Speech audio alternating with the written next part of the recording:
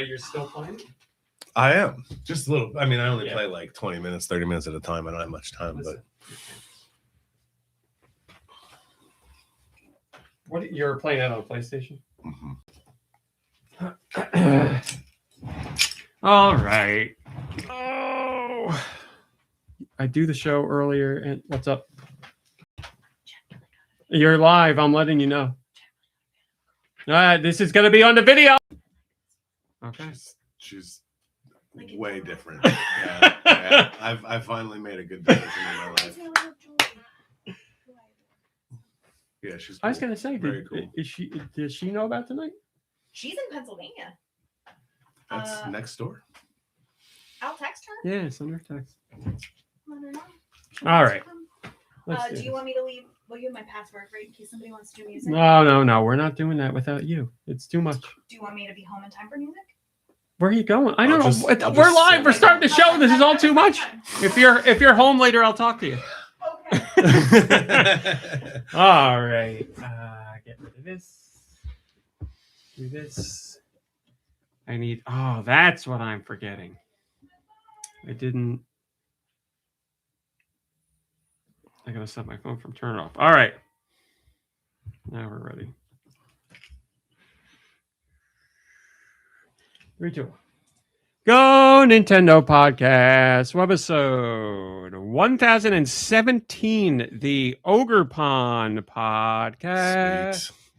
Ogerpon, this Pokemon's type changes based on which mask it's wearing. It confounds its enemies with nimble movements and kicks.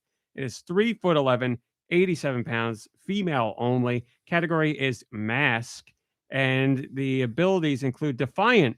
If the Pokemon has any stat lowered by an opposing Pokemon, its attack stat will be boosted sharply. And that is the end of the Pokemon section. I should apologize. These Pokemon sections must be extremely boring for you because you clearly already know all this information. So, you'd think so, but I love it so much. And I get to share even more information with everybody because this Ogerpon. That's correct. That's exactly correct. Wow. Yes. Is that really? Yes. So this particular Pokemon will be played by, you said it's a mask type Pokemon, will be played by Jim Carrey in the future. So how about Jim Carrey or the new Jim Carrey? Because there's all that talk about whether Jim Carrey now is a different person. Well, he can double his work now. That's perfect. I went down. So you guys talked about that. Yes, that was on last week's podcast. We talked about Jim Carrey a little bit, right? Brought it up. So then I went down the rabbit hole afterwards and seeing people, compare noses and compare eyes and say why it's not really him. I'm like, oh my God, whatever. Like I I don't said, know what plastic surgery is. Right. Like we've been around for 40 years with this stuff. Like I said, with Stranger Things and conspiracy theories, I'm like, okay, it's fine to have a little bit fun with this stuff, but then you see people are going way deeper where they're spending hours, pixel by pixel looking at eye creases and be like, no, this is a different person. I'm like, hello, Deux. How are you doing today? Ooh. Good to see you. Nikki Hill is not here. We speak his name, but Music Man is here. Music Hello. Man, how are you doing? Thank you. It wasn't that long ago that you were on the show. Couple months, I think. But, I'm doing better. Now you just got to take the drive up every 3 months or so. That's right. It's worth it. Or over or down. Or down. We don't know. Or where through, he's driving. or in. Oh, that's right. That's right. Well, to be fair, if you know me well enough, I say up no matter what it is, and I always get it wrong. So. That's right. I live in East Virginia. There you go. Perfect. They'll never get that.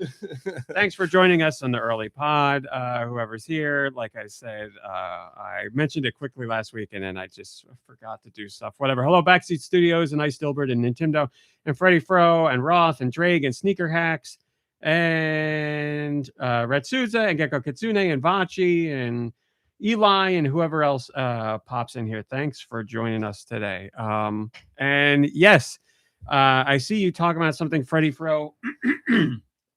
I will get into that later, I promise, because I owe you guys a thank you. But there's a whole bunch of stuff to talk about first. And of course, I have to introduce Josh Grobot. How are you doing, my friend? Shut up. I don't care. As I thought. What have you been up to this week? Playing any games? Hanging out with people? That's none of your business. Exactly. Well, Josh, I hope things are going well, and I hope you open up a little bit more later in the show. So good to see Call you, of Josh. Duty, bro. Oh, very busy with Call of Duty. I understand. Well, then I'll move on to George. George, how are you doing, my friend? But George, no. How was your week? You feel like being a little more talkative than Josh, or? I don't want to be here. Shut up. I don't Oh, care. come on, Josh. Don't be mean. Anything special happened, George, this week, or just another regular week for you? It's never a regular week when you're a lime freak. Well done. You pulled that out of a nosedive. That was great. That was great. That I think George, High Tall Show. I think you just found yourself a new catchphrase, George. That's amazing. All right, the hellos are out of the way. Let me see. There's stuff I want to talk about before we get to. Oh, hi guys. You know, Hey, look who this it is is. so Hello? frustrating to me. Hello? People are when you do this, Hello. people get mad because they're like, "I want music, and why is she not here?" And I she's will like, try to be home in time for music. I don't even know what you're doing. Nobody Can you text does. me? I'm going out for craft supplies for tonight. Okay, macaroni cheese. Macaroni cheese. Mhm. Macaroni cheese. I'll be back. All right, am I allowed to continue the show now, or You're are you all gonna? very good boys. Carry on. All right, thank you. Bye. Goodbye. I want to Thanks be a for good complimenting me. boy. Tasty. All right. Like I said, there's things I want to talk about. I guess I could do that one first. As Freddie Fro pointed out, yesterday I did news as I always do, and I put together a story, which is a top story that we'll be going into detail with later, but it's about Nintendo suing the United States government over tariffs. And again, we will get into that later. But I put the story out there. I knew it was. I jumped on it like right away. Are you saying we're talking about government today? Oh, we I are. love it. We are. It's funny. I was talking to friends, some other friends, and I was like, because they linked me that story from somewhere else, and I was like, never in my wildest dreams did I imagine that when I started a Nintendo website, I'd be talking about how the government is impacting what's going on with Nintendo and tariffs. I was like, I don't want to wait. We're so lucky. I didn't want to wade into this stuff, but here I am. My hand is forced, so it is what it is. But like I said, I saw that news like instantly as soon as it popped up, so I covered it and I put it out there. And I was like, I know this is going to be a popular story, and obviously because it's political, people are going to be all kinds of angry, but it's whatever. People are going to talk.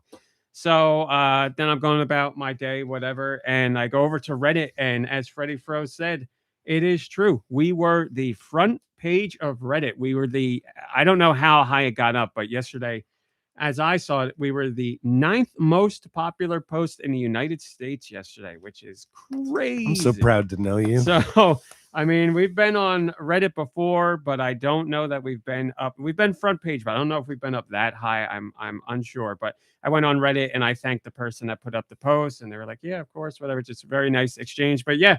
That's crazy stuff. And the best of all, the site did not crash. So everything worked out great. So, And no one's threatened to hang you or anything? no one has threatened to hang me in those exact words. No. But I will say, Come on, internet. you heard the call. In recent months, there's been an uptick of angry emails because I've been covering stories that are Nintendo related and political related because it's the news and I cover it. And even though I'm not excited to cover some of that stuff, I'm not going to not cover things because I'm unhappy about the story. Like, as you know, do already. We've heard from Nintendo and Pokemon Company about when the Department of Homeland Security social media account was using the Pokemon theme song and imagery from Pokemon in one of their ice videos and blah, blah, blah, blah, blah. Not even clever. Not even clever clever is what I would say. That came up and I covered that. And when it comes to GoNintendo, as far as news goes, I try to cover it as factually as possible without interjecting opinion. I leave the opinion for editorials and opinion pieces. So that's what I did. And I took very great care to make sure it was worded as neutrally as possible just to put the news out there. But my email would have you believe that I wrote it in a very different way. And, I'm not getting into fights with these people because they're not being genuine to begin with. And I was just like, thank you for your feedback. It's angry out appreciate there. it. Yeah. So whatever. But yes, and this story came up yesterday, and there were a couple things here and there, nothing too horrendous. The usual stuff. It seems like the political climate right now is such a ongoing cycle of craziness that people I have think like Drake gotten used Gamer to the summed it up. crazy. He said, "Politics podcast, strap on." That's, oh, no, I don't think that's what Drake said. Oh, He said strap in, That's but right, yeah. one of them sounds way more exciting than the other. Man, maybe politics isn't so bad after all. That's what I've been writing about on Patreon. So yes, thank you for the support over on Reddit. Thank you for the support of GoNintendo in general. Like I said on my personal social media accounts, I've been doing this for 20 years, so to know that we're still popular out there and kicking around and making news and making headlines was great. We got a statement from Nintendo because of it and all that good stuff. So thank you. It's very much appreciated. And I don't really track that stuff at all. That just happened to come up organically while I was doing the news, and I was like, it's so funny. I was like, hey, somebody used our picture on Reddit, and then I read the link. I was like, oh no, that's our post. So it caught me off guard, but yeah, that was really awesome to see. So thank you for the support. I wish it was about something just Nintendo fun related, but that doesn't work for the internet. It's got to rile somebody up somehow. So in fun news, also yesterday, while we didn't break the news as far as just breaking news in general goes, we were the first or one of the first to talk about the at least in the gaming space, the Lush collaboration that's coming up with Nintendo for the Super Mario Galaxy movie.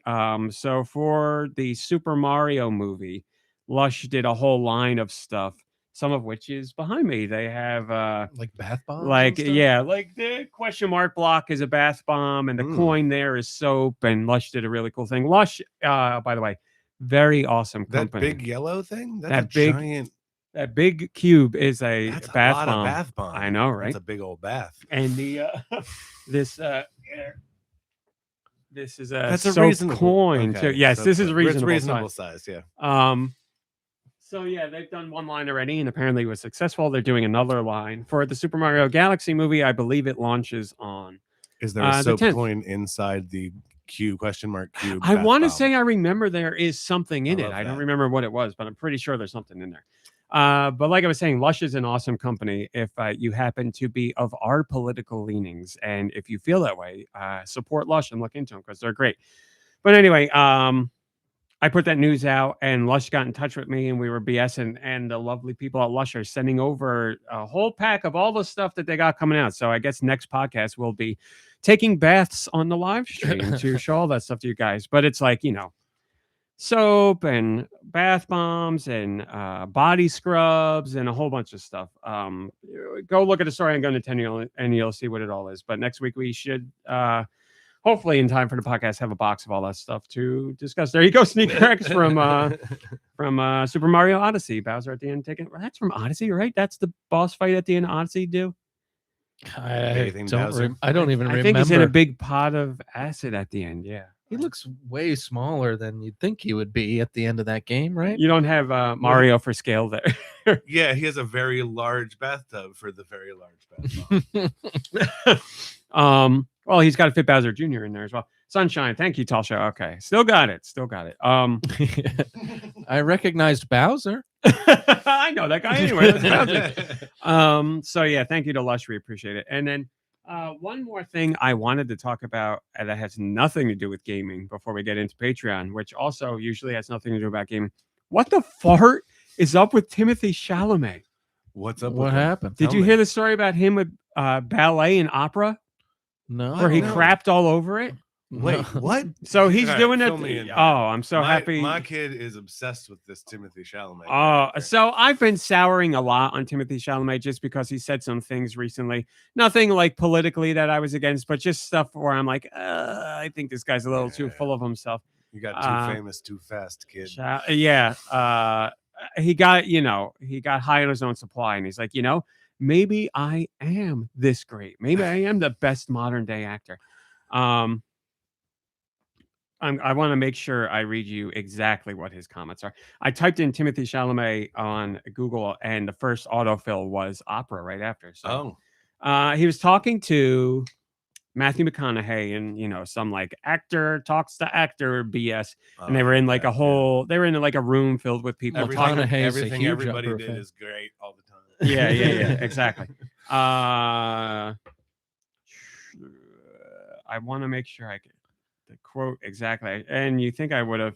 Here you go.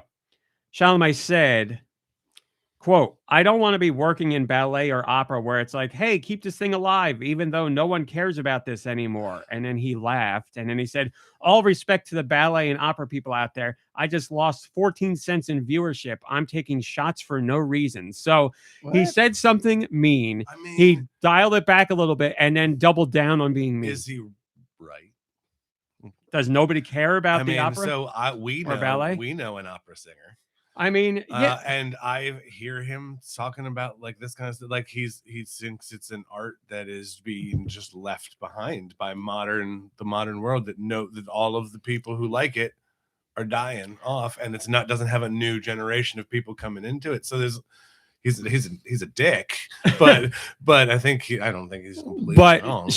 But that's the thing. Chalamet's opinion isn't coming from a place like that's a genuine place of the people who like it are dying off, and that's sad. Chalamet's like nobody cares about that and laughs about it. Like, hot take, Chalamet. Yeah, like he's being an asshole about it. I don't have any problem with somebody saying like opera and ballet aren't anywhere near as popular as they used to be, and it's a dying art form. That's fine. But Chalamet's just like, I'm an actor in real stuff like film and movies, and these dancing people and singing people, forget it. No, that's like if he's putting it in a scope where one is superior to the other, obviously. Yeah. It's way harder to do ballet and sing opera than it is to pretend to be a ping pong player with CGI.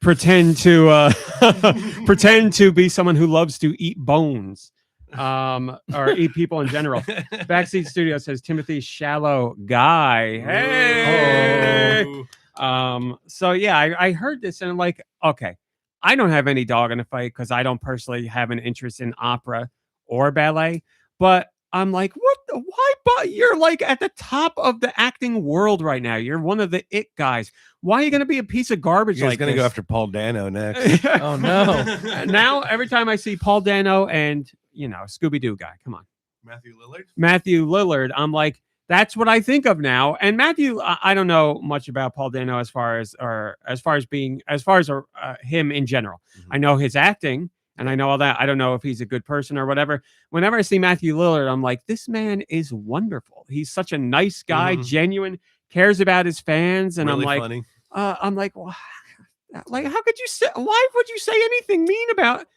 It drives me nuts. It drives me absolutely nuts. Weird too, especially when you're as popular as those guys are, and you know that your voice means something to somebody out there, and you're just kind of like popping off like it doesn't, like very flippantly about the subjects, Exactly. That doesn't feel good to hear, I'm sure. Recognize your place of power and privilege, and recognize you too at some point were struggling in your career to get a foothold and like trying to make something happen.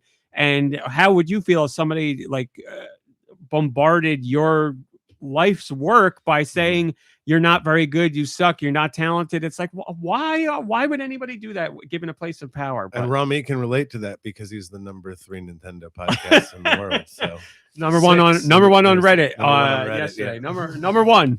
That's to carry some weight. Biggest post on Reddit of all time ever. That's what it was worldwide.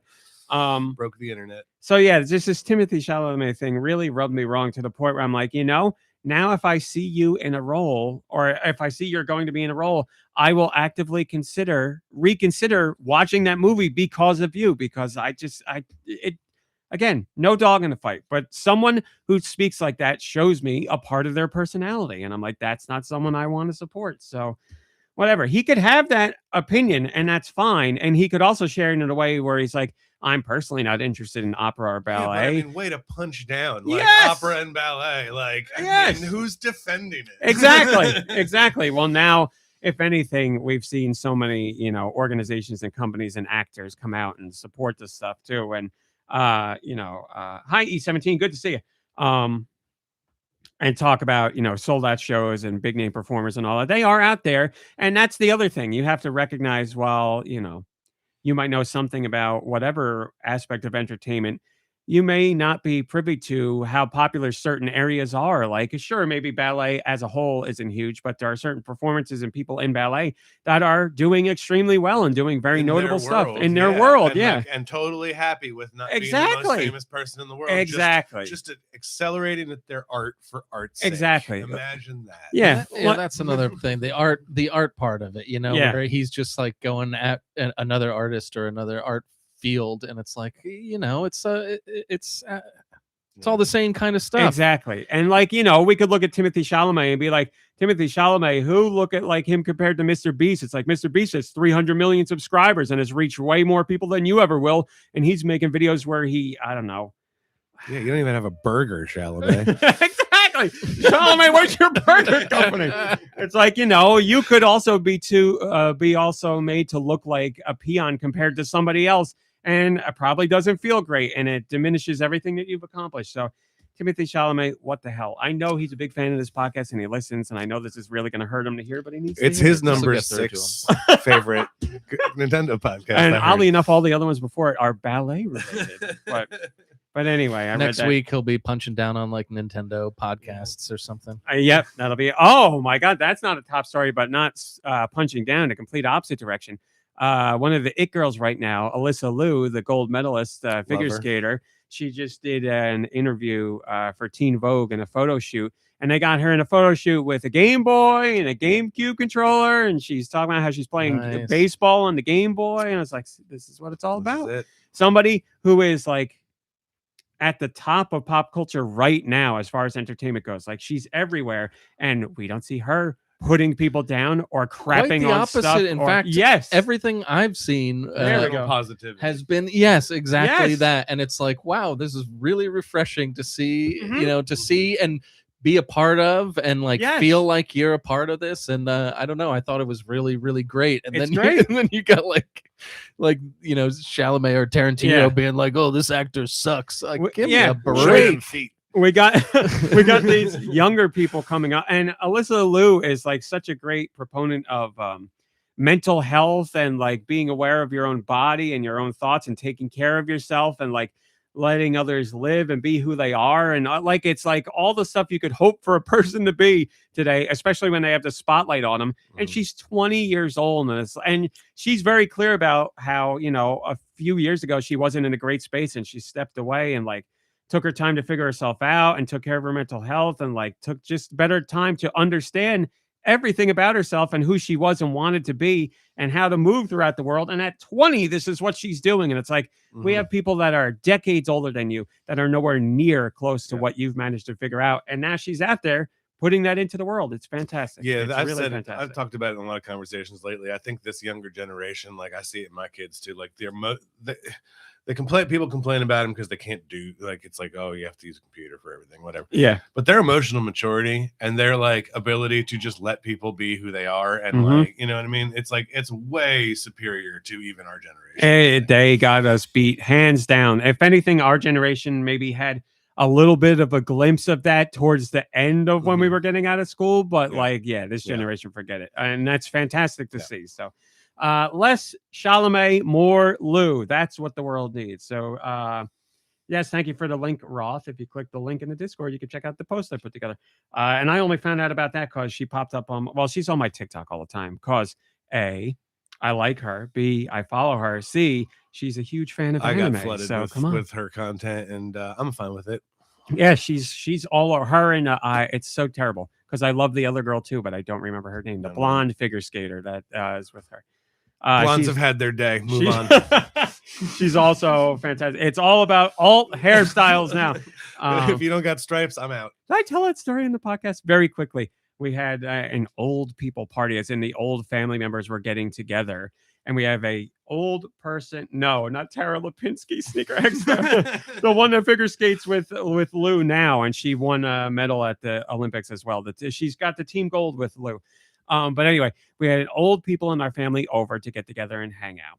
And we have a young person group chat. And I texted the young person group chat and I was like, how long into the old person hangout will it be before somebody brings up Alyssa Liu's hair and why they don't like it?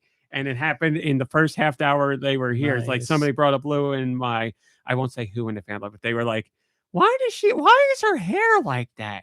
And somebody else was like, because that's what she likes to do. And the other person was like, yeah, but why? It doesn't look good. And I was like, she likes it. That's why she's doing it. I was like, how about we focus on the gold medal instead of why she has hair you don't I'll like? be real though, that piercing freaks me. I mean, I'm happy for her and I love that she loves it, but that's a thin piece of skin. I'd be terrified. That as far as I'm not against the piercing at all. No, and not at all. Yeah. I love it. I want to recognize that yes. I'm going to town on a sub way too hard for me to have something. Just like eating food in good. general. Yeah, you hit a sandwich the wrong way, and it's just like, oh. Yeah. And did you hear how she did that? Mm-mm. She did that herself. Great. Right. I love it. That's amazing. Right? Just like, one day, I guess, in her bedroom or whatever, it's like, you know what? I'm going to pierce that tiny Love it. bridge of flesh in my mouth and just did it. I mean, good for her. Like when we were said. in middle school, that girl, one of our girls we went to high school or middle school with, pierced her own belly button. Oh in my in my God. class, and she Really? came in and showed us like her safety pin, and I'll tell you who it was after. Yeah, I want to Showed hear. us with a safety pin. She was a twin. Oh, okay. And then, all right. And then the next day she comes in, she can't sit down. Oh, And she pulls up her thing, and it's just like red and yellowish all around. Oh, That's no. terrible. Yeah, That's terrible. that sticks with me. I know from high school, I know people who got belly buttons pierced and nipples pierced. And I just remember thinking like, oh God, I couldn't listen. I got nothing against it, No, but I'm like, I I've never been- couldn't do it. I just I couldn't do got it. all the dumb tattoos drawn on me, but I can't. I'm not a piercing guy. But give me belly button or nipple over I mean, whatever this I would mouth do thing one is, nipple, maybe. and then chain it to somebody else's nipple. Yeah. Since the other one's already done. So anyway, Alyssa Liu, we love you, and Timothée Chalamet, go to hell or get your crap Bye. together. Yeah, why don't you pierce yourself, Chalamet? Yeah, Pierce that mouth closed, Chalamet. I like it. Approved. So now I've been meaning to say Marty Supreme whenever it comes out on streaming. I wanted to see it too, and now I have that Chalamet video I send sometimes in our group. And it's out. I'm deleting it. It's coming out of rotation. Listen, like he's not like a Mark Wahlberg for me where I'm just out completely. But now when I see Chalamet in a movie, I will question it. And when I watch a movie, I'll be like, this piece of garbage. But Most importantly, he is young. What did McConaughey say? In the conversation? So McConaughey in the video, ballet. when Sorry, Chalamet that's is stupid. like, I'm taking. Chalamet said whatever I said, like I'm taking shots for no reason or whatever, and McConaughey said something along the lines like, no, it's okay, like something like that, where he could have stepped in and been like, awkwardly laughed, and you'd be like, okay, he feels the same way, or just he's like, whatever, and then the conversation moves on. But his response was enough for me to be like, don't really love that response. Wasn't horrendous, but whatever. He's a weird guy anyway. So, yeah, he had that. Chalamet said on that award show that he wanted to be one of the greats or something, and I don't have any problem with ambition, but now it makes you kind of look back on that comment, and it's like, well, did he mean it like a humble, hardworking actor? Or did he mean it like king of the world? Call me crazy. Oh, there it is.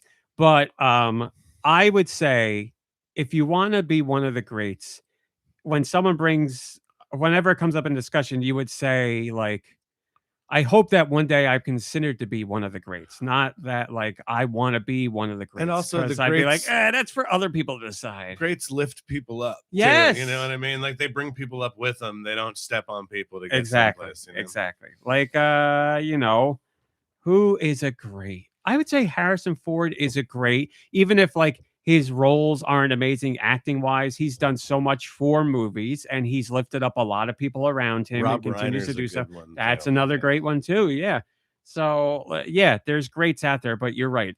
People that look down on others or like get to their high point and then just pretend like they didn't have other people helping them get to where they are. You're in movies with other people, and they're made by writers and directors. Get you like whatever, but.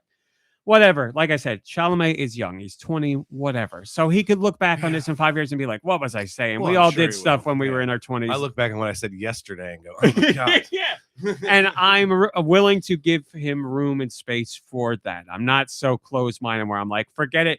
He's dead to me. So if he was like 40s now and saying that, I'd be like, forget it. This guy's a piece of garbage. Well, we have a but- surprise for you coming in right now. And he's here to double down. But anyway, moving on to Patreon.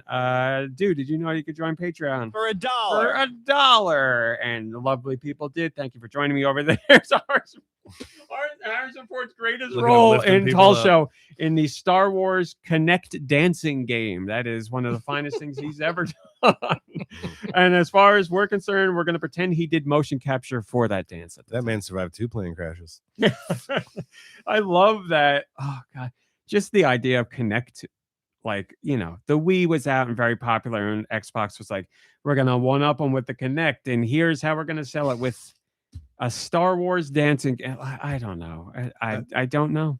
I don't know. But I will say this: I had a Connect, and I still have a Connect, and I barely used The it. people in the background are pretty excited about it. Yeah, right. I mean, At least they didn't lose the essence of the character or anything. am I wrong, or is he in the more. place where he is literally frozen in carbonite as well? This We is will- what's happening in his head while he's frozen in carbon. This is another George Lucas cut where Harrison Ford dances his way out of being frozen in It does look carbonite. like that room, and it looks like they're hue lights. So he's got it on party mode, but he didn't put it in like all red Imperial mode yet. And I believe, unless I'm completely wrong here, he is dancing to Going Solo in that scene, which is so appropriate. So, but anyway, Patreon for $1. What did I talk about this week? This is something I talked about based on you and our friend Adam. Oh me. my God, we're gonna see him. We're gonna see him. We're all gonna have the God, whole crew gonna together have tonight, it like good. maybe the first time ever. Right? This is spurred on by a conversation we had in Fortnite with you guys, talking about games that people find too scary to play. Because Almost we all talked of them. about Resident Evil, how Deux and I are playing Resident Evil Requiem. And you and our friend Adam said too scary, and I was like, Scare me, baby. I was trying to think of, or I was talking to people about games they find literally too scary to play. 100% of my scary games experiences are at your house, and you put in something on. I mean, I did play like Doom when I was young, but yeah, like you played PT that one I time. played PT that one time, and Yeah. then you also put me in virtual reality Resident Evil just in the menu. That is correct. Yeah. And I was Yeah. freaking out in the menu. I remember that when I remember getting to a point very early on where I was like, oh, this is not something he's going to be able to do. And that's fine. That's fine. But yeah, I was talking to people about games that scare them so much that they've decided they cannot play them. And, you know, Fatal Frame, Silent Hill, PT, obviously. Five the demo. Nights at Freddy's, get me out of here. I Oh, don't sure. want it. Five Nights at Freddy's. Outlast is a scary Outlast. Yes, Outlast is a huge Friday one the for people. 13th was kind of scary, but only because I had you guys with me. Was I okay? Oh, playing that? okay. Because immediately my mind went to the other one we were talking about the other day, the NES Friday the 13th. Oh, no, that was early trauma, early childhood trauma. That took you to where you are now. Uh-huh, So, yes, Friday the 13th, which we played on Switch, which was a fantastic game. And now that company, Ilphonic, is doing the Halloween It was game. an okay game that we had a lot of fun with. So the game had a lot of room for improvement, Yeah. and that was the plan for the company at the time. But then all that licensing stuff happened, so they never got to do what they wanted to. But yes, a game that had issues, but the core was so good, and the group we played with made it so that fun, much yeah. better. Yes, Yeah. it was just a lot of fun. And wasn't it around COVID It was too? during Yes, COVID. That yes. was, I mean, there was something special about Yes. that. We got a Brought lot us- of mileage out of that game, though. And Like, that's what kind of recreated this whole group of people we play. That's games true. with, too, because I don't think we all played in. this that's big true. group. Because did we first play that before you were willing to return to Fortnite? Yeah, it was like a couple of weeks. You'd started maybe 1 Yeah. or 2 weeks beforehand, and I was reluctant to get back into it. And we were playing on FaceTime too, or what was that? House Party. House Skype, party. Yeah, that's right. That's right. That's right. And man, that game facilitated a lot for us. Mhm. But yes, Well, that and you guys also chipped in and got me the little whip skin. So I remember that, and listen, it was clearly money well spent. Yeah. Because Oh to my this God. day, you're still probably playing. a penny a Skin's a got game. legs. So yeah, that's a good point about Friday the 13th. And that game, So I don't get scared at games, but I certainly playing that game feel that tension when you are not Jason and Jason is out to get you. It is frightening. I feel the tension when you're Jason RMC. Right? You were so scary to go up against. It's almost not even. It's like he's such an efficient silent killer that you don't even know you're about to get killed. I was as soon as I became Jason, like I had my routine of things I was doing right away.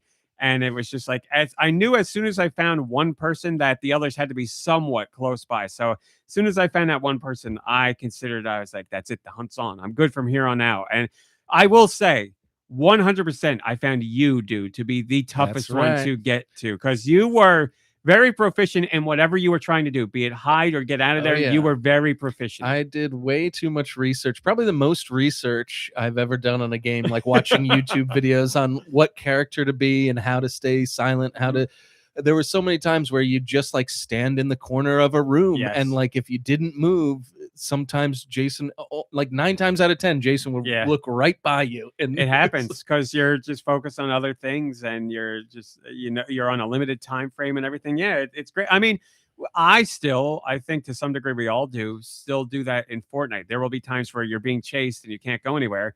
And you just run into a room and you hide in the corner. And you're like, I hope they don't see you. And it has happened where somebody will knock open a door, look in the bathroom real quick and leave. And you're hiding in the corner and you're like, I can't believe it worked, but it works. One of the greatest moments. Yeah, right. Generally hiding in the corner. They feel great. They feel fantastic when like you're completely outclassed by a player. They are going to destroy you. But when you manage to hide and they run away, you're like, I'm the best player in the entire world. And then you leave the room and you get killed by somebody else. But that's not the point. Those moments are almost scarier than playing Resident Evil. Oh, for yeah. me. Yes, because there's a difference between being scared by like the simulated predator versus a real life human on the other end of the controller. And you hear their footsteps all over the house. Yes. It sounds like yeah. they're literally in every room around you. And you're like, how are they doing this? Exactly.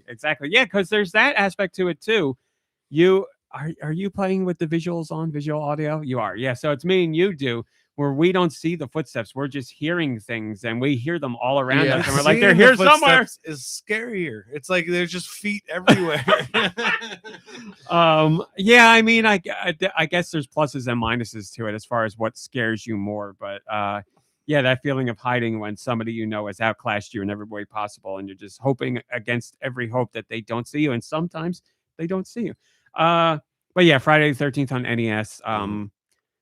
I remember that making me very uncomfortable as a kid. Not to the point where I didn't stop playing, but just like I think you hit on it when we were playing Fortnite the other day that it was like it's very unclear on what you're supposed to be doing.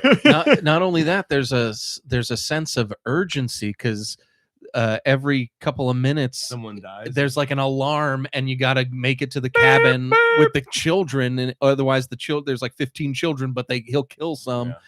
And there's something about that, and like you said, you don't know what to do. You'll walk or jump, and then like an item will pop up, and you're like, okay, did the jump cause the item to appear? And I believe it does. Sometimes, yes. And then when it comes to Jason, sometimes you'll walk in a house and Jason will be there, but sometimes you're in the side-scrolling part and Jason just walks up to you, and the fight starts there. And the sound design, while simplistic in that game, is pretty effective for heightening the experience, especially like the like that song is very disconcerting. Even the title screen with going into the mask. We should play that on a stream or something for Patreon. That would be a lot of fun. Yeah. I have never beaten that game. I know what to do, but I've never beaten it. It'd be fun to play again. Hi, Blood Ocean. Good to see you.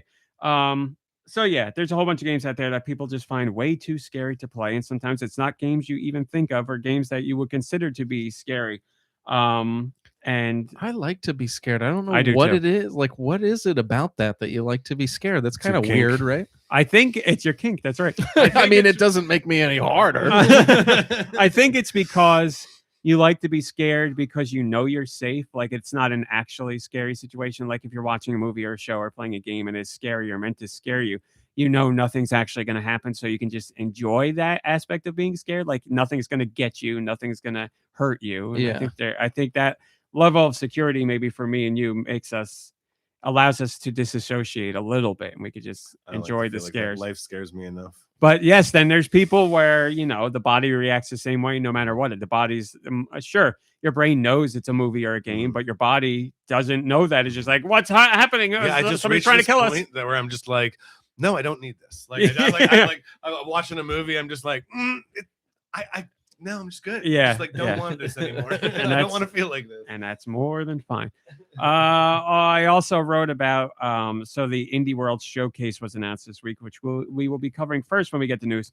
And I wrote about my hopes for that. I didn't write about expectations. I wrote about hopes, but I did mention games that I wished would be covered in it. And I think I wrote 4 games, and one of them actually happened. So there's that. But we'll cover that later.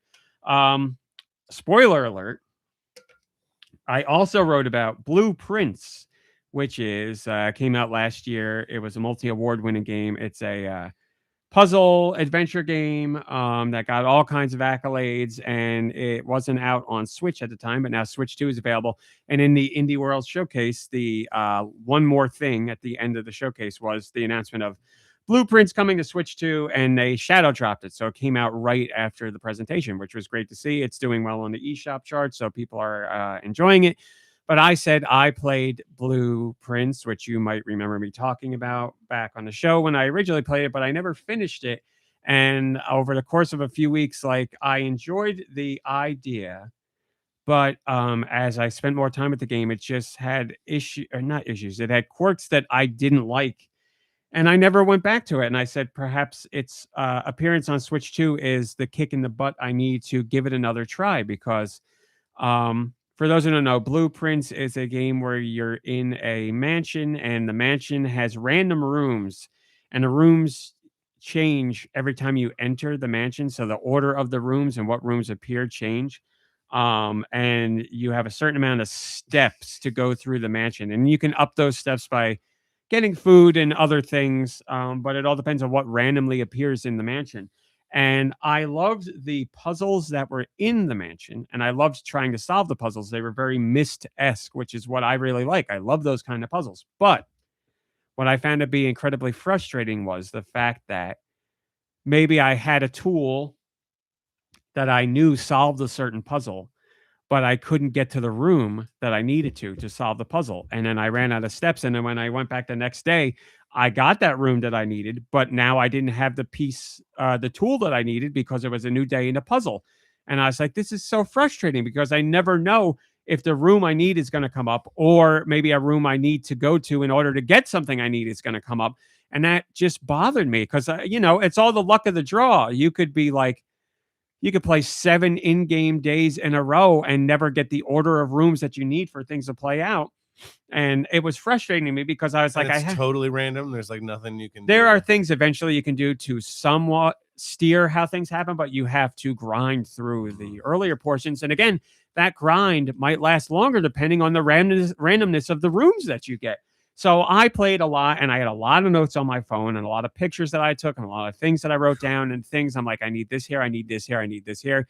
And sometimes you'd get the room you need, but it didn't have the doorways on them that you needed to enter them in the way that you needed to enter them. So I'm like, that doesn't work. Oh my God. And then I saw Mom Brain play, and she right off the bat got things that I never got. And I was like, I haven't even seen these things. So I'm like, I could play for 40 in-game days and never get those things. And it's just, again, luck of the draw. And I'm like, if I had all the things I needed and a way to at least somewhat predictably control what was going to happen, then I'd be all about this. Because I'm like, okay, I learned this thing. I need to take this here, and I could do this.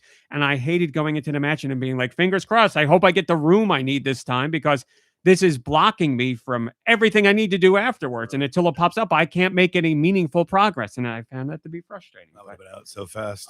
My sister really enjoyed the game, but she also had the same frustrations, but she really stuck with it, I believe, all the way up until the first ending, which apparently isn't really the ending. There's so much more to it after that.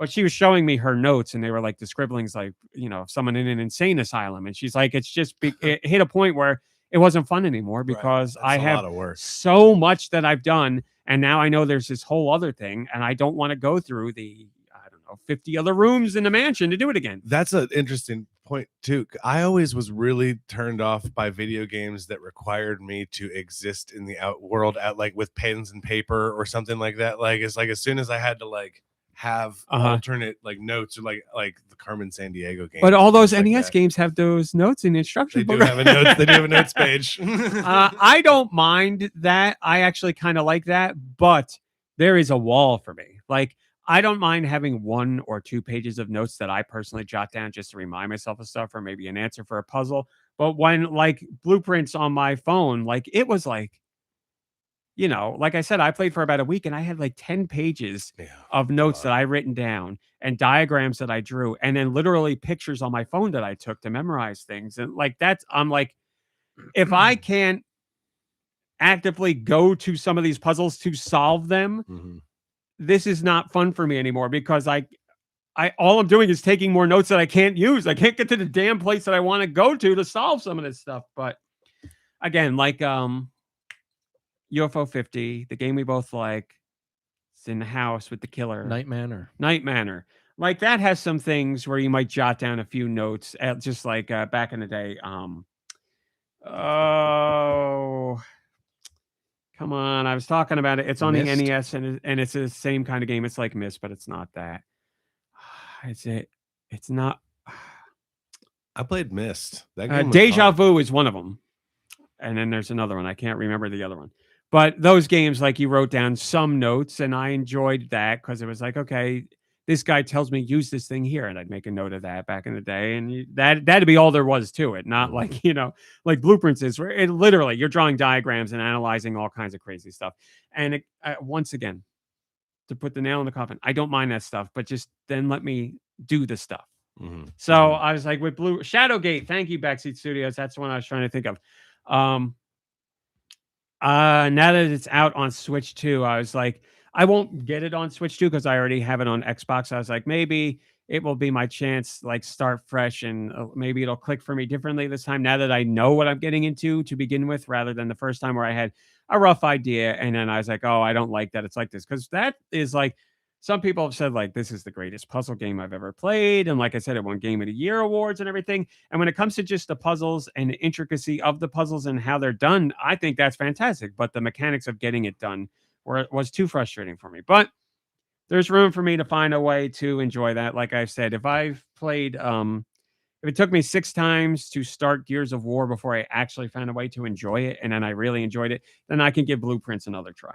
Maniac Mansion. We're going to talk about that, Roth. That's perfect. Yeah, well, I'll talk about it right now. On Patreon, I wrote about Maniac Mansion. This for $1. This is what the hell? For $1. This is amazing. And you guys haven't read this, so I get to spring this on you now. There's this game developer that does an exam, and it's an exam that's related to video games. It's not a written exam. It's usually you play something. So they had something over 800 people sit down to play Maniac Mansion. You're familiar with Maniac Mansion? For those listening who don't know, it's along the same lines of Shadowgate or something like that. It's a point and click game where you see a picture of an environment and you are a character. You move a character around the environment. And you click on things and you like there's menu options to say like look or use or whatever, and it'll tell you this is a microwave and it's got a dead hamster in it or whatever, and you solve puzzles. Oftentimes the puzzles are like confounding. It'll be like a string of things you put together that barely make any sense, and then there's other puzzles that make sense, you know, like get this key and it fits in this door and all, you know, whatever. But anyway, came out 1987, 1989, something like that. Also, it came out on the PC, came out on the NES. I played the NES one. So this company did a test. They took roughly 800 people today now, and they gave them 4 hours and said, your goal is to complete Maniac Mansion. How many people do you think completed Maniac Mansion in 4 hours? Out of 800? We're going to say it's 800 plus. We'll just say 800. 50. I mean, that's probably still high. 50. Oh, let me do this. I was going to say 0. Yeah. 0. Okay. So based on Price is Right rules, Music Man wins. 2 people completed it. Just wow. 2 people. And the people behind the test were like, we're not really surprised. They Did said a lot of them walk out in frustration though, because I think I would have gotten like a half hour into it, been like, I can't do this. so I read a good portion of the study. I don't know that people got up and left. They were monitoring people and they were like, you're not allowed to look up stuff on your phone or anything like that. And they did catch people cheating, so they were eliminated. And they got other people who just like they hit a wall eventually and just were spinning their wheels and nothing happened. They don't know if the two people who beat the game already knew of the game. They didn't ask them that question, which I wish they did, but people could still lie. But the people who put on the test said that their team tried taking the test themselves beforehand. And they were like, let's just say we didn't do the best in the test either. So clearly a lot of people on the team didn't manage to finish it in the 4 hours. And I was like, this is really interesting because a lot of these gamers were very clear before they took the test. They're like, oh yeah, this is going to be a piece of cake. And no problem. And I play games all the time. Maniac Mansion? I did beat it back in the day. Yeah, I beat it back in the day on the NES, but I'm remember pretty sure that was one that I like put in and was like, no, this is not my type of game. Hey, Calta, good to see you. I remember vividly getting stuck multiple times. Like I remember being in the dungeon that you get captured in the basement when the crazy scientist gets you and he traps you down there and there's a brick in the wall that you have to pull to get out. And like I remember being stuck there so many times. I also remember like there's a tentacle that's hanging out by a ladder that you need to do something with, and I got stuck there a lot. They say so average playtime for the game is 3 to 4 hours, but that's not realistic. Like your first playthrough of the game, easy, I think it would be double of that. So I said I wish they give these people in this test like longer, because 3 to 4 time average playtime, I think that's when you know what you're doing pretty much, or at least you're familiar with those kind of games. So I wish they gave them like 6 hours or 8 hours, somewhere in that ballpark, to try and work their way through the game. Because I imagine a lot of these people went to play the game and they were like, I've never played a game like this. I don't even understand what I'm supposed to do. But also, the study was a look at like how today's games really handhold a lot. And I'm not saying that's a bad thing, but a lot of games like, paint things yellow to let you know what you can climb. And I hate that. Characters out loud will be like, oh, that boss looks weak, I should probably aim for his eye, or something like that, or, like all that stuff. And again, I don't mind any of that stuff when it's in a game. I just wish I could turn it off. Yeah, and I feel like the reason they put it in there too is because it's like they realized at some point this people aren't going to be able to figure this out. You know what I mean? I mean, in some cases, it's like there's no reason you would think to look up here unless this was yellow. Well, it's the whole thing with like the Fortnite situation where they have so many bots in games because people would play one game and not get a kill and be like, I'm never playing this ever again. So again, like the yellow paint and the extra overly guided sections and all that, it's there because these people will A, never give your game a chance if it's not there, or B, get so upset 10 minutes into the game that they won't go back to it after that, and they'll give it a bad review online or whatever. So I really don't mind if that stuff is there, but personally, I wish I could turn it off. Like turn off guided hints, turn off guided audio, turn off yellow paint. Like let me struggle until a point where I decide I don't want to struggle anymore, and then I'll turn those on. Like all that stuff, ease of use and quality of life and all that stuff, put it in there. That's fine. Just give the player the agency of activating it or not. But now a lot of games are just that yellow paint is everywhere, and the character telling you what to do or thinking out loud that's clearly telling you what you should do is prevalent all over the place. What did I play recently where it's like you summoned the wind and the wind pointed you Ghost in the direction? Tsushima? Is that what it was? Yeah, The Wind Waker? No, I think it was good. No, like in Ghost of Tsushima, the wind yeah. will show you exactly where to go, right? If you call it. That's a clever way. That's a great idea. Yes, that's a great idea, because when you do that, the wind goes along the ground and shows you this. I love that. Fantastic, because you never have to do it, but if you want to, it's there. I love that. That's fantastic. But yeah, so it's interesting because developers are so worried about not turning players off through the game almost instantly, and then also trying to address the gamers who are like, I don't like that stuff. But by and large, there's a much bigger player base that will just completely ignore your game if they get stuck early on, and that's it. They'll never return to it again. So they gotta cater to those people, but they really need to start adjusting for the people who will stick with the game and would like to try and figure things out for themselves. And there's no reason why you can't. I don't develop games, but it can't be that hard to be like, okay, the paint isn't yellow here. Like this rock isn't colored yellow. That should, I don't see that as being something that's, when you're building a whole virtual game world, it should be like, not that hard to turn off yellow paint, but what do I know? So, this test was so interesting because I was like, man, today's gamers, I think so many of them don't know anything about like what Maniac Mansion is or that genre of game at all, or have even considered that there were games like this. So I like that kind of test. I just hope with future tests they tailor them a little bit Adventure better. Island next time. Just platforming Adventure Island. Yeah. To see if they can beat that game. Yeah, that game is so hard. Not an easy game. It is not an easy game. Master Higgins has some crazy ass legs. When that guy gets running, that guy slips around like no other. And then they're like, you know what? Let's give him a skateboard too. Yes, I remember as a kid, and that's a game where you don't even have continues unless you find the secret hidden bee. You got to find the Hudson bee just to earn continues because that game's long. I want to say that's like 8 4-stage worlds, and they are not easy. One-hit kills. And the physics are a little bit He wonky. jumps incredibly high if you're running correctly. And then on top of all that, he has a health meter that's constantly depleting. You have to get food the whole time you're playing. And it's like, but don't get the eggplant because that's bad. And it's like also the pineapple doesn't give you as much food as the milk does. And yeah, it's all kinds of crazy stuff. The more, man, that's great. That's one of those games where I played that so much as a kid, but never really took a step back to recognize how aggressive it is against the player. In like one-hit kills is difficult, but a lot of games has that. The physics in that game are all kinds of crazy.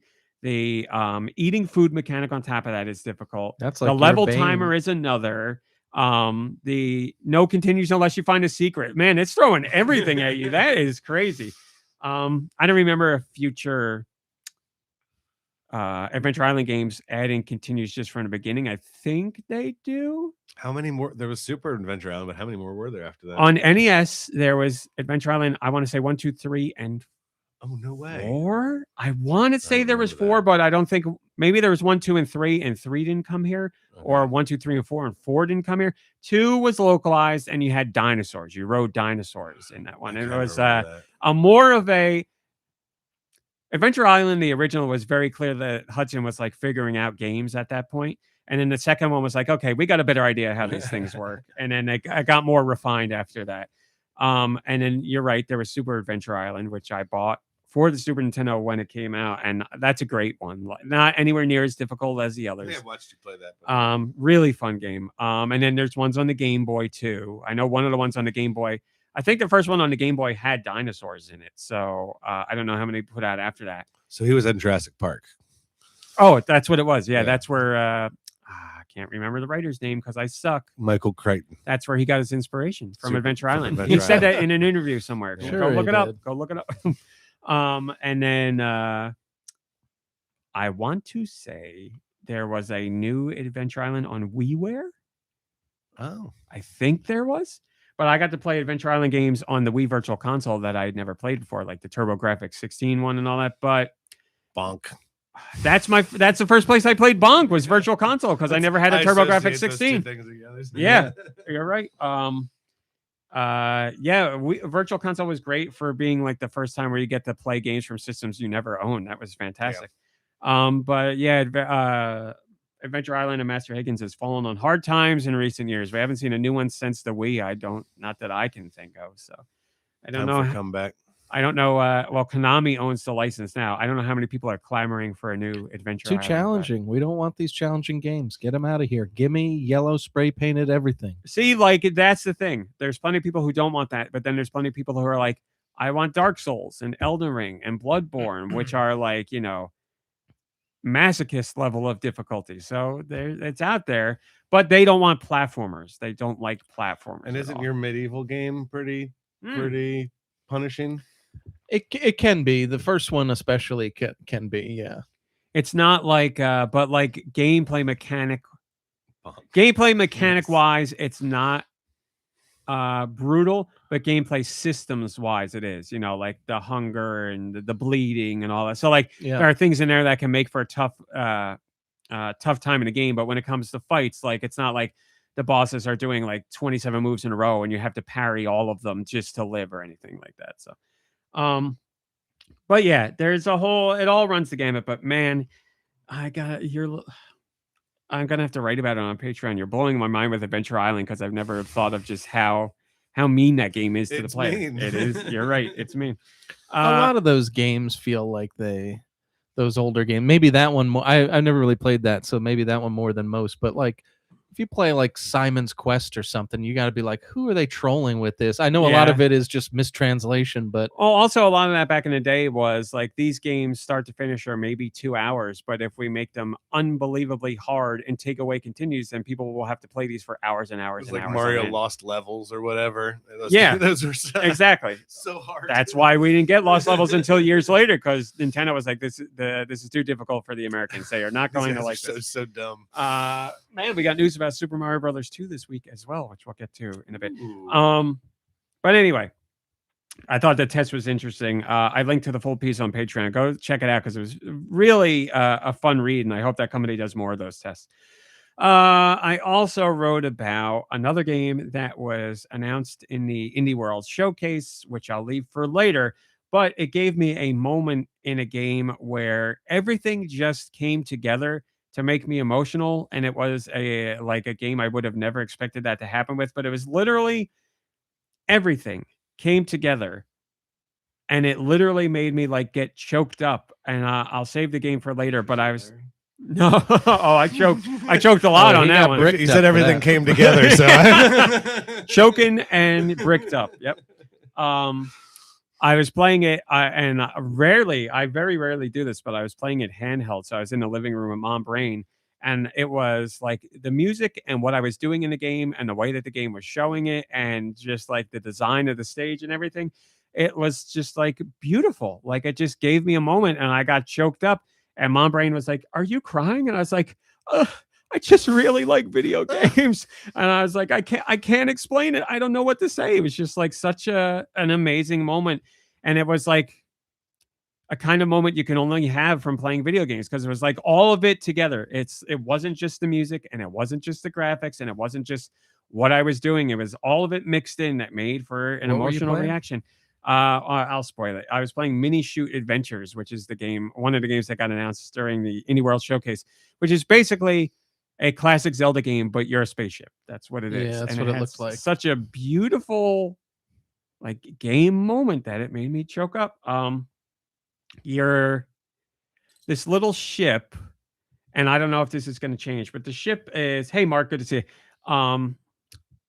I think the ship is supposed to be like a creature, like it's alive, because all the things in this game look like ships basically, but they're living creatures. And you go inside this cave, and there's another, like, it's called a mosquito, but it looks like a little blue, like, bug. And you're in a race against it. But, like, it's like the noises it's making are, like, really whimsical. Like, it's very clear this is like a friendly creature. Magical mosquito. Yeah. And, like, you go on this race to try and beat it to the goal.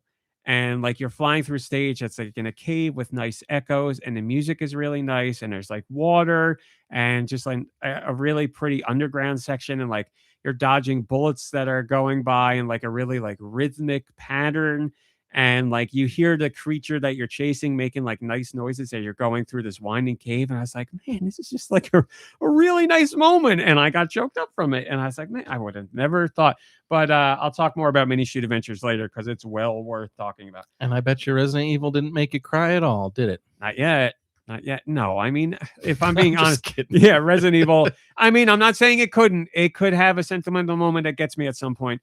Like if Leon talks about bingo again, I'll probably tear up. But yeah, you know, that game is so goofy, silly. And I mean that as a compliment, but it's like just so over the top that I'm not saying it doesn't have the capacity to make me tear up at something, but so far I haven't seen anything that would indicate it would. But you know, I got a long ways to go, so I'll see.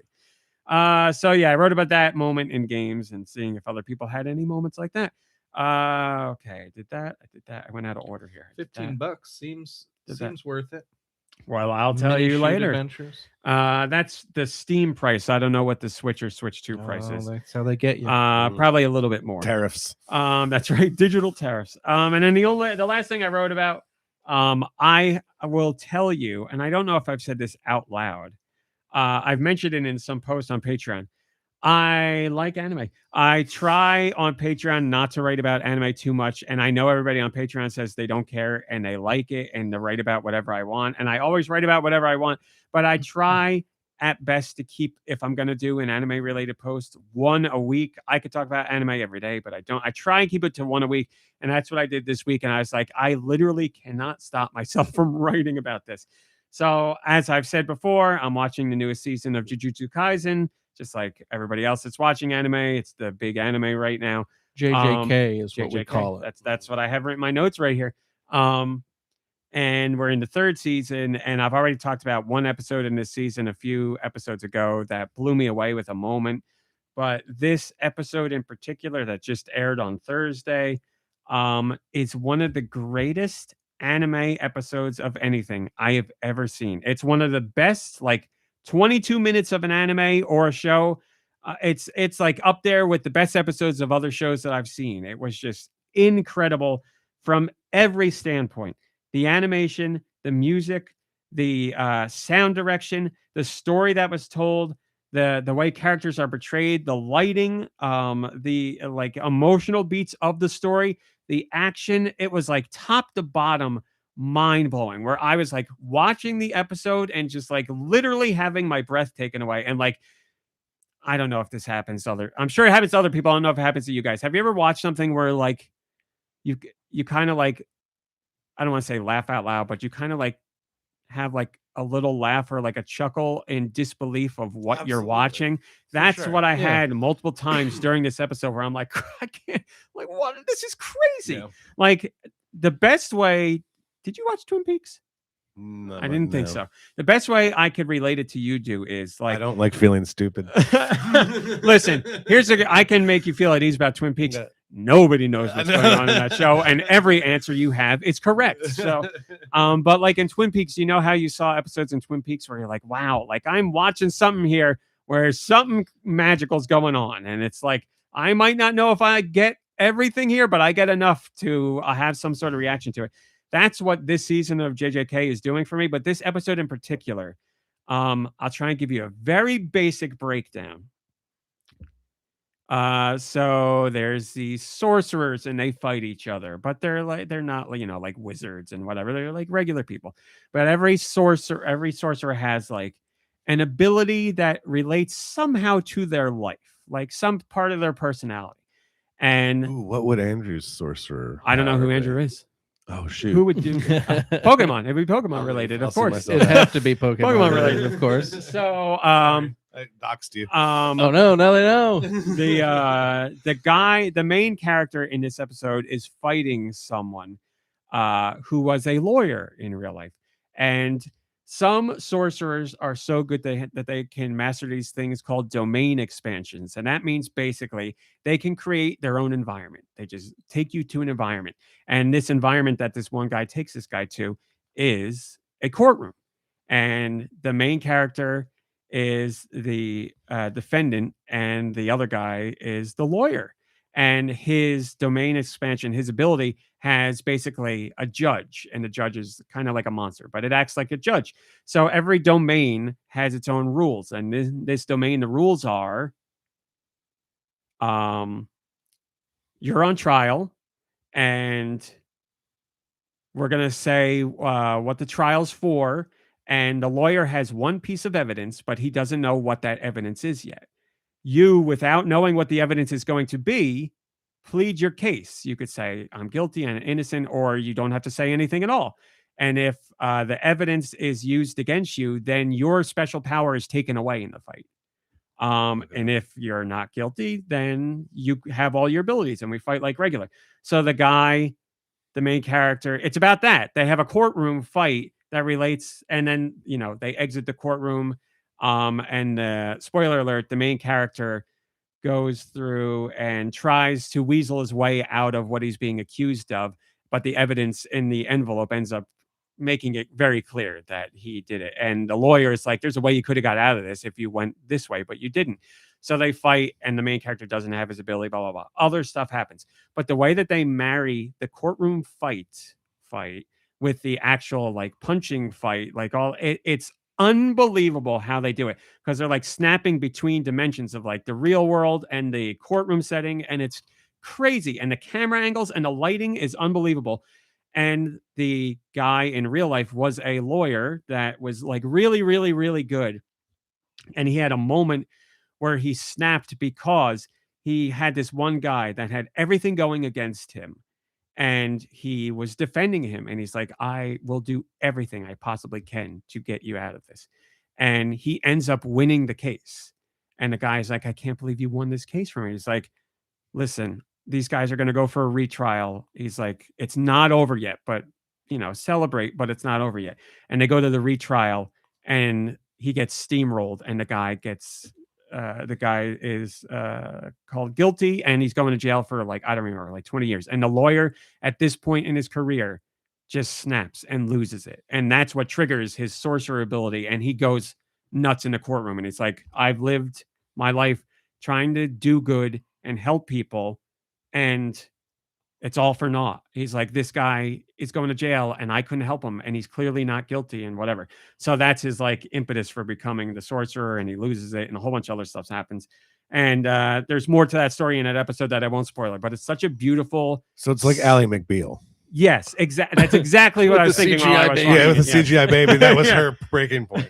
It's such a beautiful and heartfelt and real story, and it's sad, and it's bittersweet, and it's everything you could want from an episode, and it works so well within the confines of, or the framework of the show. And it just, I was like, man, I wish I could just give people the knowledge of what this show is about without them seeing the whole show, and then show them that episode. Cause I'm like, you'd be sold like that. You'd watch that episode and be like, I need to see everything here. Yeah. Like, it's an incredible episode. JJK finally like AMB. Ally McBeal. Oh, we got Ally McBeal fans call it that. That's sorry. what we called it back. I didn't watch it back in the day, so yeah. I'm not Robert Downey Jr. and RDJ, big Ally fan of McBeal AMB, and yep. And then she went on to marry Indiana Jones. And that's all she needed for the rest of her career. Big fan of HF. AMB, big fan of HF. And they watched JJK together. But yeah, it was a phenomenal episode. And I got so, I do this all the time when I'm watching anime. I got so like, I'm in love with this episode, and I'm in love with this show, but it is one of the most hardest sell shows, because it's like, it's kind of like Twin Peaks in a sense, where it's like, listen, watch this. You're either going to like it or you're not going to like it. And you can't ask me to explain it, because it's not going to do anything for you. And that's what JJK is like. It's like, listen, you're either going to be along for the ride or not. And you have to decide in the beginning that you're going to let the show do its thing or not. And then you're going to be out hard in the beginning, or you're just going to let it do its thing, and then you'll be in for something magical. The two shows are very similar in that regard. And it just annoys me like it does with Twin Peaks, because I want to be like, Twin Peaks is amazing. But also on the same side, you're like, I get why this isn't for everybody. So. Oh, yeah, I totally get it. That's the only thing I get about Twin Peaks, is why people might not want to watch it, but I loved it. Like, yeah, like, the third season of Twin Peaks, where you have Agent Dale Cooper starting off not as Dale Cooper. You're like, I don't want this Dougie guy. This is garbage. And then by the end of the season, you're like, I love Dougie. And Give it's me more not Dougie. like there's 8 episodes in the season. It's like 25 or something episodes. And you're like, well, he won't be Dougie next episode. You know, and then like literally like 15 episodes later, he's still Dougie. And yet you love Dougie.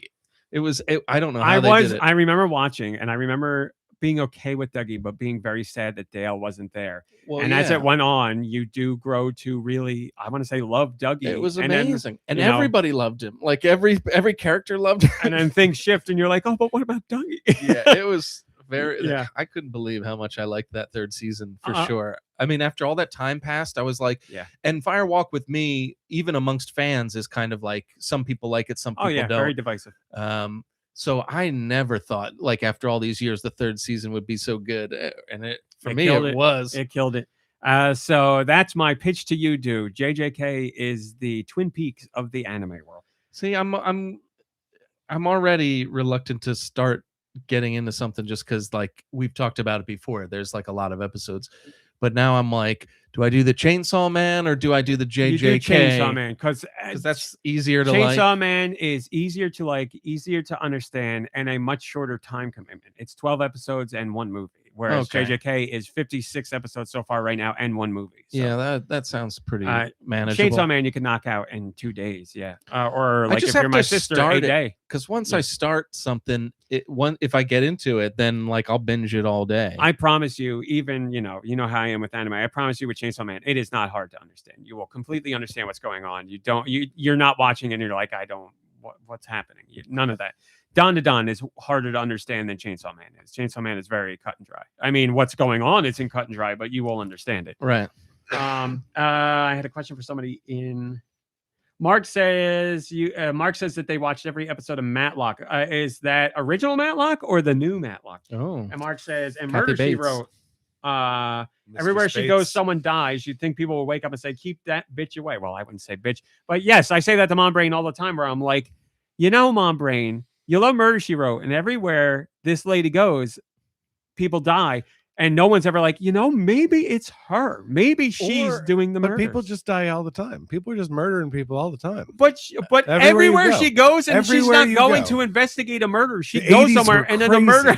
Yeah. She goes somewhere, and then the murder happens. And it's like every time you go somewhere, someone's murdered. And you'd wonder, okay, if they're not going to pin anything on her, will she at least have some sort of psychological damage? I mean, can you imagine if Yes. everywhere you went there was a murder? You'd be like, Yes. something's going on Also, with me. Like, weren't we learning about this all from her writing? So it really could. They really could. Oh, have been that's- kind of. All, That's an excellent point.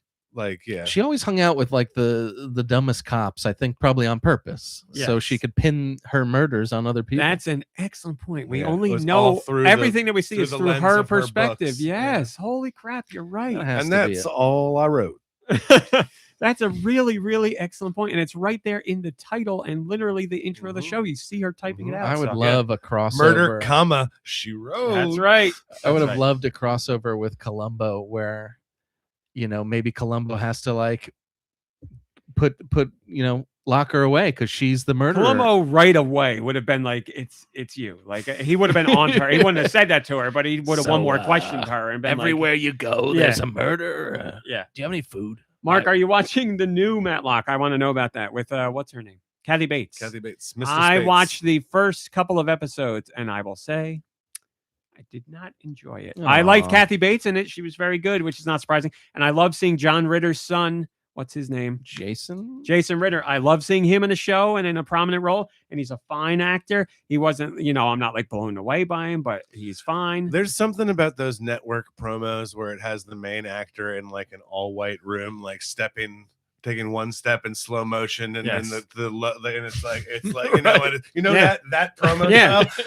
It just devalues the Ew, art what's to me up with that? immediately. Every time I'm just like, oh, okay, It- this is gonna be so CBS has like CBS is real bad for it too. two types of commercials, and that's one of them without a Mhm. doubt. They really only have one type of. They got a couple other, but they really only have one type of show And they've been and doing it it's since the 90s. about murder, and it's either going to be like a police force or a police chief or someone on the police investigating, a detective like investigating the murder, or it's going to be a whole team of people looking at the murder, and that's really all. That's all their shows. And they all end with like they go to commercial with a stinger, like Yeah. I guess that guy was dead on arrival.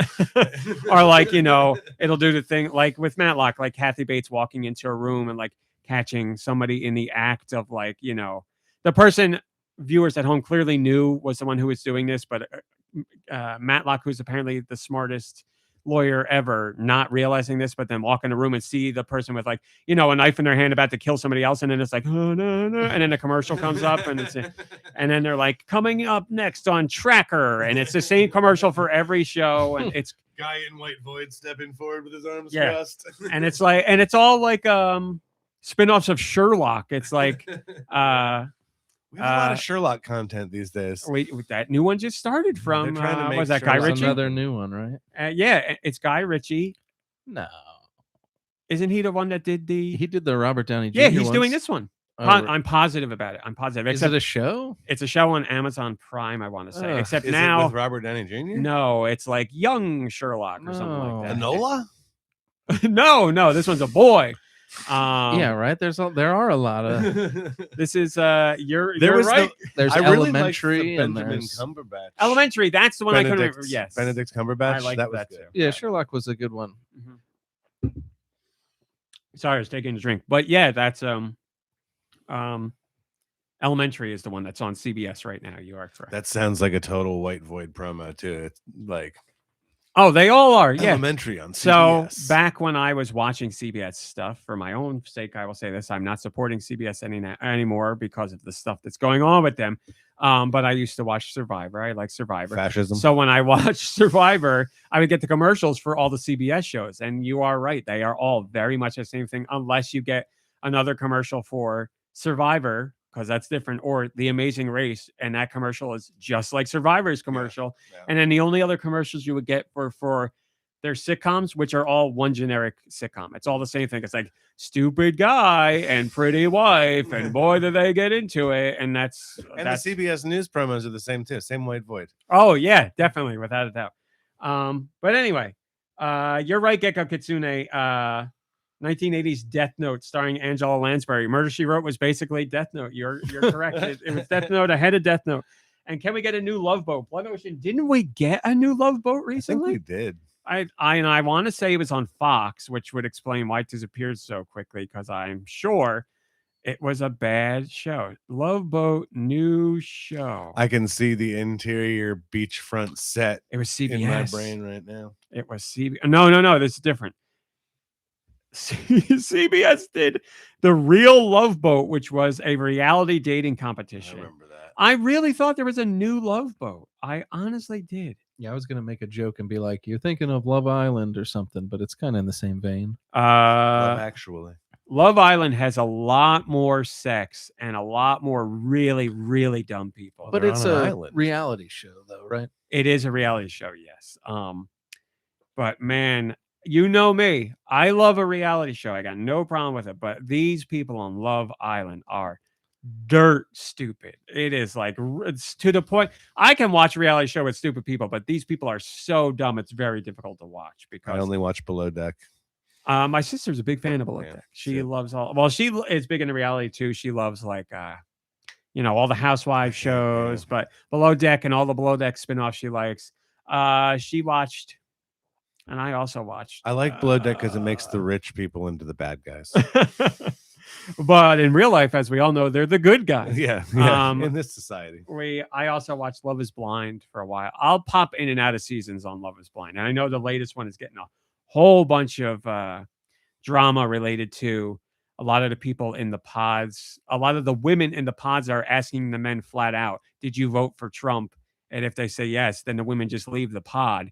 But apparently Netflix is editing the show so that you don't see that, but they are leaving in discussions about pro-Trump families or guys, and people on TikTok are like, okay, I don't love that this is a topic of discussion in the show to begin with, but why are you only showing one side of it? Like, if I have to watch the pro-Trump stuff, show me the anti-Trump stuff too, because clearly some of the women in the pods are saying, I don't want to date you because of Trump, and they're not showing that. So they're like, if you're going to put in a show, make it both sides. Don't make it just the one side. So, but whatever. That's a topic for a completely different podcast. The strap-on of fascism. That's our next podcast. That's where we talk about only reality TV shows and how they talk about politics. But anyway, niche. The Next Wave, Love Boat, The Next Wave. Oh my God, there was one, but it was so long ago. I didn't realize it was that long ago. We're old. It was in 1998. That seems recent. It's called Love Boat, The Next Wave. Yeah, that was 26 years ago, 27 years ago. 28 years ago. Oh my God. There was a new version of Love Boat. It had 2 seasons and 25 episodes, starring Robert Urich. Oh yes, of course. Man. So man, that's terrible that I remembered it. Like, yeah, it just happened. No, it didn't. Yeah, when we were No, when we were sophomores. Yeah. All right, and that's Patreon. So that's what I talked about. But we got way more important news to do here, and I got to do the song. But do I have it ready? I sure don't. Oh, I didn't. Do I? Yeah, I got it. Finally. Let's get to news. in Nintendo's continued avoidance of having a traditional Nintendo Direct, they had an Indie World Showcase. I'm sorry, Blood Ocean, the 90s was not 10 years ago as much as we want it to be. There was an Indie World Showcase, and I have. Why don't they call it the Nintendo Indirect? Wouldn't that be clever? Would it be clever? Yes. Indirect? Would Nintendo worry about it way too much? Yeah, they yes. would, yeah. So they used to call these Nindies showcases as a Nintendo Indies, Nindies. And I was like, okay, clever name. I like it. And now we know the story from former Nintendo employees that apparently the decision was made by Nintendo of America and just done. And then after it happened, some of Nintendo's lawyers proper were like, we can't do this. This is a whole thing. This is a whole term. Like we can't, this can't be marketed like this. And people could sue us because of this. And they squashed it. And then it just went means to something racist in Japanese. yeah. Right. They're like, that's the thing. It was Nintendo of America being like, let's just do this and have fun. And Nintendo in Japan proper eventually was like, no, there's so many legal things you haven't even considered. There you go. The Nintendo Direct made me Nintendo Erect, says Backseat Studios. That's what it's all about.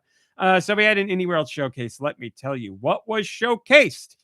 Off the top, we had Rotwood from Klei Entertainment. Klei, Klei, made the extremely popular game that I can see perfectly in my mind. And it's got a very unique art style. And I can't remember the name. Does it say here?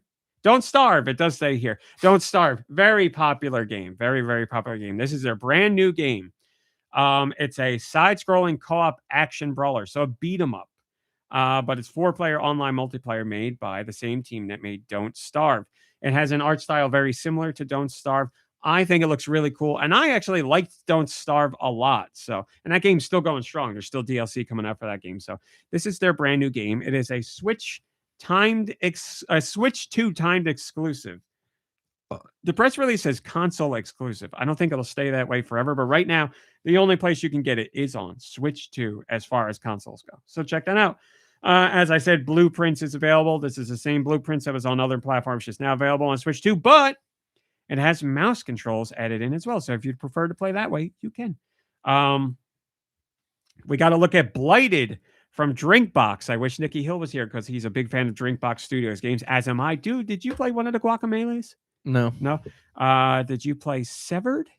No. Drinkbox has phenomenal games. So I've drank a lot of like Drinkbox, like Ecto High Cooler? C, Ecto Cooler, Cooler. some Capri Suns in my time. That's so drink you bag. are a fan of drink boxes in Drink bag. general. That's a drink bag. That's right, drink pouch, drink satchel. So Guacamelee was a Metroidvania about a luchador. It was really cool. The sequel was also excellent. They also did Severed, which was basically a first-person dungeon crawler married with Punch-Out, and it was awesome. It was so damn good. This is their new game, Blighted. Battle through a deadly psychedelic Western nightmare to reclaim the memories of your people in this exploration-driven action RPG. Again, it looks very cool. It looks, it's not going to be a roguelike like Hades, but it looks somewhat Hades-esque. Man, I'm all about. Listen, whatever Drinkbox is like, way forward for me. Whatever they make, I'm there. So when this does come out, and it's coming out Switch 2 this fall, so no specific release date yet, but this fall, it is also playable solo or with a friend via local or online co-op. Looks so good. Looks so good. If you haven't played any Drinkbox's games, you're sleeping on them. Go check them out. I'm sure at least one of them is on sale somewhere. I don't care where you play it. Just go play their games. They're an awesome company. Mini Shoot Adventures is available now on Switch and Switch 2. It was a shadow drop, so we didn't know it was coming. It got announced, and it came out the same day. I talked about this game on Patreon months ago because I found out about the PC version, or not months ago, it was years ago. And I really liked it because I was like, what an interesting idea. So as I said earlier, it's basically an old school Legend of Zelda. I'm talking about NES, Super Nintendo, Game Boy, those style Legend of Zeldas. But instead of Link, you are I guess, as far as I know right now, sentient ship, and you fly around and you shoot. But you do all the Zelda stuff. So you go around the little towns, you solve puzzles. You explore a map that scrolls, section by section. There's dungeons where you have to get boss keys. It's really exactly like old school Zelda. So if you like all that, but take out sword fighting and throw in a ship with upgradable abilities, so faster shooting, different types of shots, boost ability, all that stuff, then you would probably love this game. I cannot tell. I haven't finished it. I'm nowhere near finishing it, but I cannot tell you how fantastic this game is. Really, as a Nintendo fan, if you like Legend of Zelda, you really should check this out. It is, and the graphics are really nice. The music, the soundtrack is, it's so hard to describe. It's a really nice, beautiful soundtrack, but it's got, I wish I could liken it to something. It's got a sound that is like, man, I don't know. It's not like an 80s synth style sci-fi soundtrack, but it's got a little bit of that. Just a lot of like synth instruments, but it's like ASMR kind of. It's very soothing. It's very, I don't know, but it's a really nice soundtrack. But the game's awesome. And I know, like Nikki Hill, a lot of people have hangups with so it's a shmup basically because you're shooting at enemies with your ship and you can fly all around. I know a lot of people take issue with dual stick games where you control the ship with the left stick and you control the bullets and where they fire with the right, and you use your right stick to aim 360 degrees. If you don't like that or that doesn't work well for you, this game has an option where the ship only points where the ship is shooting. So an even more classic style. So if that's your style of play, and I know Nikki Hill really wants that in these kind of games, then this game is for you. You can change that on the fly if you'd like. So that is a method of play. And it's a nice option to have in there. So Mini Shoot Adventures, please, please, please, please, please go check that one out. It's funny that this one was announced, Dead Zone Rogue, because I don't know what happened. In the last couple of weeks, I've gotten a buttload of videos on TikTok about Dead Zone Rogue. And people are like, this is the sleeper roguelike shooter of the year. This is a sleeper game. Everybody get on this game. It's amazing. So it's a first-person shooter, but it's a roguelike. So elements of Hades, whereas you die and repeat, enhance your abilities. You get different power-ups and all that stuff. But again, first-person shooter. And you work your way through environments and take out bosses. So this is coming to Switch too, and it has mouse controls if you'd like that. It's coming out March 17th. Oh my God, that's this 10 days from now. I thought it was coming out later Irish than that. Day, isn't it? Is that St. Patrick's Day? I think it is. Is it? So when I was seeing the TikToks about the game, I didn't know anything about it. And I was like, this actually looks like a lot of fun. And I like roguelikes. So I was like, I should check it out. And I made a note on my phone to check it out. I was like, let me see what platforms it's on and where I can play it. But now Switch 2 version is coming in 10 days. So that's where I will be playing it. It looks like a lot of fun. Does it have multiplayer? Yes, it does. Solo or friends online. There you go. I don't know if it has cross-platform. You'll have to look into that on your own. But a great game to keep an eye on. Densha Attack, which is one that I've seen so many trailers for. And I was like, why isn't this on a Nintendo system? It's so weird. And Nintendo fans would be all about it. Well, they were holding on to it as a surprise. It's coming to Switch to June 17th. I believe it's coming to all platforms June 17th. I could be wrong on that. Travel across a colorful dystopian Japan in this off-the-rails, literally, extreme action-adventure platformer game. Flip, trick, and grind a fast-paced train while racking up points and facing off against bizarre bosses.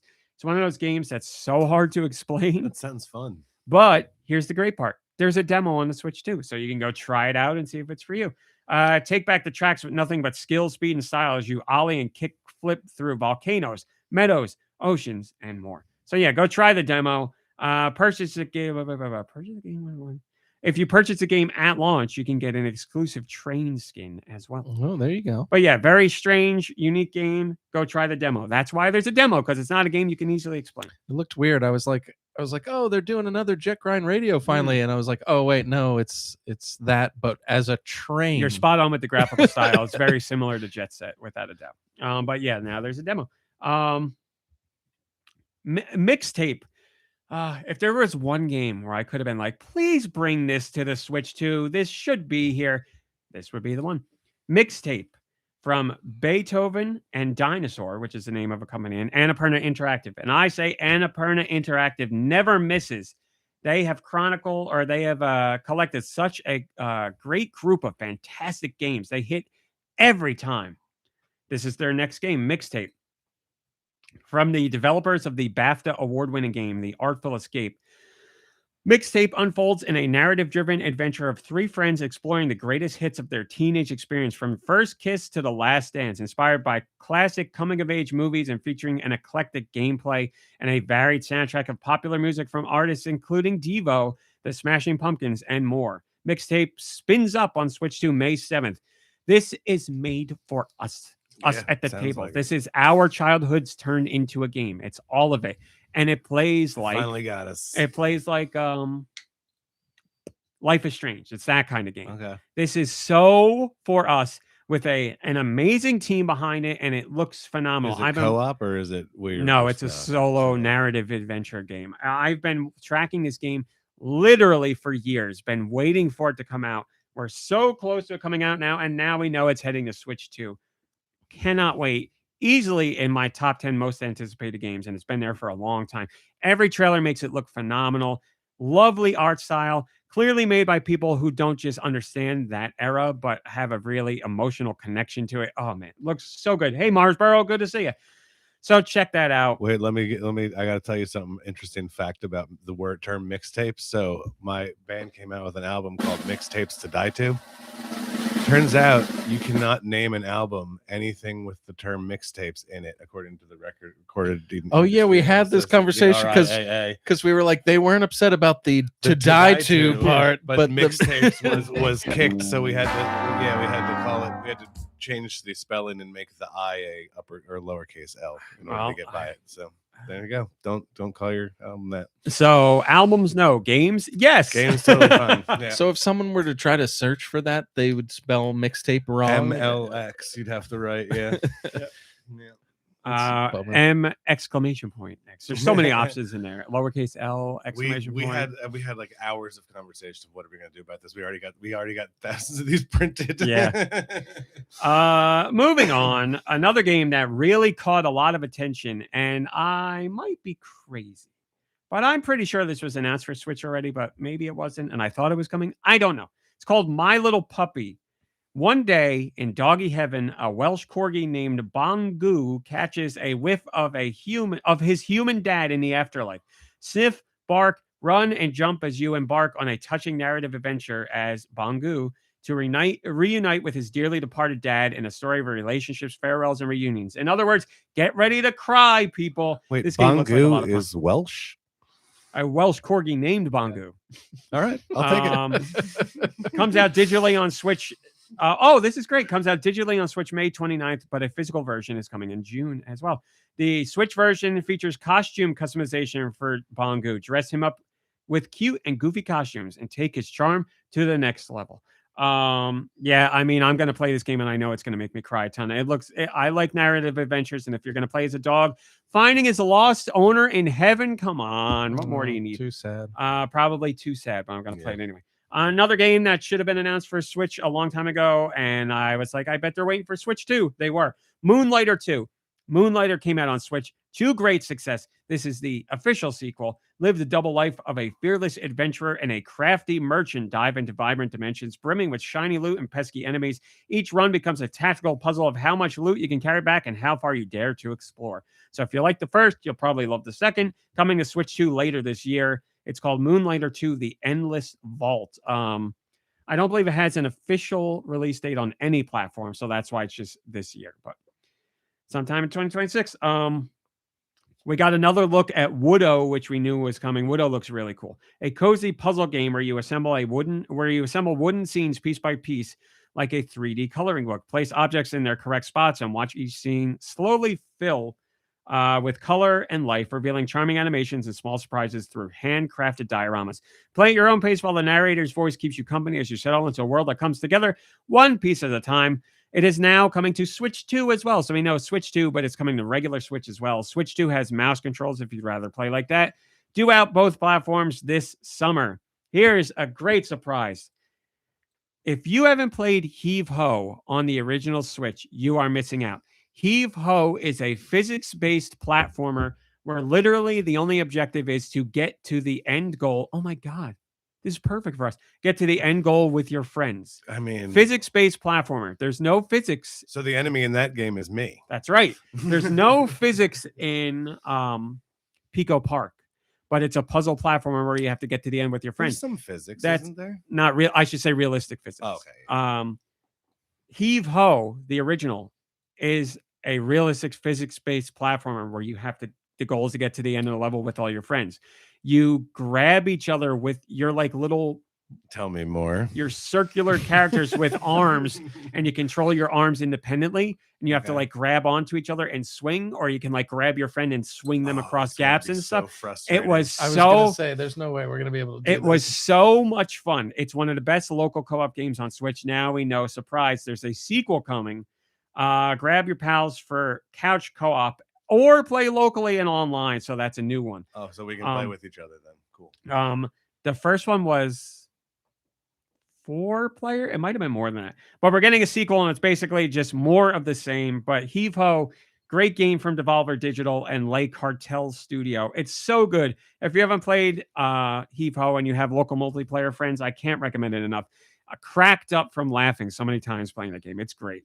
But the realistic physics are what really make it, because like I said, you have to throw your friends over gaps and across hazards and a whole bunch. It's great. Or you have to make long chains of people to swing over things. It's going to be a disaster. Are you kidding me? It'll a beautiful. It's going to be wonderful. It'll be a lot of fun. Coming to Switch and My Switch time 2 to shine. this summer.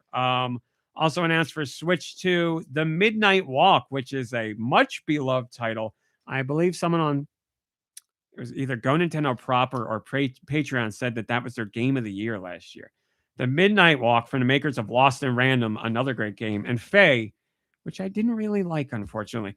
Award-winning dark fantasy adventure built entirely in real-life clay and animated in a stop-motion style. Become the burnt one, befriend a lost lantern creature named Pop Boy, and use his flame to light your way through a handcrafted world of wonder and horror. It's got a great look, and it's coming out on Switch 2 March 2026. Outbound was announced for Switch. It comes April 23rd. There's a free demo right now. We knew about this one for a while, but we're very close to launch now. Turn an empty camper van into the home of your dreams in this cozy off-the-grid exploration game. Play solo or online. 4 players can craft at workstations, gather energy from natural resources, upgrade and customize your vehicle, grow crops, and explore a colorful world. Again, go play the demo right now. Unrailed 2, back on track. This chaotic co-op rail builder returns bigger and wilder than ever. Work together in online multiplayer to gather resources, craft tracks, and guide a constantly moving train without letting it derail. So it's kind of a puzzle game, but you can play it with friends if you want. A lot of games right up your alley this time around. All right, we don't need to hear that. But that, again, demo out now. Comes to Switch and Switch 2 in May. Tome, T-O-E-M, which is a killer, awesome, puzzle-esque game, is getting a sequel. Tome 2 is coming to Switch this summer. Set off on a new photo adventure spurred on by your awakened passion for discovering and photographing mysterious events known as tomes. Jump and climb across new regions, lend a hand to new faces, and create lasting friendships along the way. It's a very unique, interesting game. I really liked Tome. Sequel coming to Switch this summer. Ratatan is coming to Switch 2 July 16th. Command over 100 unique characters in this rhythm roguelike action game that blends musical timing with side-scrolling combat. Has solo, local, or online multiplayer for up to 4 players. If you've played Patapon, which just came to Switch in a collection, then you'll like Ratatan because it's the spiritual successor. Again, and it rhymes. Switch 2, July 16th. Inconbini, one store, many stories. Basically, it's a 1990s convenience store in Japan, and the game tells the story of all the random weird people that come into the store throughout the night. It's Clerks. Clerks, exactly, but Japanese. So that's coming to Switch and Switch 2 April 30th. And then finally, Grave Seasons, which was showcased. It's coming to Switch this summer. Establish your new farming life and embed yourself in an idyllic town with some seriously unsettling vibes. Your peaceful life is put at risk when you discover someone in town is a supernatural serial killer. Oh, there you go. Grave Seasons. It's a bad combination. This summer. That was all that was in the official English version of the Indie World Showcase. As usual, the Japanese showcase had other games that were covered that were not shown here, and some of them don't make any sense. In my Patreon post, out of the 4 games that I said I wanted to see, I was like, ooh, oh. Except the middle O has an umlaut over it. No, so the I don't first know how one you say that. does. Oh, does it? The first one? Yeah, they put it in. The first one has an umlaut. I just call it ooh, whatever. That is made by the guy who made Electhead. Electhead is one of the best puzzle platformers on the Switch. Phenomenal game, sold really well. Breakout hit for the developer. What's its Can't say- catchphrase? Give me Electhead till I'm elected. Very good. Or till I'm elected. If you're family friendly.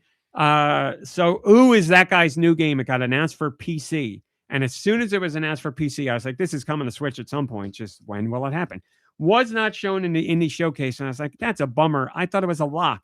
For some reason, it was shown in the indie showcase in Japan, but also it was announced that it's coming out everywhere the same day worldwide. So I was like, Ooh. why was this not in the English one?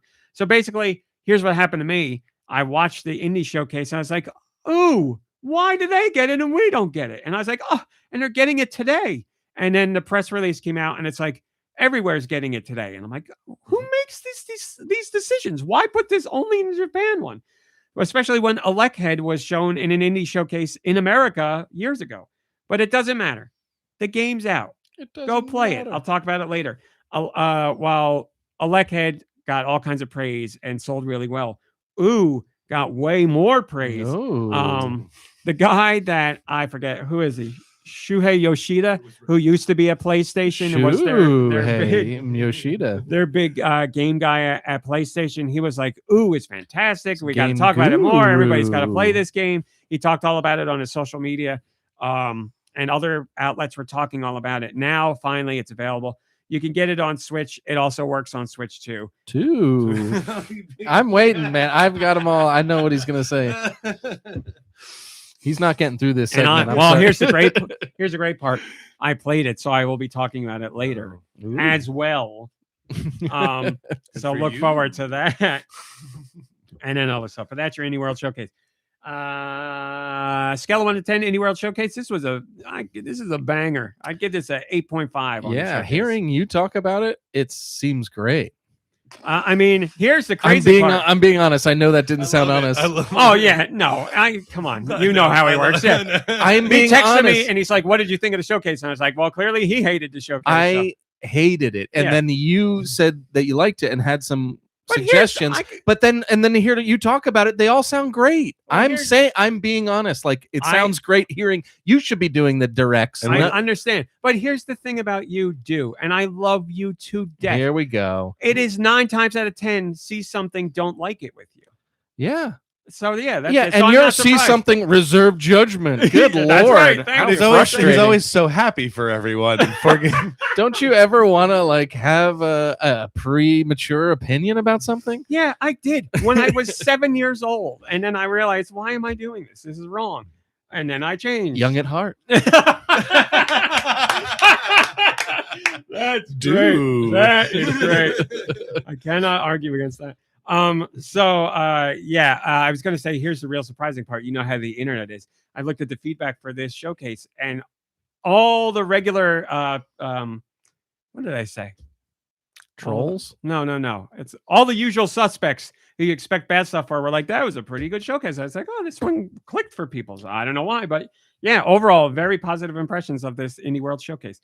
Joe Shabadoo says, pound for pound, that was one hell of a 15-minute presentation. No Mina the Hollower, which is one that I suspected but wasn't there. But that probably gets shadow dropped in general. Mixtape seems like it could be something special, and I'm grabbing Mini Shoot today. Joe Shabadoo, you are on it. Great comments all around. Mina the Hollower I thought would be there because we know it's coming out spring, but we don't have a solid release date. I would imagine Nintendo will be the one to reveal the release date for that because Nintendo and Yacht Club are thick as thieves. So that's my guess on that one. But I thought for sure this Indie World Showcase would have a solid release date. So if it's not there, my guess is, this is just a guess. I feel Nintendo feels that game is important enough to put it in a regular direct and give the release date. Now, man, it wouldn't be a shadow drop, but in a Nintendo Direct, show a new trailer and be like, and it comes out today. Oh God, that'd be great. It is a perfect game to do that for. But we'll find out. What else did I say? I don't even remember what else I said on Patreon for guesses. Somebody on Patreon guessed Blueprints, and they were right. They got one right. So Patreon people are better at it than I am when it comes to guessing. But yeah, great Indie World Showcase. One of the better ones I can remember in recent memory. So, and lots of a very good mix of things that were out right now, things that released right after, things we didn't even know existed, and things we've been wanting to hear more about. So yeah, good stuff all around. Should I do? Nope, we're just going to go regular now. So that's the Indie World Showcase. And now we'll go back to the regular news and do what you have been waiting for, the Pokemon news. Because it's been a huge week for Pokemon. As you know, what came... That's right. I was going to ask you what came out, but you already knew. Pokopia. And now... Oh my God, amazing.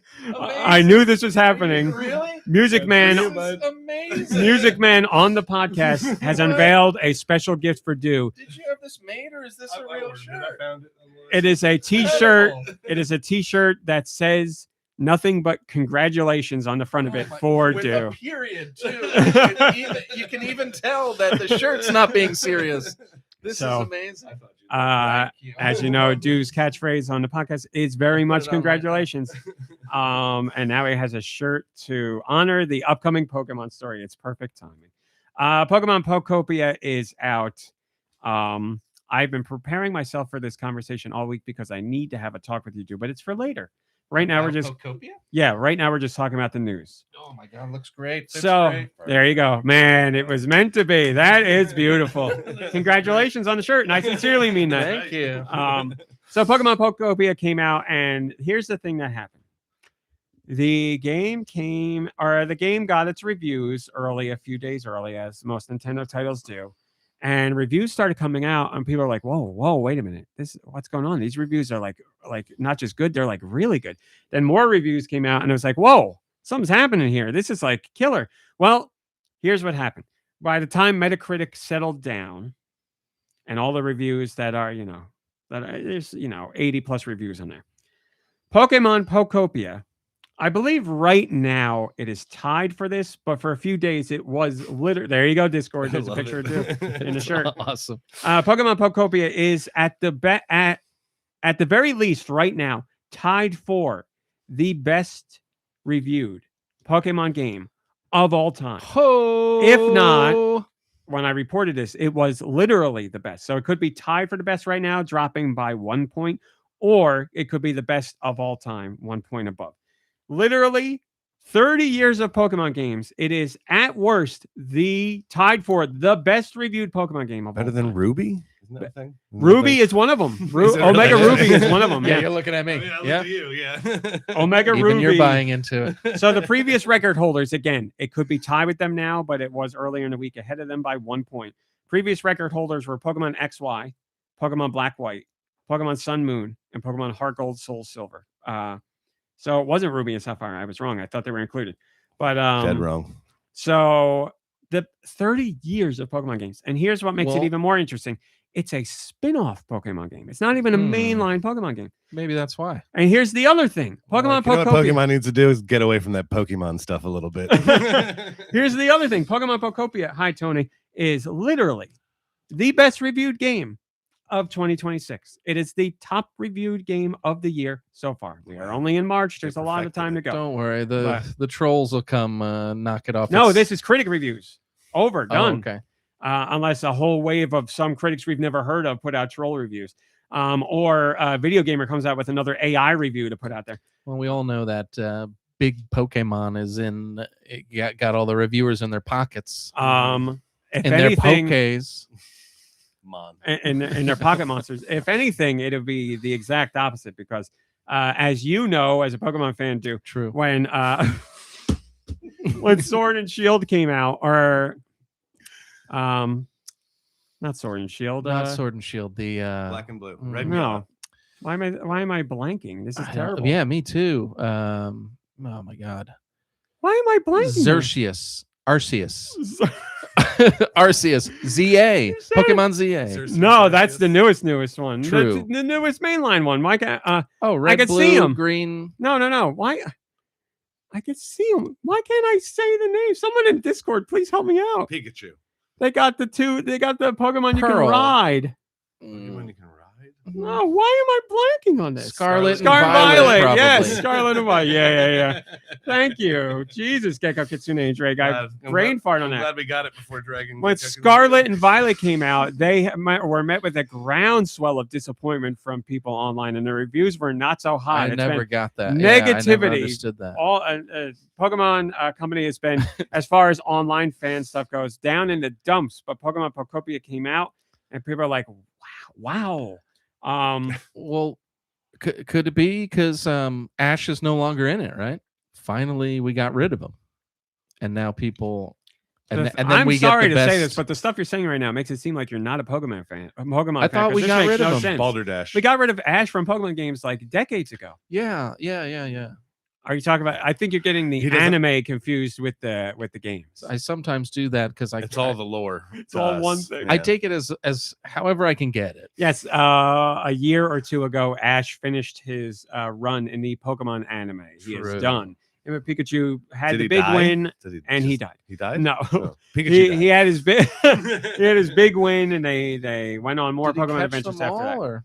No, What? no. So where did he? So I guess you don't have to catch them all after all.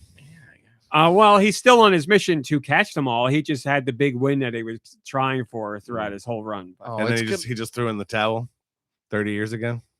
No. No, Oh, in the like games you're talking about. Yeah. They just moved away from Ash being like Gotcha. the main character. He's like a gunslinger, though. He'll be traveling around trying to catch them all at his own pace, and people are going to be coming and challenging him, Yeah. obviously, because Yeah. that's what you have to do. Tony To be the very says best. all the Wouldn't- humans are dead in Pokopia, which, to my knowledge, that is true. I haven't seen anything to say opposite Finally of that broke right now. free from the human overlords. That's right. There's a whole. I'll get into it later. But anyway, best reviewed game of 2026 so far, beating out the previous record holder, Requiem, which just earned that title, and it just got That's such a topped. shame. and I then- mean, who cares? But Something Many. else right before that. I can't Right. remember what it was before that, but they're falling like dominoes. So now we have to see what's going to be the next Well, game that comes out and tops. yeah, Pokopia. Resident Evil. Capcom could easily come out with Resident Evil Animal Crossing ripoff and also get a great review. So take it easy, Pokopia. like a world builder in the Resident Evil world. You know, I would argue Pokemon lends itself a little better to the world of Animal Crossing than Resident Evil, but I'm willing. You to never know. say, You never know. Imagine. Look at, like I said, Suda51's new game, Romeo is a Dead Man, that has growing zombies in it, which is kind of like Stardew and Animal Crossing. So there's some element to it. It could happen. But anyway, yes, a phenomenal debut for the game. And as you've seen, there's been all kinds of news throughout the week about Pokopia because it seems like the extra special magic is happening with this game. The game is top of the eShop charts worldwide. The game is selling out physically. Walmart in Canada had to put out an official statement saying, we are sold out of all physical copies of the game, which they did in less than 1 day. Their total allotment sold out in less than 1 day. And they said, we are taking pre-orders now for the second shipment, but that'll come who knows when. And we've seen reports of sellout at other retailers across the world. Now, remember, that's physical copies that are game key cards as well. So it's all signs point to this being a major needle mover for Pokemon Company and the Switch too. This is, Mario Kart World and Donkey Kong Bonanza were system sellers, but Pokemon Pokopia seems to be like, we need more time. We need to see what, we need to revisit in a month or two from now. But when Nintendogs came out, that was the one where people are like, I need a DS. This is something special. Early, we're 2 days in, but what you see online reaction from Pokopia is people being like, well, it's time to get the Switch 2 now. And the sales of the game are showing that people are going out and buying the game. So Did you get your copy? I have my copy. And I spent, And you're going to play this one too, you said. oh, You I've have played been. a lot. Oh, And I wow. will talk to you about it later. I played a lot. But again, that's for later. And that's tomorrow. We have Nintendo announced their next Switch Online expansion pack drop, which comes out on all days, Mario Day, March 10th. You're getting 3 more Mario-related titles on March 10th. So again, these are specifically for expansion pack members. You are getting the GBA game, Mario versus Donkey Kong, which is one people thought we wouldn't get because that game was actually remade for the Switch. But now if you want to play the original, you can play that in the expansion pack at no additional cost. Then we are getting new Virtual Boy games much quicker than we expected, because on March 10th, we will get Mario Clash, which is the one where it's kind of like original Mario Brothers. And I don't mean Super Mario Brothers. I mean Mario Brothers where he ran through the pipes and kicked the turtles and all that. Of them on the You got it. Screen, yeah. Except this one is obviously 3D, and there's like 3 platforms that you stand between, and you throw shells forwards towards the screen and backwards into the screen. So that's coming. Like level 2 of Contra? Exactly. Oh, Exactly wow. like that, except you don't go backwards in that one. But yes, you're exactly right. And also Mario's Tennis, which is a tennis game on a Virtual Boy. Mario. So I there you think go. that's the only thing I've ever played on Virtual Boy. I think that was at your house. Mario's Tennis. I didn't own tennis. Well, You played Wario Land at my house. I own that. Or Tetris I also had. I didn't play a tennis game on That's weird. Virtual Boy. I also have a memory of playing. I have never VR owned it tennis on or Virtual played it. Boy. This will be my first time playing it. I've Are you? never played the tennis I one. think that you're wrong. And we're right. Well, I have my Virtual Boy collection in the other room, so I can go check. But yeah, I definitely have never Wow. owned it. Okay. You know, and the reason I didn't buy it is because like Wario Land you could find very easily because it was very prevalent. Mario's Tennis was harder to find, and used online it was pretty expensive. So I got Wario and Tetris, Gotcha. and those are the only 2 I've ever owned or played. Tetris, tennis. I mean, maybe. Mario Tetris. Close. Mario Tetris. But anyway, that's all March 10th. Oh, this has a lot of comments for this kind of story. Benloria says, didn't think the GBA version of Mario versus Donkey Kong would ever make it to Nintendo Classics, considering the Switch version is practically a full price He just remake said that. He just that said I'd that. assume they want to keep profiting from. Well, they said it 4 days before me. So, but you are right. I am also surprised at that. The remake is excellent. The GBA version is excellent. If you haven't played it, either way, play it. It's a really great puzzle platformer. Very charming. Lots of fun moves for Mario. And it's a very great game for pick up and play. You could play a level in a couple minutes. You could play a set of levels in probably 15 minutes. And you can be like, yeah, I'm good. And then go back to the next day. It's great game, no matter which version you play. We don't need to do that. Nintendo has announced their official Mario Day festivities. So this is everything that's going on Mario Day. And let me tell you, Nintendo wanted to make sure that I told you guys about this, because they must have sent me this press release and talked to me directly like 4 separate times from 4 different people at Nintendo about this. And I was like, yep, I posted it as soon as it came in. It's out there. Thank you very much. But they really want you to know about this stuff. So here's what's going on. Revisit classics with Switch Online. We got that covered. Save on games for Switch 2 and Switch that feature Mario. The sale is on right now. Yes, the sale's on right now. You get discounts on games like Super Mario 3D World and Bowser's Fury, Super Mario Odyssey, Super Mario Party Jamboree Switch 2 Edition, plus Jamboree TV. Also, on the eShop, you can get discounts on games like Mario vs. Donkey Kong, the remake, and Super Mario Maker 2. Again, the biggest discounts you're going to get here are up to 30%. So that's as good as it gets. But there, you can check out the full list of deals on mario.nintendo.com. And Tall Show, I agree with that. I could have done better. Get ready for the Super Mario Galaxy movie on April 1st. There is a Nintendo Direct completely focused on the Super Mario Galaxy movie that takes place. Is that on the 9th? Right? I think it's just going to be the final trailer for the movie. So that's all that is. Nope, we don't need to do that. Stay up to date on all things Mario with the Nintendo Today app. So just get the app and you can get wallpapers. You can enter a sweepstakes for Mario to win a theme park vacation for 4 to Super Nintendo World. Or you can just visit my.nintendo.com to get that information. Join the Mario Kart World My Nintendo Open Series. So if you think you're really good at Mario Kart World, get out there, play online, earn yourself 310 My Nintendo Platinum points that you can then spend on whatever you want. But try and make it to the top of the list. See what you can pull off. Here you go. I have something to admit. Uh-oh. Go ahead. I want to guess. I'm going to guess, and please don't let this look bad on me. So I think don't both- make jokes, or No, make jokes all you want. Okay. Yeah. I is this just don't want you serious? to. It's not serious at all, Okay. but I don't want you to feel bad about what I'm going to say. Okay. I think both of you have eaten Lunchables. Yeah, when I was young. Did you eat Definitely. Lunchables? No, damn it. You were the one I was iffy on. Never, I mean, ever my a parents Lunchable. never bought them, but I ate people's Lunchables. Yeah. I figured you might have ate them at somebody else's house. Yeah, damn no, it. never had Should any. have went with my first. They're not very good.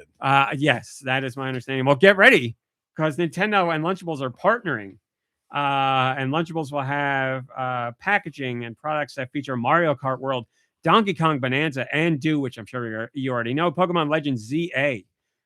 They're in stores until May 31st. And It's pizza. online, It's a Lunchables pizza. Okay, that makes sense. select Cookies packs off. will have QR codes that fans can scan for a chance to win a Switch 2 and a digital game download. Hey, William, good to see you. I hope you had a good week. So go eat your Lunchables, cold pizzas, and whatever else It's a they meat. do. Mario. Yeah, I never had experience with it. They always, even as a kid, I thought they looked kind of gross, but I never had any. It was like all those lunch meats, they all tasted like the packaging and each other. Yeah. And you couldn't tell the difference between any. I consistency. always It's not was great, grossed yeah. out by it. I'd be like, I'd eat the crackers. Eat the And crackers. like maybe if there was a cookie, I'd eat the and the cookie. ones that you had to assemble your own cold pizza. Yeah. And it was like That's weird. sauce in a That packet. the and, like, idea of doing cold that used to make me cheese. rich. Yeah. Oh my god! That and seems gross. it's awful. But here's the thing. Well, I guess it's different. Nowadays, I like cold pizza, but it's like real pizza. So Sure, like you it give me a was hot cracker, once. cold It shredded was cheese, originally hot. and like Yeah. a ketchup packet sauce. No, that's not a pizza. That's not a pizza. But there you go. If you desperately need to win a Switch 2, then you got to go buy some Lunchables. Explore the Mario portal for even more ways to join Mario Day fun this year, including a Mario Day meet and greet with Mario at Nintendo New York and San Francisco. You can go try out retail demos at select Walmart locations for Mario games on Switch 2. Blah, blah, blah, blah, How blah. tall is Mario in person? I've met him. He's much taller. He's So probably... he's big Mario. He's not little pre-mushroom Mario. He is, I'm going to say, probably 2 feet taller than me. Oh, that's giant. So He's pretty big. He's not realistic Mario. then. And Luigi's bigger. So, yeah. He's almost a pretty big. kaiju. yeah. And I've met Pikachu in real life also, surprisingly. Much bigger than me. Like, again, probably That 2 feet feet tall. How That's are 2 they feet taller than pocket me. So monsters? how big is then, Ash if they're then? that big? Never seen Ash in real life. I Well, have he'd met have to be 40 feet tall. I have met Professor Pokemon, Uh-huh. and here's the real kicker. They were just a regular person. Just a guy. Just a guy in a lab, Yeah. like a lab Not jacket, even a lab coat, professor? but Not even a professor? they told me they were a professor. Did he have round glasses? No, they Oh, were that's- I literally don't know just about a that normal then. guy Yeah. in a lab coat, but they knew a lot Just about Pokemon. Just like, I oh, that's met just them. Bill. They introduced themselves as Professor Pokemon. I had to have a pretend conversation with them as Professor Pokemon. Then afterwards, I'm pulling back the Afterwards, curtain. he's just like, They took the jacket off and they were like, He's got Hey, pulls out a I- flask. I Oh, won't, God. yeah, I won't say their name. They're like, hey, he's I'm crusty. so and so. I work for Nintendo. I'm a big fan of GoNintendo, which is why I harassed you as Professor Pokemon. Professor Pokemon is a fan of the pod. and then it formed a great relationship. I kept in touch with that guy for like a good 10 years. I'm still friends with him on social media, but I can't pull back the curtain too much. But if you were at an event 10, 15 years ago and you saw someone calling themselves Professor Pokemon that worked at events officially, they actually worked at Nintendo, but they did know a lot about Pokemon. And their job was a nightmare because they were, I shouldn't be saying this stuff. Because they were like, I gotta know everything about these Pokemon, and it's like there's so much, and I don't know what I'm talking about half the I time. know. It's such an albatross for Deux. yeah. Deux could be the next Professor Pokemon, really. Yeah, but I don't want to flaunt it like that. You know, it's that's not what it's about. But you're at the point and the status where if you were to make a mistake, which you never would, then that mistake would just become canon for Pokemon. That's That would true. be the truth from true. then on out. yeah, so I've got nothing to worry You got about. nothing to worry about. All right, we did that. We'll skip all that. Oh God. Well, here we go. Back to back. If you don't like political talk, skip the next. I'm gonna guess 2.5 hours. 10 minutes. You know, if you didn't have a show to do today, we could get it. We could go on it. So I'm gonna try and stay as even keeled as possible. I am not telling you guys do whatever you want to do. Your opinions are of your own. I will say I don't know how to say this. They're not that of GoNintendo proper, but they're certainly that of me. Whatever these guys say, I agree with. I'll say that. But you know, if you just want the news, factual, without opinion, go read GoNintendo.com. The podcast is for opinions with news, so you're gonna get opinions here. Let me tell the story. So you might remember a few months ago, the Department of Homeland Security has been memeing it up on social media, and they're taking everything all the kids and the cool guys like and making memes about it to support ICE. Cool guys call themselves cool guys to support ICE and this administration and everything they're doing. And it eventually made its way to Pokemon, where they used the Pokemon anime theme, Gotta Catch 'Em All, and imagery from Pokemon to use people being detained by ICE. Bunch of assholes. And oh, that's very good. Nice. And I personally found that very distasteful. And I was like, oh man, now I have to report on this because it is Nintendo news. And as much as I don't like it, I have to report on it because that's my job to get the Nintendo news out there. So I wrote about this and I got in touch with Nintendo and I was like, I'm going to need a statement from you guys. And if I recall correctly, we were the first ones to get on that story at the time and it blew up for us. And we were the first ones to get the statement. And I was like, oh, this is going to be a nightmare. And I was like, I got to ask for a statement. And I know this is going to set off all kinds of alarm bells. And I know it's going to make so much work for people, but they got us a statement. So anyway, that happened that time. We got the statement. And I was like, thank God that's over. Let's hope it never happens again. So Nintendo wasn't going to say anything until you reached out to them and were like, hey, you need to comment on this? I can't say that they weren't going to say anything because I don't know. I can say that you did it yourself. I would imagine. But it seems like they weren't really concerned about it. Oh, no. Well, don't they usually just like to stay out of the fray? Yes, if they can? I can tell you without a doubt, they were very upset about it. And I can't say any more than that. But being upset about it and releasing a statement about it are two very different things. Behind the scenes, they were very unhappy. And that goes for Nintendo and Pokemon Company. But then getting all your ducks in a row and putting out an official statement, that's a different beast altogether. That's got to be approved by 8 different legal departments and all branches of Nintendo. Like that's a whole rigmarole. But Trump hasn't played Nintendo in years. It's not like they're losing his business. Got 2 left thumbs. Who knows? Huh? Obama had that Wii in the White House, and as far as we know, he never played it. So he's a fake fan too. Who knows what's going on? Yeah, well, they also found cocaine in the White House too. Democrats. So That's how you get stuff done, bro. That story happened. And I was like, I'm glad this is over. Well, of course it wasn't over because this week, the official White House account put out an image. Give it to me. Mimicking the Pokemon Pokopia logo because it is that popular. And they changed the logo from saying Pokemon Pokopia to making it say the old we don't standard. like brown people. No. Too blatant. The shorthand for that. Make America great again. Oh, okay. It says "Make America Great Again." Here, I'll show it to you guys, and it's right here. That's awful. There is an official, or there not an official. There's a fan out there who liked the Pokemon Pokopia logo, and he's like, "Wouldn't it be fun if we could make this say whatever we wanted to say?" And he made a free online thing, and it took off, and people were making it say all kinds of things. Mm-hmm. To be fair, people were making it say "Release the Epstein files," and I was like, "That's pretty funny." Yeah. But making it say whatever. Like people are making it say Grand Theft Auto 6 in that font and funny, whatever. It really took off, really got popular. Whoever's on the White House's social media team caught wind of it and they're like, I know what I'm doing. They made this. I was like, oh God, now I got to post about this. So I did that and I reached out to my Nintendo rep and I was like, hey, guess who needs a statement again? And this time they put out another statement.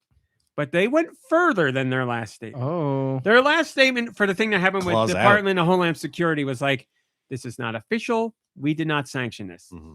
End. Mom brain's home. Here's the news story. Here's the news statement.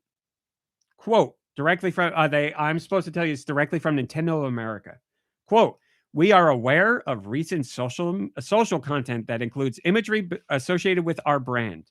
We were not involved in its creation or distribution, and no permission was granted for the use of our intellectual property.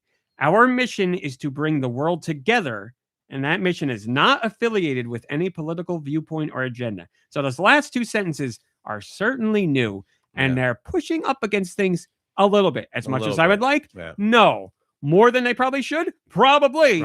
But listen, move the needle a little bit. We'll take every little bit we throwing around get. words like bringing people together. Yeah, exactly. Some crazy stuff. That's how bad it is. This is like the conversation we were having before the show, where it's like the church. We were talking about the church. Right. So when you hear bring people together, you know that certain people are going to be like, and then okay, all right. So they put out that statement, and so far, not surprisingly, just like last time, the White House did not take it down. I doubt Pokemon Company is going to make any more statements. But here's the thing. If any part of this U.S. administration does something again with Pokemon, we can see that from last time to this time, Pokemon Company has put out, a somewhat more forceful statement. If it happens again, I would imagine the needle will be moved again. And depending on how much happens, we could get to a point where things get very confrontational, but this is where we're at now. So, I mean, they were just like, we are aware of social media. Like, give me a break. Just say it was the freaking White House's social media and burn them down to the ground. Well, no, yes, that is the question that is asked of them. They don't need to reiterate that. The question is, I see. Can you comment on the White House's post with the Pokemon Pokopia thing? And yeah, that's it. It's more likely they don't want to say X threads blue sky. I need more AI Donald Trump jet fighter content, please. Like with diarrhea. That's what I want from the White House account. They should just say he's mentioned in the Epstein files more than there are Pokemon, and there's tons of Pokemon. There are. Got to catch all those 1,025, 6. Red Susan says, whoever runs the White House account, cringe lord kid who can only copy jokes they don't even understand. Cringe lord. I agree. Very cringe. Marsborough says very cringe. I also agree. I agree. Those are my personal opinions. Well, now they're those were sick. Don't get me wrong. Those were really sick. But like now they're doing the ones for the war. They've got like a Tropic Thunder one. And it's like, this isn't funny. Like this is well, they would say it's not a war. They're using footage from Call of Duty. Yeah. What the fart is wrong with these people? Where people are dying and you're putting out Call of Duty promotional videos on your social media. I don't care if you want to call it a war or not. I mean, I do care, but that's not the point here. People are dying and you're like, Call of Duty, bro. Yeah. We're talking about politics. Come on in. No, you missed it. Call of Duty, bro. No, Josh, no. Call of Duty, bro. Is this you? No. Are you? Here I am. Why would you say Are you joining us for the rest of the show? Yeah. Oh my God, she's here. Are we gonna have music? Did you see Wow. his shirt that I got him? Congratulations. Thank you. She doesn't even get the reference to her podcast. Yeah, I know. She's on a podcast and doesn't pay attention. How Deux says congratulations when he really doesn't mean it. She's here at the show, but she's not really here. You. No, that's somebody's got my back. This is one chance to tell you don't know the reference. I don't pick on. There we go. Okay, all right, yeah. I don't see him. Yeah. I don't. Well, it's official GoNintendo merch, so. No, it's not. No, it's not. We got a question about that this week. No, it's not. I think Duke can do no wrong. So just comment. Congratulations. Comment on this post. SD Stick Hero says they just have to steal and make things worse. Well, again, of my personal opinion, I agree with that. And Mom Brain, you weren't here to talk about that. You're a loss, but don't worry, because that was part one of a 2-part government-related news story this week. Also, there's only one government-related news story I really want to hear. Breaking news. And have you checked the news in the last couple minutes? And this news is one that will make you happy. Well, that's uncommon. We have found out that chlamydia. So, as you may have heard, the Supreme Court, after some wavering, has ruled that the tariffs put in place by Trump were unlawful, illegal. So they are being called off. It's insane.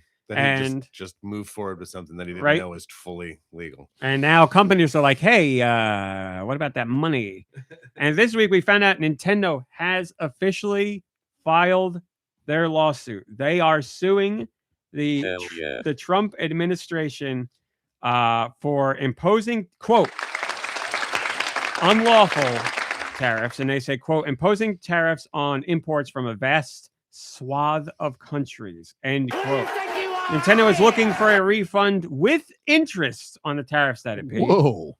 And Nintendo's lawyers say, quote, Nintendo has standing to sue because it is the importer of record for goods that were subject to IEEPA duties, end quote. Duty. And we reached out to Nintendo for comment again, and my rep was nice enough to get us a comment, but it's a non-statement because Nintendo is obviously taking this legal matter very seriously, and they're not going to say anything outside of officially legal paperwork. They said, quote, again, I'm supposed to tell you, this is from a Nintendo of America representative, quote, we can confirm that we filed a request. We have nothing else to share on this topic, end quote. They are not going to talk about this outside of the courtroom. That's where it's going to play out. So they're joining our friends like Costco and suing the administration. Hey, oh, it's you saying hello. Hey, Mom Brain. You changed your icon, so I wasn't used to it. Well, I mean, look at it. So there you go, and we'll see what happens here, because obviously there's a decent amount of companies in the United States that are getting on board with this, and they, if it was ruled illegal, so I don't know why they wouldn't be able to why they wouldn't win their money back legally. Does this mean we're not all going to get a check from the What government rules, you now sons of from the bitches? tariffs, like for thousands of dollars? You know, I was really betting on that. I had the wrong way of thinking things, but I never really thought that was going to happen. Well, I trust in our government. Isn't it enough to just live in the hottest country that I do there's love ever that we're in been? the hottest country. Hottest isn't sexiest or temperature wise? I don't know. Ask him, because Yeah, he nobody keeps saying really it. knows. He means sexy, I believe. Oh, does he? Yeah, he said multiple times, we have the hottest country in the world right now. So I was in this little town that I grew up in near here earlier today, and we went into this coffee shop, and this woman has her little dog, and she's like, "Oh, you know, he's not used to people yet, or whatever." She's like, all the streets are so narrow, like the sidewalks, and so he thinks the streets are sidewalks. She's like, that's why everyone's so skinny. And I was like, oh, okay. And then she goes, nothing against obese people or anything like that. I'm like, why am I having this conversation with you right now? What is happening? Anyway, Yeah, but it makes for a great story. it was a great story. So there you go. We'll keep you updated on that as far as legal proceedings go. But you know, this is going to take a very long Guilty, time, mate. and Sorry. I would imagine it's going to be dog walked as much as possible. So we'll be covering this story for years. We've covered other Nintendo lawsuits that have nothing to do with the U.S. government that have gone on for a very long time. So whatever happens, we'll tell you. Oh, you fudger! Hit the wrong button. Mm-hmm. Let me just double check on this. Yes, that Galaxy Direct is on the 9th. It is at, I want to say, 5 p.m. New Jersey time 5. Yes, 5 p.m. Really, it'll be a quick one. Miyamoto will be there, and he'll be like, hey, I love Chris Pratt. And then they'll have whatever, the guy from Universal, and he's like, Miyamoto-san, I play Mario video games. And then they'll show the trailer, and then they'll be like, go see the movie. It'll be like 10 minutes. That's all it's going to be. But not a top story, but we're going to talk about it. That's us. More you. He's pointing at Did us. you guys see the Mhm. latest poster for the Super Mario Galaxy movie? I don't. No. Wait, I don't think so. Because there's a certain someone on the poster, and my prediction was correct. Oh, I think None I know other who. than Super Mario Brother 2's Wart That's will amazing. be You in the nailed Galaxy it. movie. They're He's there. they're really listening to you. I think He's up there. Well, like I said, I mean, you're the only one talking about it. I saw Mauser. I saw well, Birdo's there, but I saw Claw Grip, the other guy, and I said, "Come on! If those two assholes are there, then Wart's got to be there." And in the newest poster, he is there. We don't know what he's going to be doing. He's in the background, but he's there. And you know what? If he's on the poster, he's got to at least have a couple lines in the movie, Sure. right? Maybe not a Yeah. big part, but he's got to speak a little bit. Why put him in a poster? They gotta have something. Who's voicing him? Chris Pratt. That's yes, Yeah, okay. everyone. I don't, man, what a classic. That's going to be them at the premiere, Tall Show. That's fantastic. That's Wart and Birdo at the premiere of the movie. That's so good. But yes, very happy to see that. I woke up, I saw that they announced a direct. I saw a new poster, and I looked at the poster to see, like, if you go to the direct post, we have the poster just, and then you see it. Wart is underneath Mario's right foot, his actual right foot. It's Wart and Mauser and Birdo hanging out. Which one is it? Which Here you go. One? Oh yeah, look, there he is. He's down there. He's down there. Look at that guy. So again, for those who don't know their Mario history, Wart is from Super Mario Brothers 2. He was there because of Doki Doki Panic. He became a part of Mario history. How crazy so much canon Mario stuff is from a game that wasn't even a Mario game. It's fascinating to me to no end that the game that was never meant to be Mario owes so many of its characters to the Mario universe. Some great characters. Ninja, Shy Guys, Birdo's, Phantomasks. Yeah. What else is in there? Mauser was in that one too, right? Mauser. We didn't see too much Mauser after, but Mauser's been around. But like Fry Birdo Guy. alone has gone on to have an illustrious career. Yeah. Did you say Fry Guy? Yeah. Fry Guy. That's right. Birdo's probably had them. Yeah, out of Birdo all by of them. far. Yeah. Unless. That's. Unless you want to count Toad. Is that the first I'm appearance thinking of Toad? playable Toad. Yeah. I guess he was Mauser- in the first I guess he's one. in the Mushroom He Kingdom. thanks I'm you not for coming to the yeah. castle. Mauser was the first Mario character with super cool sunglasses, though, right? Probably. As far as first party Nintendo characters, definitely. Those glasses are still He's got cool. a lot of attitude. A lot of attitude. Yeah, he sure does. But Wart is from Super Mario Brothers 2. And then we also saw Wart in Link's Awakening. And the connection between those two games is both of them are dreams. So that's why Wart appeared in that one too. But poor Wart doesn't get any love anywhere else, and I don't know why, but now he's going to be in the movie. So is this movie a dream? I don't know. But Wart, why we got so many sports games. I don't need baby Peach. I don't need baby Wario. We got Wario and Peach. Give me Wart instead. Let Wart take a spot. Like Wart why not? Sports. Maybe now that Wart's in this movie, then they'll put Wart in Mario. Whatever. Or maybe like Can we get him in Mario Kart? Maybe. Sure. what about a game where you're building? What was that one where you threw stuff and knocked down the towers? Boom blocks. Yeah, was it a could fun be like game. Wart's Okay. Forts, and he would build forts. You want to play Yeah. some Wart Forts? Wart's Forts. Wart Forts. Boom blocks by Steven Spielberg. That was super fun. That first Boom Blocks game is fantastic. The sequel was good, but it bummed me out a little bit. It wasn't as good as the first, but yeah, that first one, I like everything you could do in that game. I did it. I could not get enough of that. We should play that. We should That's pick a that up fun and one. play that. But anyway, that's that. Never even played it. Really? That's a Wii all-time great. It was Yeah. like that one and the one where you were like looking for little creatures. Elebits. Elebits. Like those two were like the real Wii Elebits is- experience for me. Elebits is a great one. Yeah, I was thinking that Tall Show, Wart and Smash, without a doubt, that would make a great. That would make for a great addition. All right, we did that. We need to do those. Okay, all right. Do. North America. Oh, thank God, Mom Brain. Can you do this now? You're here. North America. It's time for me to give you the umami, the savory releases of North America this week. Let me tell you what came out on your Switch 2 or your Switch.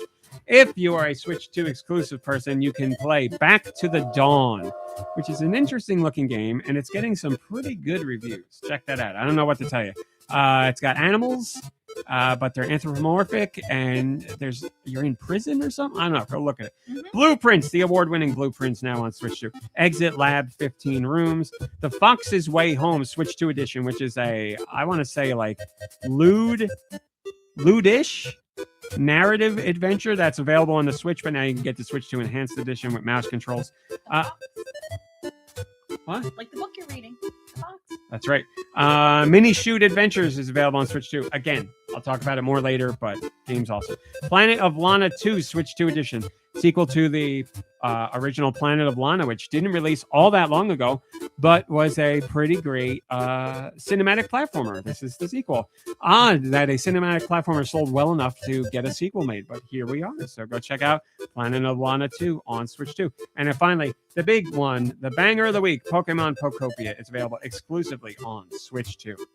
On your Switch, what do you get? One cat line. Don't know what the hell that means. Airy, the King's Messenger. Archerio. Asphalt Racing Bundle, Speedway, and Grand Prix. Beetle Shock. Buck Blastum. Bulb Boy 2, Jar of Despair. Bulb Boy was one of the first games to release on the original Switch, and now the original Switch is getting the sequel, which just came out. Carom Billiards. I like Carom, or Karam, however you say it. That's the Carom. blinky one with the, the discs that slide. Barely knew him. It's very good. Deep Combat. Dig to Escape, Obby. Do you really know? I don't know. Do Probably I? not. The PC 8801 Mark II version of Koha Queer. Whoa. No, that's how I'm gonna have to say it. Koha Quiro. Let's go with that. No, Yoigon. No, you're Queero. Elevroll. Elf Girls. Okay, all right. Evergreen Meadow. Firefighter Simulator 2026. Frog in the Fog. Frost Survival Winter. Greedland. Lantern Push. Magic Realm Obby. Nevergrave, The Witch and the Curse Deluxe Edition. That game looks really cool. Ooh. Mommy. Ooh. Planet of Lana, also available on regular Switch. Pocket Archery Master. Poker Night at the Inventory. That's the Valve created poker game with At like the inventory. Strong Bad and Penny Arcade guys in it. Ratcheteer DX. You gotta play that game if you like classic Legend of Zelda, specifically Oracle of Ages and Oracle of Seasons. Brand new game. Did I talk about that game? Ratcheteer? I remember wanting to, and I don't know if I was allowed to. I don't know. It Oh. doesn't sound familiar.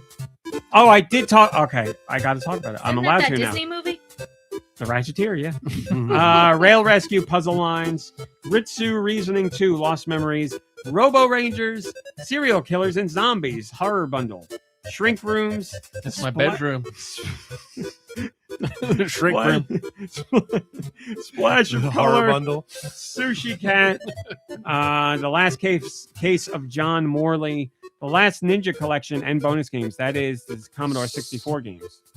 Oh, really? Yes, award-winning. Big deal back in the day. It's a whole Holy bunch of those in one cow. collection on Switch. See, I had a ninja game, but I thought You it was had to have had that. I thought it was just called Ninja though. So I have to look into it I don't know. because I would definitely love to play that again. It was very difficult for me as a kid to there was only one button and one joystick, but for some reason I couldn't make anything happen. I can't jump on anything. And then finally, Zawisa the Black. Sushi Cat, is that the Sushi Cat, that app where you're the cat that eat, it's like a puzzle game where you have to eat all the I know what you're talking about. That's a great question. I honestly don't know. It was pretty fun. Sticer says, definitely picking up Blueprints. Was so excited to see that one announced during the latest Indie World. Well, Sticer, I hope you're greatly enjoying it. Is that PRINCE or PRINTS? It is BLUE space PRINCE. So like a person, but Got it. I was it's a thinking play on words on blueprints, purpose because you yeah. look at a blueprint in the game. Oh, okay, cool. Yes, Oh. it makes sense. It makes I sense. like it. All right.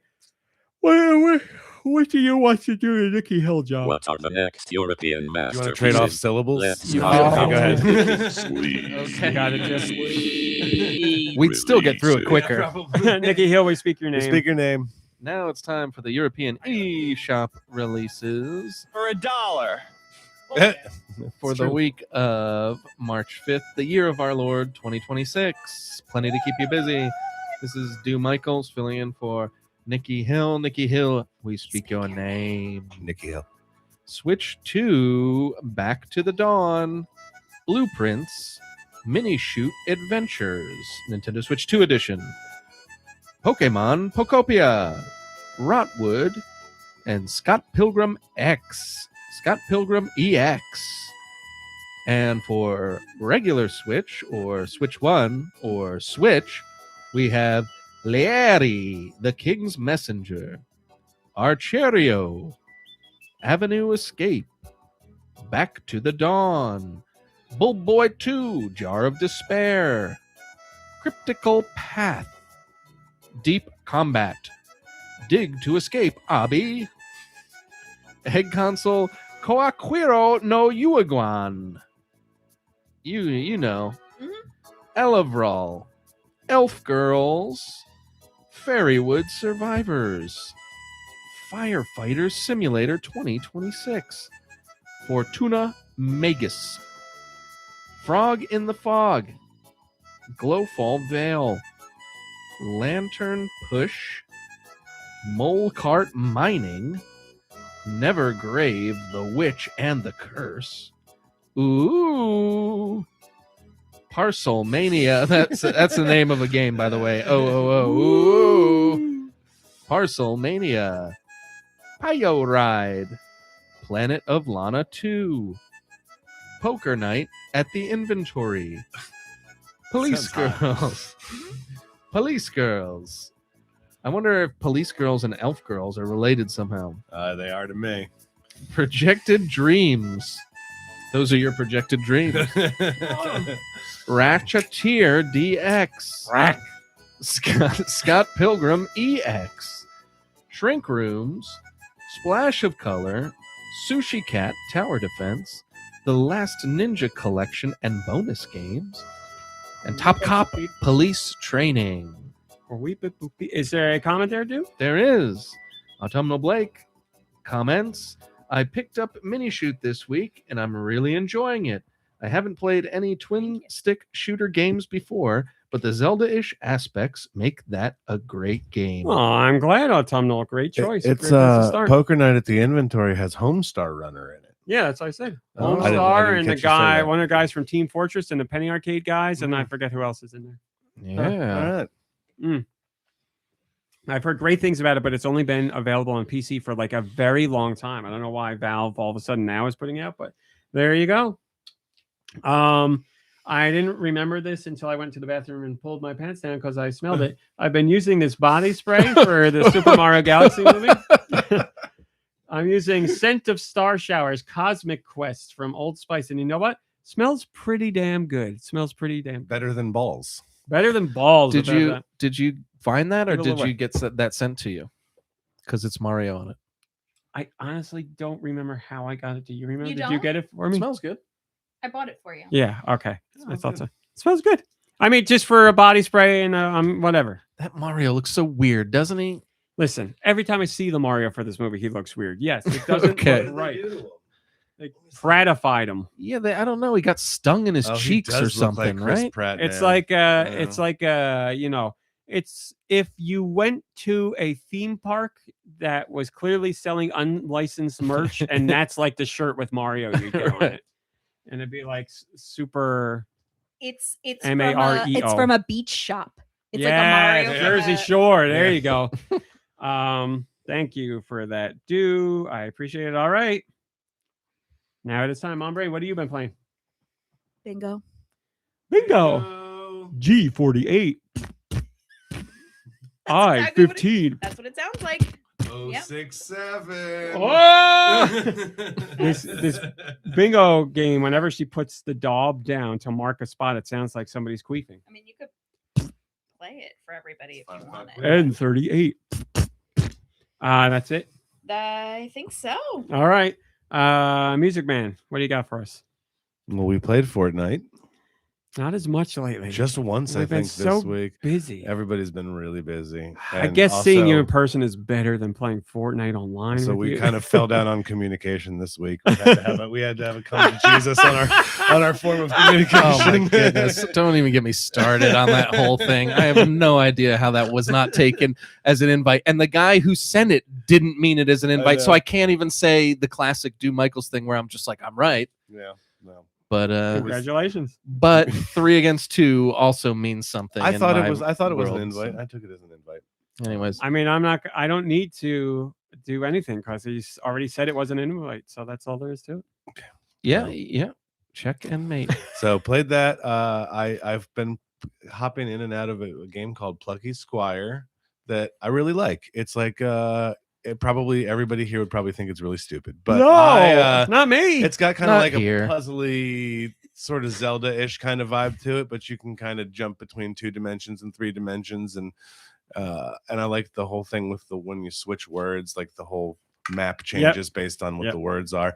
So I'm getting a kick out of that, and I don't think I've played anything else. Did we play something besides Fortnite this week? Didn't we try something else? I don't think this week. Over the weekend? We On Sunday? talked. Did you play something new? This is leading like you know. We did the game where we all controlled the same character. Oh, that was the last we time. talked The about that, Tokyo Toki Panic. And we played that a little bit of that first person shooter that We did. Oh, congratulations on that one. Yeah. I got. It's sick. dead. The game. They're really? closing Marathon? the game's ending. Yeah, it's over. Really? No, not Marathon. High Guard. Oh, High Guard. Yeah. Marathon we played, but it made me seasick, so I couldn't. Oh yeah, I- Marathon was the other one we Yeah, played that was the too. one we Yeah. played.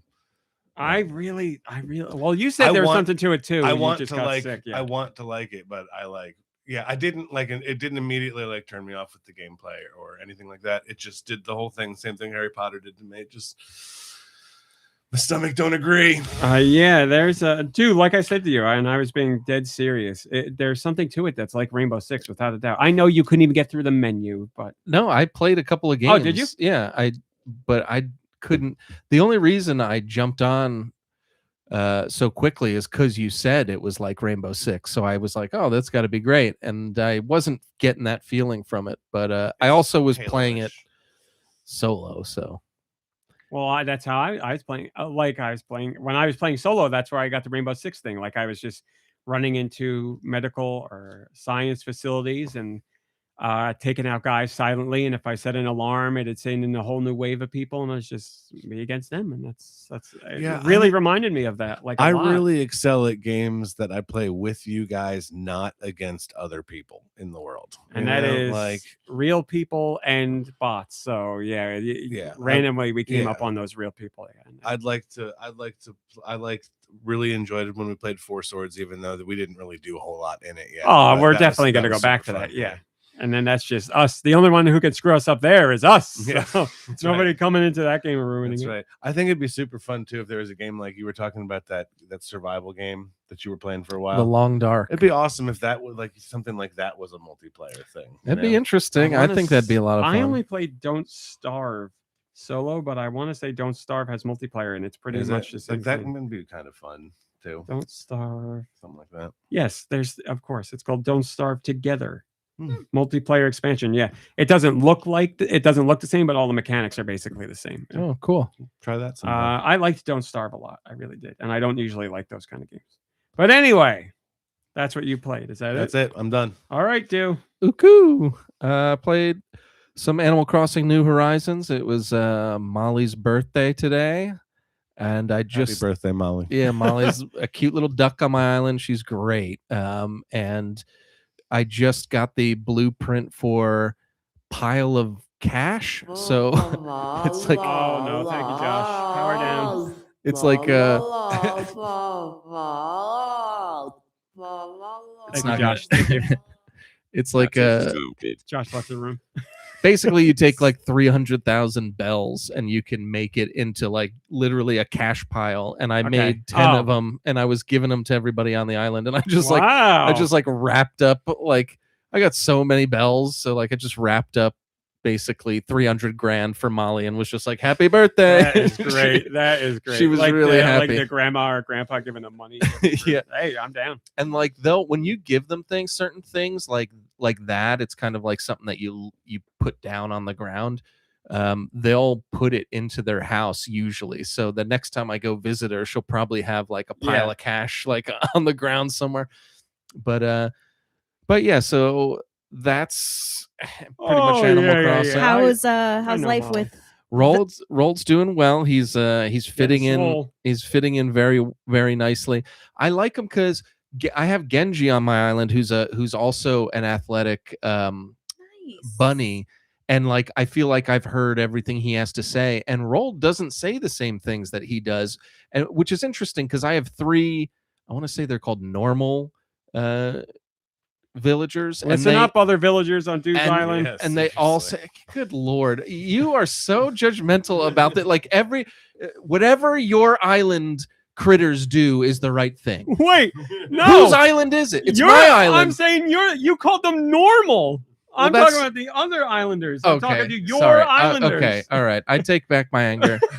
Like, whoa, I'm not the one judging them. I You are. think that's what they're called, though. Like I think that's their trait. Oh, normal is type. I got you. normal Normies. type, and they all say the Normies. same. They all say like the same kind of stuff. So I don't understand what's how do you get the same category but them to say different things. Doesn't bother me. It's just something I notice. So Rolled's great. I've been trying to get his portrait, so every day I give him a bunch of stuff, or I give him what I can.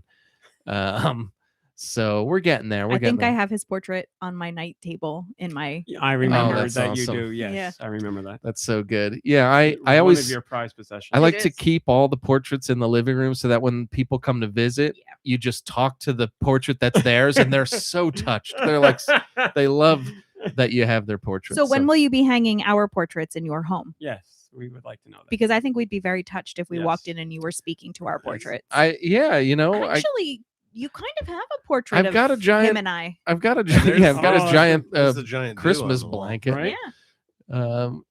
That towel, yeah, that's only ever been used for decoration. It's a and work nothing else it's a ever. work towel. It's like it's like a hand truck. I put it- You put it on the ground, put a big put in TV some on work. it, and but only do it the day you receive it as a gift. That's the second you get it Now before wait, you even look And now at then it. wait. make sure That's that a you wrinkle tell that's the been- giver that's That's a wrinkle that's been added in. That's not true. That was never true. I definitely didn't do it the day I got it. All right, Boy, oh first boy. week. It was within the first month. I remember that, but it wasn't the day of. Well, it doesn't matter anymore. It's It's all in a right. place of prominence. Yeah, it's great. You are on display. It is great. There's a little too many things in front of my hairy chest covering up the beauty, but maybe that's for the best. Hey, that captain's hat's up there for Sunbad in the Boat Bros. Yeah. So yeah, Animal Crossing has been pretty good. Like I said, since Rolled came in, it's kind of like rekindled. Gold. It's rekindled my love of the island a little bit. he'll do that. I'm keeping up with pruning the flowers and doing all that kind of stuff. So everything is great. Played some Fortnite, and I mean nothing new. I don't think we can say about that. And then last but not least, I beat Resident Evil Requiem this week. Hey. I really, really, really loved it. As an old school Resident Evil fan, this one probably of 7, 8, and 9, like the newer Natalia, the sleuth. the newer genre Resident Evils. I would say this one for me feels the most like a classic Resident Evil. Without a doubt. Um, I agree. I really loved 7, 8, and also this one 9. But I think after thinking about it for a few days, I think this one's my favorite of those 3. I just really loved, especially the first act of this game. We talked about it last week, where the zombies just felt so unique. We've played a million zombie games, and this one kind of takes the zombie personalities to the next level, and it really added a lot to the experience for me, while It keeping does. it in like they make it feel like a survival horror, like it was back in the day. Limited ammo, limited health, bad guys running away when you have to. Sometimes you don't kill every single zombie if you don't need to, kind of thing. So that's the kind of Resident Evil that I really liked the most. I loved the Leon bits in this. Don't get me wrong, they were a lot of fun, and Leon has a lot of really cool moves, and it's kind of very dynamic. The fact that he has this axe that is always there was excellent. I just absolutely loved it.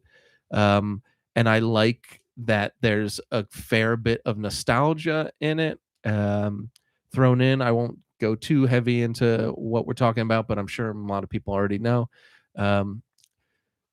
but yeah, I think after all was said and done, I was still more blown away by the first act of this game. Like, I loved the entire experience, but if I could have something more akin to just what that first act was, I would really appreciate it, because I just in the beginning it felt like every zombie has their own personality, and it's almost like I described it loosely as Luigi's Mansion last Yeah. week, where there's different ways to get the zombies, and then they might drop something for you, or they might open up an area for you, or doing that might get you into another part of the mansion.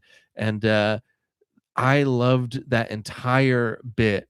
And then you get to the Leon part, and it's just like, blow them away. And like, it Yeah. was so much fun, don't get me wrong, but they don't need, they didn't have personalities in Leon's section of the game. They don't need them, but like, that was part of what was the fun for me, was treating every zombie like they were a real person that just turned, instead of like, oh, here's more fodder for my guns because it's fun to blow their heads off, which it is. So I'm kind of nitpicking about that, but yeah, the whole game was great. And you know what? Most of the time, I don't like the stories of Resident Evil, or I just kind of like put them to the side because they're so hokey. I was into this one. It wasn't too bad. I like Grace a lot too. I think Grace so far. I think it helped that I really liked Grace as a character. And obviously Leon's great, and he's still great here. So I liked all that stuff. I liked the bad guy in it, and then there's more that happens that I also really liked. So it's got a lot of cool stuff in it. It's they've gotten to the point where it's like, we've got to throw in these crazy action sequences and stuff, and it like breaks up the bigger portions of the game, and I didn't mind those at all. Like, a lot of them are hokey and goofy and over the top, but it was fine. I didn't mind any of that stuff, so I liked all of that. Yeah, I'd say I'm a huge fan of this one. I'm glad that it's doing well and getting a lot of cred, and people seem to be into it. Yeah, they bring back a lot of stuff that I love. I don't want to spoil anything as far as like pretty much anything. I have to say, there is one section in the game that I thought didn't need to be in there, and it kind of slows the game down, in my opinion. And it's kind of like, if you played the Resident Evil 2 remake, you'll probably know what I'm talking about, because it's like the same exact sequence as in that game too. And I don't know kind of why they threw it in there. Maybe for like a spooky, because it's like a scary section, but it's also like one of those like longer slow down the gameplay sections. I don't want to give anything away, but you'll know it when you get there. Some people probably like it. I wouldn't be surprised if some people, if the majority of people are kind of like me, a little annoyed that they threw this section in. I don't mind going back and doing like getting some nostalgia with revisiting areas and things like that. I kind of like that stuff, but this particular area was my least favorite part of the Resident Evil 2 remake, and then they threw it in this too, and it was like, what are we doing here? But again, it's a short sequence, doesn't stop you from enjoying anything else. It's just I can see it being like, when I eventually replay it, when I don't know when I will, but I've been itching to play it again, to be honest, but with third person and first person switched, because I think that would be a big difference.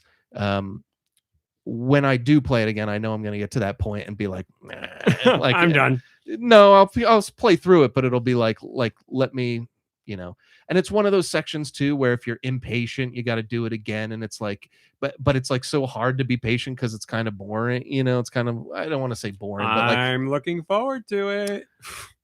You'll probably love it. You love everything I hate. You love, but we'll see. But yeah, I'm really, really pleased with it. I think it could have used maybe a mention of, I don't want to say anything because it'll be a spoiler, because then people will know that something's not in it. So I won't say anything. But yeah, as a Resident Evil fan, I loved it. I would say you should play it if you like to be spooked. And if you like Resident Evil games, you should play it. Congratulations. Thank you. It doesn't mean anything unless I say it. No, now it does. You've changed it. But yeah. So, anybody want to know anything about that game before that's it? No, because I don't want it spoiled for me because I'm playing it. Too scary. All right. Well, thanks for listening. RMC, what have you been playing? Thanks for asking. I also played Fortnite, like we said. Didn't play a lot this week. We got to get back to it. I was packing. Sorry. Yeah, you got a good excuse.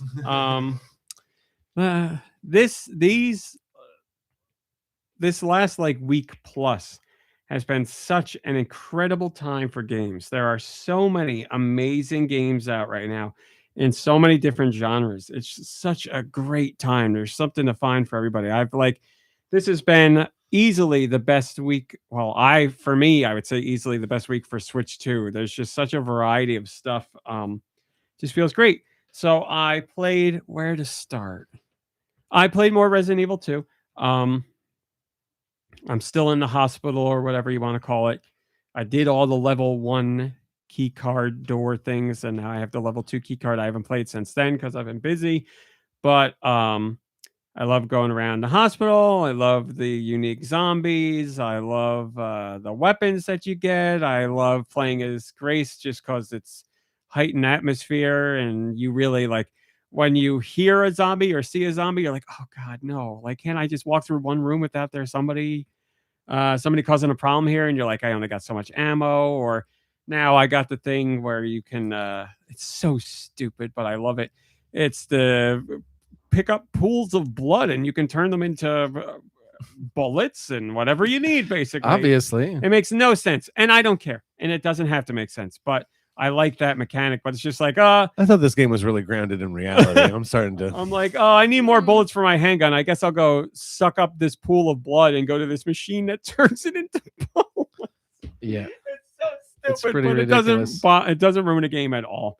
Sounds like it improves it. So, I will say I got to the one room that you have to go to get something. I don't remember what it is, but it's it's got what, like 4 zombies in it, and then the 5th female zombie who screams at you. Yeah, it was awesome. So like I'm slowly walking into that room and I hear there's a lot of zombies around, and like I'm peeking through the window and I'm like, oh, there's 2 over by the projector, and then I'm like, oh, there's another one over there, and I'm like sneaking, and then she's like, bah! And I was like, what, the lady, what are you doing? I ran out of there, and that's like maneuvering that room was a lot of fun just because there's so much going on in there. But yeah, I really don't have any complaints. Like we said last week, the main villain, or at least who I see as the main villain now, is so dumb in the best way possible because he's just, I don't know, he's just so stupid, but it's funny and it's great. And the puzzles are so Resident Evil in that if lock mechanisms worked in the real world like they do in Resident Evil, no one would ever go anywhere because it'd be like, I can't go to the bathroom because I need the 3 emblems from the statues to open the door to get in. But it's Resident Evil, so it's fun. So yeah, I've been making the needles that you stick in zombies to explode them, which is awesome. That's the best. It's so. I saw a guy on TikTok. You know how there's the zombie body that doesn't have the heart and the lungs. Yeah. And on the floor in there is the doctor zombie. And sometimes he's down and sometimes he gets up. I saw a guy on TikTok go in there and the zombie was Like down. that Chumbawamba song? That's right. And he wasn't getting up. And the guy on TikTok was like, should I use one of my needles on this guy just so he doesn't bother me later? Because the guy's like, clearly the zombie's going to get up later. So he sticks it in the guy's neck and the zombie explodes everywhere. And the guy starts laughing. And he's like, I don't think he's going to get up anymore because it turns the whole room into just a big explosion of blood and the guy's completely gone. Because I walked by that guy so many times. And the second time he got up on me, I was like, I already killed you once. And that was the time where I stuck him with the thing. I was like, no more. There's no more. But yeah. I liked coming around the corner and he was standing over that body with the bone saw, and he was like speaking kind of like, and I was like, I forget, what was he saying? Yeah, I don't remember what he was mumbling saying. Doctor stuff, but it was very funny. And I was like, maybe he's still a doctor, and I like tried to walk by him and then he attacked me. I was like, nope, he's not a doctor. Yeah, because his voice turned at least kind of human for a little bit. He'd be like, make an incision. Yeah, dude, there's a bunch of stuff like that. There was one room that is really cool that I don't want to tell you about to spoil, but one of the zombies in there was like, let's just say he couldn't get to you, and he was like, get out of here, go. Like he was like trying to help me. He was like, you should go, like kind of thing. I don't know exactly what he was saying, but yeah, it was creepy. You know what I've been doing that I didn't even think it's not something I would ever do in a game or have done. You know how like in The Last of Us, it's like the zombies can hear you or can hear things, so you throw bottles or whatever to distract. I never did it in that game, but in this game I'm doing it because like ammo is so scarce. I guess in The Last of Us it wasn't really scarce. So like there's the part where they're in the bar that has the safe in it with the lock, and I wanted to get to them, and I'm like, I don't want to spend the bullets on these guys because maybe they'll get back up. So I had the bottles and like threw it against the wall, and they ran over, and I scurried behind the bar to do that stuff, and then like used another bottle. I was like, this is great. I want more bottles. This is awesome. Yeah, I did that a couple times at first, and then I started saving the bottles to make like Molotovs and stuff. There's things you can make, and then like the second, like later in the game when you're Grace again, it's good to have bottles because there's something else that you get to make that works against an enemy. That's really, it's like really satisfying too. It's not as satisfying as making them explode with that like incision or injection, but it's like right up there. That injection thing, it's one of the best things they've added to Resident Evil. You hear them start to bubble and then they just explode. It's really awesome. Yeah. So, and then usually, or not usually, but every once in a while, Grace and Leon will both say some sort of stupid quip after that. Like, I guess he's not getting up or something, like, you know, whatever. But yeah, that's great. So I'm playing that. I also am playing Mini Shoot Adventures. I played a bit of it on the PC when it came out a couple of years ago, and all I could think was, this needs to go to Switch. Why is this not on Switch? This is for Nintendo fans. This is for Zelda fans. And apparently they were working on it behind the scenes the whole time. I've talked about it a good amount already, so you get the idea. But really, guys, if you like classic Legend of Zelda, you should play this game. It's exactly the same, except you fly around a ship 2D top down instead of moving Link around. And instead of swinging your sword, you shoot things at enemies. And that's the difference. That's it. Rooms that fill with enemies where you kill them all to get a puzzle, or rooms you got to clear all the enemies out of to get a key, or you know, locked areas that have little puzzles in them that you got to figure out. Like, it's Zelda. You're playing Zelda, but you're a ship. And as I said, the music is great. The graphics I really like. They're very endearing. They're very simplistic, but very enjoyable. Just nicely done. The controls are so smooth. Flying around a ship feels so smooth. It's just very enjoyable to control. And then you upgrade your ship with different bullets or different abilities and stuff, like you can do a boost now, or you can do a jump now. And it adds in, you know, obviously that makes you able to do puzzles and get into areas you couldn't get into before. Really, even if you're the tiniest fan of classic Legend of Zelda, you really should play this game. What if you awesome. What if you love Legend of Zelda, but you dislike shmups? What do you dislike about shmups?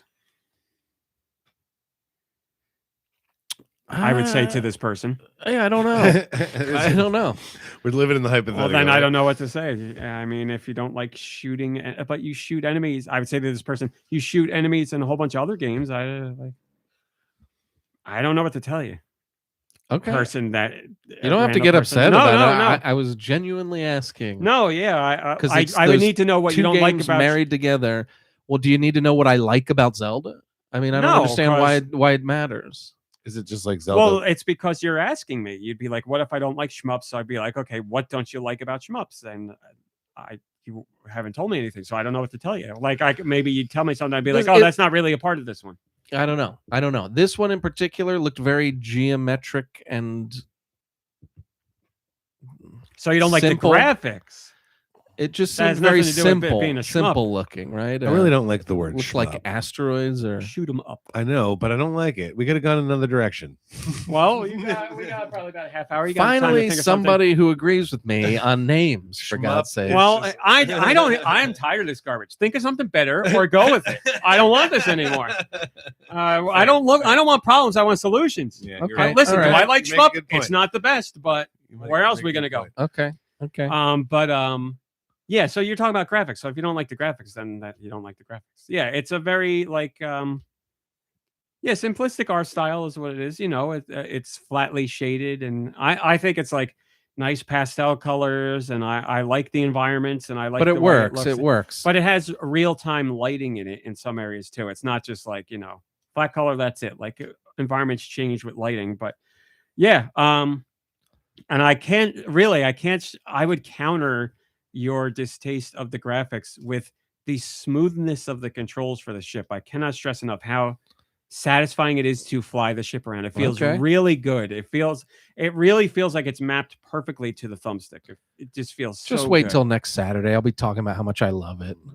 Fingers Big crossed. shmup guy over here. Yeah, and I would imagine your love of Zelda stuff is would far outweigh anything. It you don't looks like like a Link to the Past, and they took out the characters and put in like shmup characters. That's how it looks to me. I mean, am I wrong? Level layout wise, sure. Graphic art style, no, but level layout wise, yeah. It's because it plays just like a Zelda game. Yeah. So yeah, I would say I'm that sure is it's true. fun. It looks fun. I want to stress, it's not just fun. It is fantastic. It is like a hidden gem, and every outlet that game is playing it and hasn't is heard of fun. it was like, how did I not hear about this? More people need to hear about this. And it's better than the other Legend of Zelda ripoff you were talking about. That Ratcheteer. yes. Am I talking for me or am I talking for you?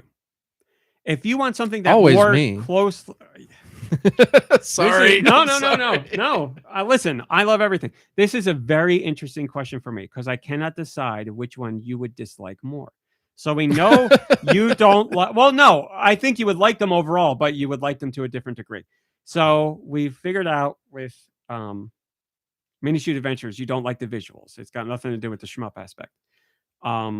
I don't hate the visuals. I don't hate them. Okay. I But was that's where harsh. your issue's stemming from, not from just shooting things. Yeah, I guess. I mean, I'm not a huge fan of like the whatever. It's like there's a bunch of stuff on the screen to dodge, and bullet you hell, shoot. yeah. Yeah, that. So it's not really bullet hell. When you get two bosses, they fire more bullets than usual, but it's not anywhere to a degree of a bullet hell. It's like you've played plenty of games where you've done stuff what you do in here. I mean, I like who am I kidding? I like Welcome to the Gungeon or Enter the Gungeon, and that's a bullet hell. So as so far, Enter the Gungeon's bullet hell is much more frenetic than this game is. I'll probably like it. But so Ratcheteer, again with graphics, I think right off the bat you would not like the graphics because it's like Game Boy graphics. Slavishly pays homage to Game Boy Color, like Mina the Hollower does, kind of. No, because Mina Holler goes way beyond what's possible on a Game Boy Color. This looks like an actual Game Boy Color game. It is very much sticking to those rules. Yeah, Deux doesn't like that usually. So that's like, yeah, if you can tolerate the only reason you could tolerate the way Link's Awakening looked is because you're a Zelda fan. So if you can take that look and apply it to another game that's not Zelda but plays like Zelda, maybe it'll work for you. But yes, it looks like a Game Boy Color game through and through. Mina the Hollower is how you remember Game Boy Color games looking, and it's nowhere near what right. It's not that good. So for you then, it seems like you like this Ratcheteer best. No, honestly. So I like them both a lot, but my detractors with Ratcheteer are bigger, and I can't really think of any. I really don't have any detractors with Mini Shoot Adventures, honestly. Ratcheteer detractors are you play a lot of the game in the dark, not pitch black dark, but like the environment is dark and you have like a fake cone of light around you because it's not realistic lighting because it's Game Boy Color. So like you'll have dithering around your character to show you some of the landscape, and then you won't be able to see what's out here.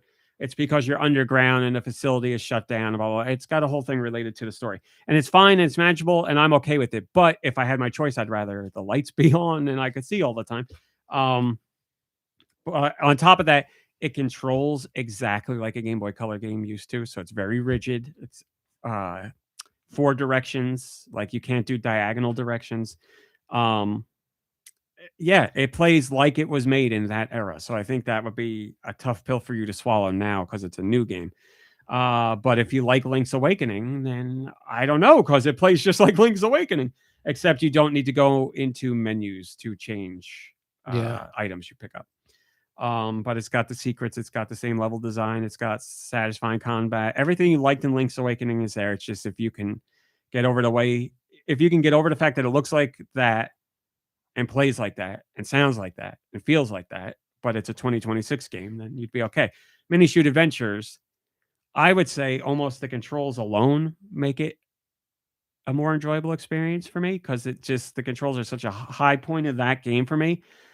I'd give Ratcheteer an 8 if I was going numbers, and I'd give so far Mini Shoot is at least an 8.5. I think it'll be a 9 by the time I'm done, but at least an 8.5. I'll have to try it but out. control wise, I think like that would sell you on it. Or one versus the other, you'd be all about Mini Shoot because it just feels so good. So yeah. Yes, Ratcheteer DX is on the Switch right now. It was available originally on the Playdate, but they've updated it for the Switch. Mini Shoot Adventures is on Switch and Switch 2. Obviously, you can play Ratcheteer DX on the Switch 2 if you want, but it has no enhancements there. But if you're a classic Zelda fan, I recommend both of those games. Then I'm playing Ooh. Oh. Get your jokes ready. So again, made by the guy who made Electhead. Give me Electhead to him, Electhead. I love Electhead. Electhead is in my top 20 games on Switch. Amazing puzzle platformer, really smartly designed. Got some really fun secrets in it. Doesn't overstay its welcome at all. Like you could see that whole game in 3 or 4 hours. It's a phenomenal game. Love it. So Ooh is the guy's new game. And it is you're this little character. You're Ooh. I don't know. Is it good? It's very good. I Show us your Ooh face. You guys can do it all you want. I can't do it. Why, too funny or? Yeah. That's it. Yeah. So you are this little blob guy that can lay down a bomb. You can move left and right. You cannot jump. You have to lay the bomb down to propel you either upwards or to the left and the right. And that's how you traverse gaps. There's no shockwave. Yeah, that's exactly what it's like. And there's no enemies to worry about. You're just it's a puzzle platformer. Sorry, Granny Gooner. Yeah, now I understand. So you puzzle platform your way through this Metroidvania landscape, and you'll come across doors that connect you to other parts of the map, and that's how you get around. So it's 2 buttons. It's lay the bomb down and explode the bomb, and then the directional pad, and that's it. And I cannot express how amazing it is to see the depths of which this mechanic is explored in this game. Because Electhead did amazing things with its very few controls and input options. But it's even more impressive. It's very clear the developer's like, okay, I know what I'm good at now. Now I'm really going to like push the limits. The ways this game makes you use the mechanic of blow yourself up to get somewhere or to traverse something or whatever. Mind-boggling. You'll look at puzzles and there's checkmark flags all over the place, and you have infinite lives, so you don't have to worry about any of that. But there's checkmark flags where you'll go into a room and it's like a 1-room puzzle, and you're like, okay, try this, and you're like, I don't know what to do here. So I'm like, maybe I'm not supposed to be here. And you go 2 rooms back and you realize you can't go anywhere else, and you're like, oh crap, like I'm being too stupid to figure out this puzzle. So you go back in the room and you're like, maybe this, and then you try a few more things, and I'm like, And I was like, the game wouldn't want you to do this, would it? That would be crazy. And then you do that, and it works, and you're like, oh my god, really? They thought of this, and that keeps happening over and over and over again. Like, there's puzzles where you're like, does this involve like this room that's like 20 rooms away? Could I like go do that thing there and to do this thing here, and that works? And you're like, oh my god.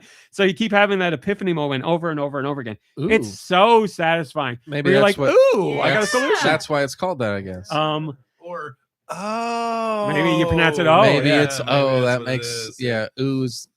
The best part is the Penetrating. developer of the game, who is Japanese. I don't know how much broken English he's using on social media, but I follow him on social media, and he put out a Blue Sky message the other day that said like, how do you pronounce ooh? And I don't know if he's like asking fans how to pronounce it, or he's like, I don't know how to pronounce it. How do you pronounce it? And he sent that out right as I was playing. And I took this picture of myself playing. I was like, I don't know how to say it, but I love playing it. And he like liked it, and we got a little talk. He's such an awesome guy. But this puzzle game, worth all the praise that you heard from Sony's guy. Not out on their systems yet. But if you love puzzle platformers, oh my God, it's one of the best I've ever played. So far, on track to surpass a Leckhead for me. It's just great. I just got the ability to lay 2 bombs. And I guess surprisingly and not surprisingly, you wouldn't believe how much that changes the game. Because now it's just explode them separately and it changes the trajectory. Now it's chain reaction. Yeah. So you can set a bomb on top of a bomb. So you blow yourself up in the air and then you blow up the second bomb to reach even higher. Or maybe you'll lay a bomb, put yourself in between that bomb and your next bomb, detonate the bomb on the right. It pushes you and the bomb on the left out over like a hole, and you fall, and then you explode the second bomb to push yourself to the right to fit into a gap. Like that kind of stuff. I like this. It's so satisfying. It is amazing. My mom is playing it because she's a big fan of a Leckhead as well. And I was like, Mom, he's got a new game out. Go play it. And she was like, yeah, I'll give it a try. So Is that why you had to do tech support? Yeah. So I texted her a day later and I was like, how's it going? And she's like, I like it, but I'm really stuck. She's like, I don't know what to do. And I was like, well, we can do game share and I could watch you play and I can help you out. So we went on and did game share. And she's like, yeah, I'm stuck in this room. And then as soon as she got to the room that she was stuck at, she's like, I don't know what to do here. And then she laid a bomb and blew up the wall to go where she's supposed to go. And she's like, oh, I was like, all I needed to do was watch you play. And she's like, oh, I guess I got to figure it out. She's like, I'm probably going to get stuck again. I was like, well, give me another video call and we'll figure it out. But man, it's so good. Do you know, can you look this up for me? Just type in 000 Switch eShop and then tell me the price. I'm curious as the price, but it is worth every penny. 0.00 is the price. $10.99. There you go, man. Worth every penny. A great soundtrack too, done by the same guy who did the soundtrack of the first game. Lovely old school pixel graphics with lovely animation. Like that's what it is. Just like a Leckhead, the game has very like bit crunched styled graphics, but the animation is top notch. So it's a looker in my opinion. But if you love puzzle platformers, play this game. It is fantastic. And then I'm gonna have to rush because at what time do we got to go to this thing? I don't know. What time do you got to be there to? We play at 7. So, oh, okay. All right. Yeah, we're good. Only because we're getting you there. So yeah, it's just what time is it? What time is vitamin gonna be? Perhaps we find that out. It's fine. No, we get the final game. Listen, I'm the star. Where are you going? The star of this show. The final game. And I've saved it for last on purpose because this is my pitch again to you, Do. Out on the other side of having played, I'm going to say 6 hours of it. Oh, not Pokopia. Pokemon Pokopia. I'm over it. I got Animal You're not Crossing. over it because you never started it. There's no over when you're under. Pokemon Pokopia, again, has been described as Animal Crossing meets Stardew Valley meets Minecraft. As we said earlier in the show, highest reviewed game of the year, best reviewed Pokemon Do you game have of to all time. like Pokemon to enjoy it? I'm so glad you asked that question because I have no interest in Pokemon, but the game sounds kind of interesting. In no way, shape, or form do you have to know anything about Pokemon or give a crap about Pokemon. Okay, congratulations to me. I am playing. I know Pokemon. I've played Pokemon Sure. games. I like them. There are plenty of Pokemon I don't know, even though we say them at the beginning of every show. I see Pokemon in this thing, and I'm like, oh, I know that one. Other I ones mostly from know Pokemon from Ice videos. So. I'm like, I don't know this Pokemon. But yes, all the knowledge you need to have a Pokemon is zero. You need to know nothing about a Pokemon at all. There's no point where it's like, I don't understand what's going on. And if I haven't played these types of games before, like if I haven't played Animal Crossing or Stardew Valley, am I still going to be you are like asking the perfect questions. The onboarding in this game, so the process of explaining how to do and what to do it, is so smooth, and it is not something where it's like an hour later you're like, okay, come on. 10 minutes in the game, I'm gonna say 10 minutes, maybe 15, but I really think 10 minutes you get the basics and it's like, go do things. And then as you're going out and exploring, you'll see things that you haven't seen before, and you pick up something. It's like, this is what this does. That's it. That's all it is. It's not like here's this thing, go learn about it and do it 5 times and then you'll figure it out. And it's very much like, this is a move that cuts logs down. Go out and cut logs. And that's it. That's all there is to it. So that's really what so this is what it is. The Pokemon are used for excuses to teach you ways to interact with the environment. So you meet a Pokemon that lets you cut down trees. You'll meet a Pokemon that lets you like till dirt. You meet a Pokemon that lets you move around dirt blocks to build things. You'll meet a Pokemon that lets you make bushes. You'll meet a Pokemon that lets you use water to grow trees.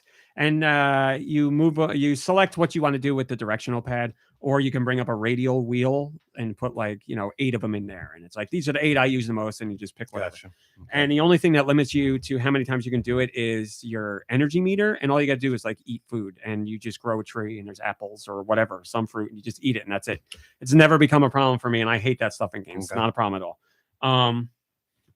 So you start off and there are no humans in this world. You had a human trainer. You're Thank a Ditto. God.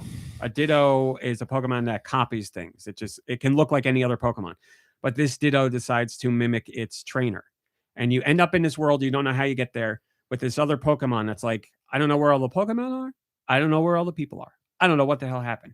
And they find out through you that you have the ability to create environments that bring Pokemon back, because you can grow bushes and trees that woos in like a Charmander. And the other Pokemon that's been there all this time, he's like, oh my God, I've been here alone. You can bring people back here. He's like, how about you go out and do whatever you want to do, and maybe we can bring more Pokemon back. So that's it. You're free to do whatever you want. And this is where Minecraft and Animal Crossing lose me a little bit, where Pokopia makes up for it. There are things to do in Minecraft and there are things to do in Animal Crossing, but you do hit a point where it's kind of like management, and it's like, maybe I'll build a house, maybe I'll make a path. It's like, what do I feel like doing? And eventually it's like, I don't want to decide what I want to do. I want to have an objective to fulfill. And Pokemon Pokopia is very much like, do you want to go out and build houses? Go do that. But it also has a very specific set of like, the goals are craft environments to welcome all the Pokemon that will open up new areas to you. And then eventually the end goal is to get back to your trainer. So you do have an end goal. Like there will be an end game if you're only if you're only looking at missions and objectives. You will get to a point like 20 hours into the game where it's like you've achieved the final objective. But after that, you could build whatever you want to your heart's content. You could explore all you want. Like you can do whatever you want.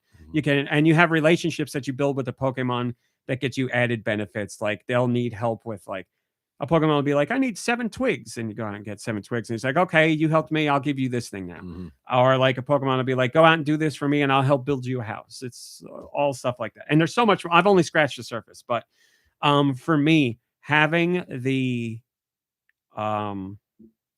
list of like actual things to do and objectives to complete and things to strive for makes it so much more enjoyable for me. Because I'm like, oh, I'm level 4. And if I make 5 pieces of furniture and I go help this guy grow some fruit, then I'll get to level 3. And that opens up another thing down here that I can go do. And it's that like satisfying circle of doing things over and over again.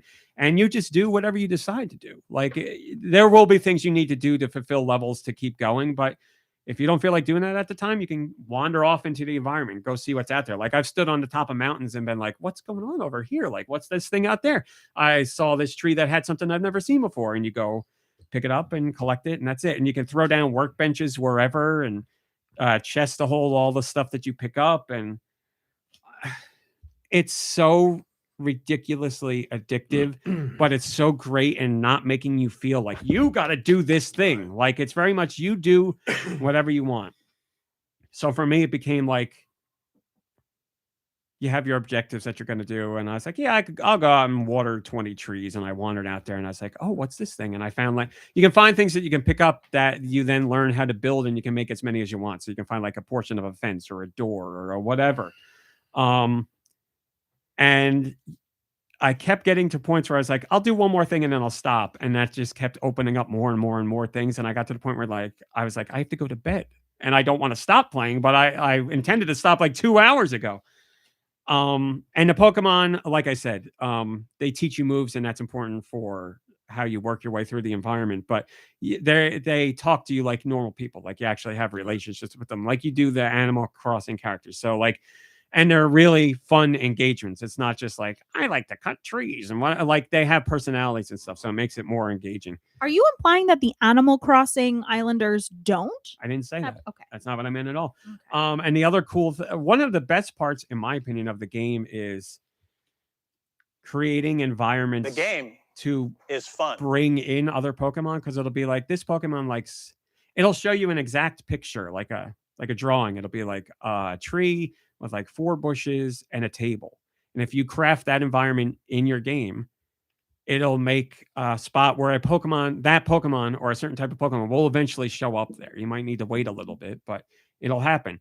And then you'll see environments that it'll be like, you need a punching bag and a stool and a bench. And you're like, how do I even make this stuff? And then you talk to other people and you find out and you're like, oh, you get recipes to make these things. And then you put them in the environment. So you're constantly like, it's a great churn of what is this? How do I get this? Oh, this thing. And now that opens up something else and over and over and over and over again. So, and the music is fantastic and it's just very soothing and relaxing, just like Animal Crossing is. And it's just, oh, man, it's so supremely addictive. It is like, you're going to shovel yourself over this game. You are going to love this game so much. All I could think about while I was playing it was, Mom Brain is going to eat this up and how desperately I want to do the play this, but I'm not going to push it any more than that. Listen, you eventually got the Animal Crossing on your own after decades. I'm sure I'm going to like it, but what do I need to play another Animal Crossing? Like, it's when you need to play Resident Evil 4, when you need to play Mario 4, when you need to play any game 4. They're different. They're all different. Yeah, exactly. You're right. You're right. Are we speaking the same language? I think we are. It's like playing. Yeah, it's like saying, why would you play this first-person shooter? I played that first-person shooter. No, You're it's right. not. It's like, why should I start another island? I've already got this island over here. I did my island. I mean, sure. Yeah. I mean, here's what I'll tell you. Is it an island? Are you on an island in this? Maybe it's more like a mainland. Maybe it's way, way bigger. That's for sure. Like it's a continent. It's much bigger and it's got gated off sections and like and Animal. Oh, so there's gentrification. In Animal Crossing, it's like, here's your island. That's it. You build within the space of the island. Right. In Pokopia, it's like build up, build it's down, like expand build left, westward, build destroy right. the native populations. Yeah. And while Animal Crossing is 3D, you don't really operate in a 3D space. Pokemon Pokopia is 3D. Like you're in caves and you can go all around them and like all that. Like it's a 3D environment. And while Animal Crossing is much more about fostering relationships, where Pokopia is much more about exploring the environment and creating the environments to welcome in more Pokemon. Like it's about. And like, it's not about terraforming for the fact that like, if you're like, I'm not a creative person, I don't want to build anything. That's not the point of it. Like you're building the environments to welcome the Pokemon, to earn new abilities, to explore further over and over and over, rinse and repeat. So yes, there is Animal Crossing in there. Yes, there's Minecraft in there. And based on what I've seen of Stardew, there's some Stardew in there with crops and things like that. Crops are in Minecraft as well. But turnips. It's an amalgamation of those ideas to create something new as well. It's like art in general. It's like, you know, artists create art based on the art pieces they've seen before to make something new and engaging. And you'll play this game and be like, this is a little Animal Crossing. This is a little Minecraft. It's a little Stardew. But what you get in the end is its own thing. Art. And what you're telling us. It's so good. It's so good. Like there's a reason why it's the best reviewed game of the year. There's a reason why it's selling out everywhere. There's a reason why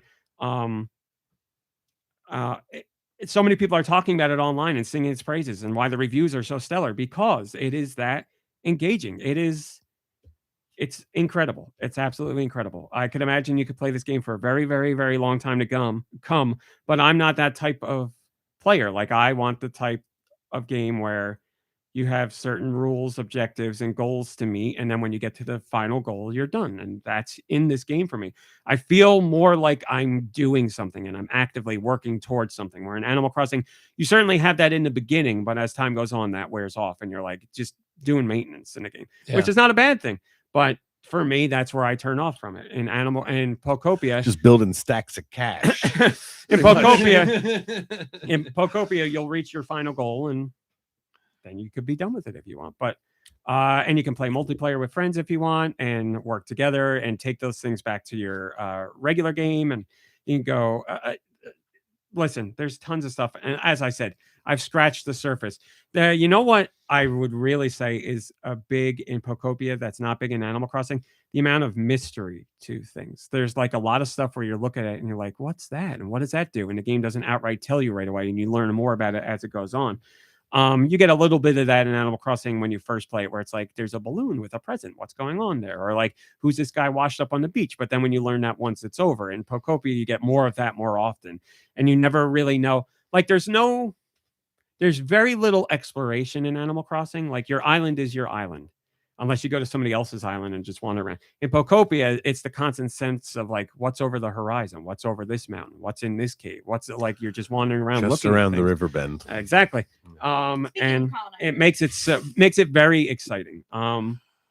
So it's fantastic. Like, it really, really blew me away. Even when I read the reviews, I was like, is it really going to be that good? I don't know if it'll click for me. And I played it and I was like, I get it. I put first night I played it, I played for 3 hours and I was like, I 100% get why this is getting these reviews. So it's stellar. It is a system seller through and through, hands down, no questions asked. Even if you do not know or care about Pokemon at all, this is the Trojan horse. This will make you at least know about Pokemon because they're in the game. But Is it possible to not care about Pokemon?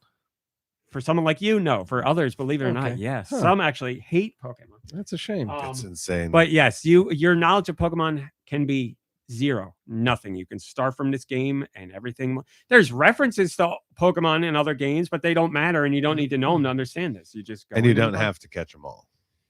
No, you don't have to catch Yeah, them all. that would be stressful. If you Yeah. foster environments to make more, you will get more abilities that may help you out. But yeah, you don't have to. And the game is very good about like the abilities that you need. It's like to get this Pokemon, you need one bush and one tree, and you can do that right off the bat. And it's like, here they come. It's not going to like gate the important stuff behind any of that. You'll get things that may make stuff easier to do later on, and they may have more engaging environments or tough environments to create. But no. Like I said, onboarding is 10 minutes, and within the first half hour, you're like, I get what I'm doing here, and then you're off to the races. So, man, it's so good. It's so good. It's so good. It's so good. Really, the biggest thing I can stress is that you don't need to know anything at all about Pokemon or care about Pokemon to fully enjoy this game. If you enjoy Pokemon before, you'll probably get even more out of it just because you like seeing your favorite Pokemon, or you'll recognize certain things in the environment or stuff like that. But that's just icing on the cake for what is already a delicious cake on its own. So there you go. Play Pokemon Pokopia, a genuine system seller for Switch 2. Killer experience. Lots of fun. And that's coming from someone who's not a creative person in games. I don't like creating stuff in games. I'm not going to go out and build. I was laughing to Mom Brain because they have like prefab houses that you can build. You can also make your own, but the game teaches you how to do a prefab house. You go to this thing, you buy like a kit for a house. You get a couple Pokemon to work on it for you, and they build it for you while you do whatever. So it told me my house was done, and I go look at my house, and it's got like a construction thing up around, and they're like, your house is done, and they take it away. It's just like a pile of leaves. It's like a little pile of leaves with a hole in it. And my guy's like, oh boy. And you get down on all fours and crawl into it. And you go inside, and it's this little tiny room that you can barely move in. But it's my house, damn it. Hey. And I got a bench, and Gotta start I got a shelf, and that's all I got. But doesn't matter. I'm not spending time there anyway. You know who lives in a place like that, kind of? Who? Mr. Tumnus. You know, don't get Pokopia. Mr. Tumnus approved. I'm out. Forget it. Oh no. But yeah, that's all I played. So man, what a time to be playing games. There's so much good stuff. You got a Zelda clone, you got a puzzle platformer, you got a brand new Resident Evil, you got a new take on Animal Crossing and Minecraft and Stardew. And You got bingo. you got bingo. and Bingo. holy crap. All right, let's do questions. Send your questions to goninpod@gmail.com. Where? Goninpod@gmail.com. Maybe I will. Maybe he will. You can ask about Nintendo video games in general or whatever the hell you want. I want to say here, Drake says it's addictive. I played from 7 p.m. last night. Then I looked at the clock and it was 11:30. It's bigger and more exploring than Animal Crossing. It's like this podcast. That's right. That's right. Victor, first time questioner. They say this. I'm a long time listener, first time questioner. I've never missed a podcast. Wow. And I've been listening since 2007. Unfortunately, because of work and life responsibilities, I have only ever made it to a live recording twice. Mostly listen to the pod when the recording drops on YouTube. The few times I did join live, I didn't know what to call myself on Discord. So at the very last moment, I decided to name myself Gerald Beaverhausen, hoping it would develop Correct. into listener That's correct. lore. Like maybe I was a distant family relative too. Anastasia Beaverhausen. Beaverhausen. Anyway, I doubt anyone remembers. I don't remember your name, Gerald, but I will now. My name is Victor, and it is okay to say it on the podcast. Well, good. Victory. And before I ask my question, I just wanted to say that you guys are the absolute best. Hearing your podcast helps me get through tough work days. You don't know who I am, but you guys make everyone listening feel like old friends, especially when talking about old pop culture. I'm 41. Well, pretty close to us. Yeah, we're right there. From Viennetta to Simpsons references, Alf, Micro Magic French fries, Mango JoJo's. Mom Brain went to Trader Joe's today. I looked for Mango JoJo's, but they didn't have any. And of course, Nintendo-related news, and they say in parentheses, I guess. Love it all. Keep on keeping on. Anyway, here's the question. Simple, but open. Oh, I love this question. What is the best bread? That's a question. Oh, That's a question.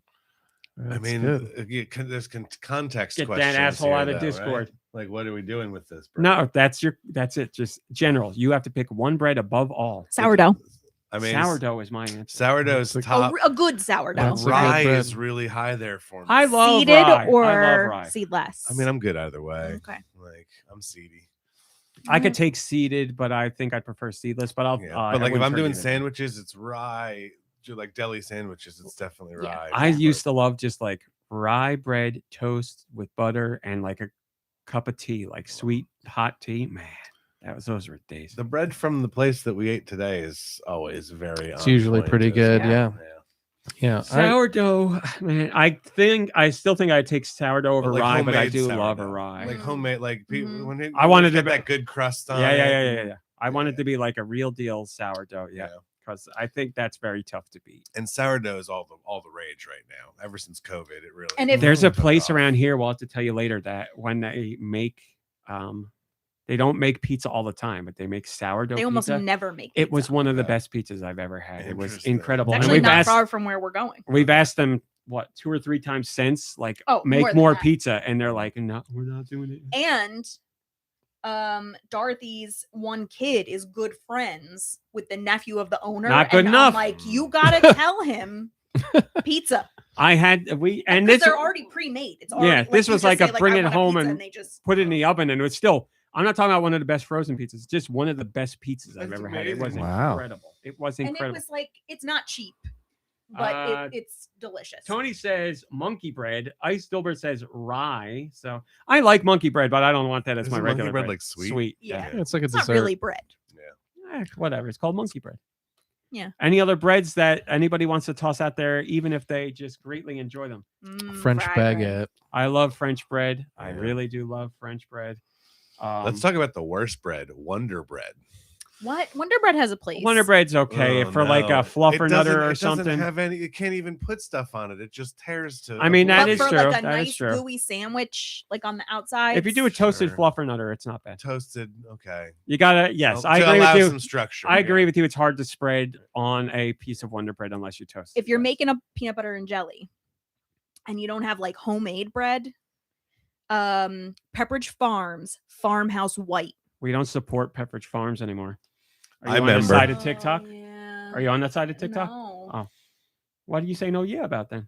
I thought that they were maybe like Kellogg or.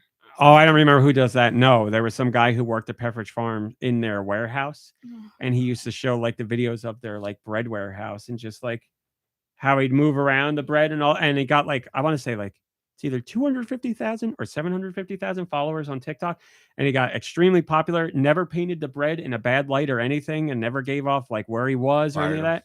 And Pepperidge Farm found the account, and they were like, either take all your I videos guess they down, remembered. or I you're in remember. trouble. And he said, all right, well then I guess I quit. And he's like, I'll continue my work somewhere else. And all of these other bread companies are like, come work for us now, come Yeah, work for us. And it's like, seriously. Pepperidge Farm, how did you shoot yourself in the foot with this? Like, it's just somebody genuine, nice, sharing an interesting story, not saying a disparaging word about you at all, and you're like, knock it off or you're done. And it's like, well, I don't need your Milanas that bad, Pepperidge Farm. you have Pepperidge Farm, and then you have Staples, who went the exact opposite direction with the Staples baddie, whereas the Staples baddie on TikTok. I was just at Staples the other day because of the Staples baddie. Do you guys know about the Staples baddie? So No. Staples baddie is someone on TikTok. Again, they're close to 1 million followers. They have just been going, they work at Staples, and all they've been doing is telling people all the things Staples offers and does that people don't know about. And it is incredible. I guarantee you will learn about things you didn't even know they ever did. And Staples has taken the approach of, we recognize them. They are amazing. Let's embrace We are it. not going to give them any rules. We are not going to ask them to do official videos for us. We're just going to let them do what they want. And if they like talk about something on their TikTok, maybe we'll give a promotion for it. Like they really like these pens. Okay, 50 cents off these pens. Staples has 100% done it the right way. In-store traffic is up by 20%. Their sales are there's an employee that works at Staples, and it's like, I love the Staples baddie and I hate the Staples baddie because I used to work here because you don't do anything. They're like, now people are in here all the time and they're like, can you make me a mug? Can you make me a poster? Can you make me a binder? And he's like, people didn't know we did this stuff before, and now I got to do stuff all the time. Nice. But that's, yeah, so Pepperidge Farm's on the wrong side of things and Staples on the right side. I heard they're looking for a Staples daddy. Oh, Staples Zaddy. Any other breads, or are we good on breads? Potato bread, that Numbers No. bread. I wouldn't want it as the best bread ever, but that Numbers bread is amazing for what it does. For what? Yeah. If you're what looking it for is, low sure. calorie bread, what's it called? 647. 647 bread. It is 40 calories a slice, That's right. and it's amazing how much like normal bread it tastes. I guarantee you could give it to people and they would never think Okay. anything other than this is a normal slice of bread. Very good. All right. But We broke bread. sour, rye, French, and those are our opinions on good bread. Thank you very much, Victor, or should I say Gerald Beaverhausen. We appreciate your first email. We also have a Patreon question. Mom Brain, Yeah. do you know you could join the Patreon? For $1. For $1. Eggman did, and they asked this question. Hey, podcast crew. Another great question. Oh, you're really going to like this one. If you are taking a bath, which I often do, what is your toy of choice to play with while in there? Mom Brain, I turn to you first. Okay. Right now. Oh, I'm sorry. You didn't have toys. I apologize. This is What do you mean? rude of me. What do you mean? You Oh, stop. We're not talking about that. Go ahead. I, as a kid, It's not. I know it sounds sexual. It's not sexual. Now it is. Go ahead. You're gonna tell the story, right? well, I will. Yes. As a child, I used to pretend, as I was waiting for the bathtub to fill up, I used to pretend that I was homeless.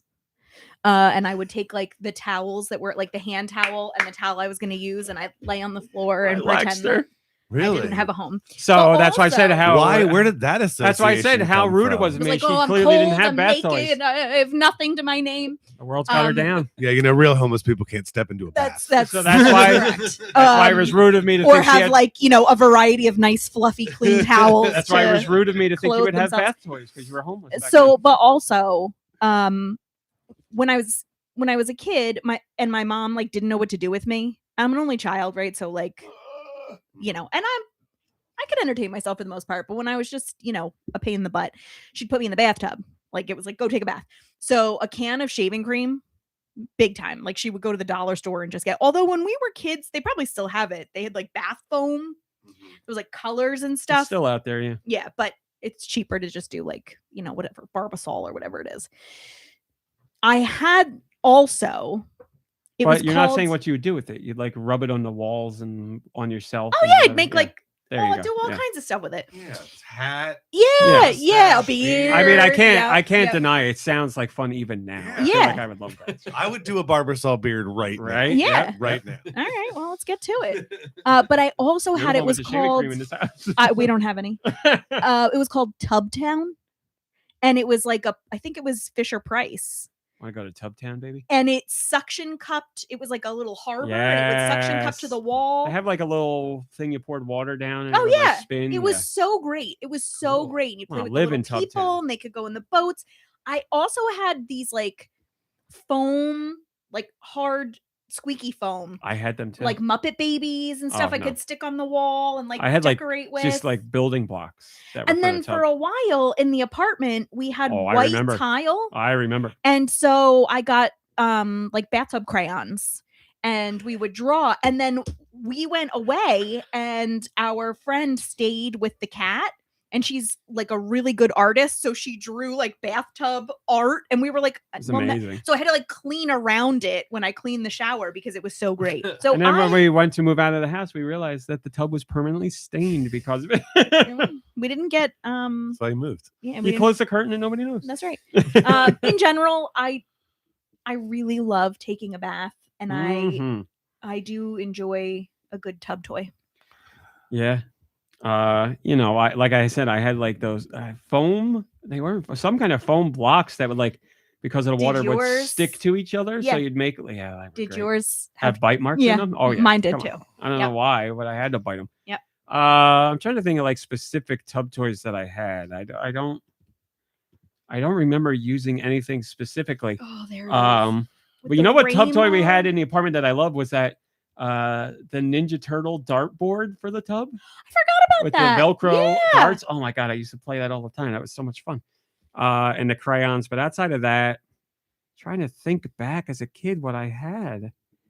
I just had like the blocks and like just cups to like dump water on myself with or For something. some reason, my He-Man figurines became my bathtub Oh, toys. yeah, when I had a was couple kid. of Barbies And with there was nasty hair. There was one that had suction cups for hands and could suck up water, and then like it squeezed its legs and Oh. squirted water out of its mouth. Nice. And I thought that was the coolest thing. That's incredible. As an adult, I don't take baths as much. I have a problem with like as soon as it's either too hot and I get all sweaty, or it's not hot enough and it gets cold too fast, and so I can't find that balance, so I just don't do it anymore. I've just always been a bath person, and I do like a hot bath, not as hot as her, but like I can sit in there for you know me, hours, I'm sweaty man. hours. So I'm taking a double bath. Over Manny Biss, hello. They say a pirate boat, and I used to use the indoor plants as islands near the bath. Great, what an imagination! That's That's pretty good. fantastic. Do bathtub toys? I never had specific bathtub toys. I played G.I. Joe in the bath, which was always fun. But when I was a little bit older, probably around the time that Forrest Gump was out, so probably 94 or something, for some reason, I had a lot of like toy guns as a kid. And like for some reason, I started doing this one thing that I really liked. I'd still do it today if I fit in any bathtubs, Yes, but I don't. Is you fill the bathtub up, and then like while you're filling it up, you turn on the shower, and then you pretend you're like in Vietnam with your gun, Yeah. and like because in Forrest Gump, like the water would be, it was always like raining.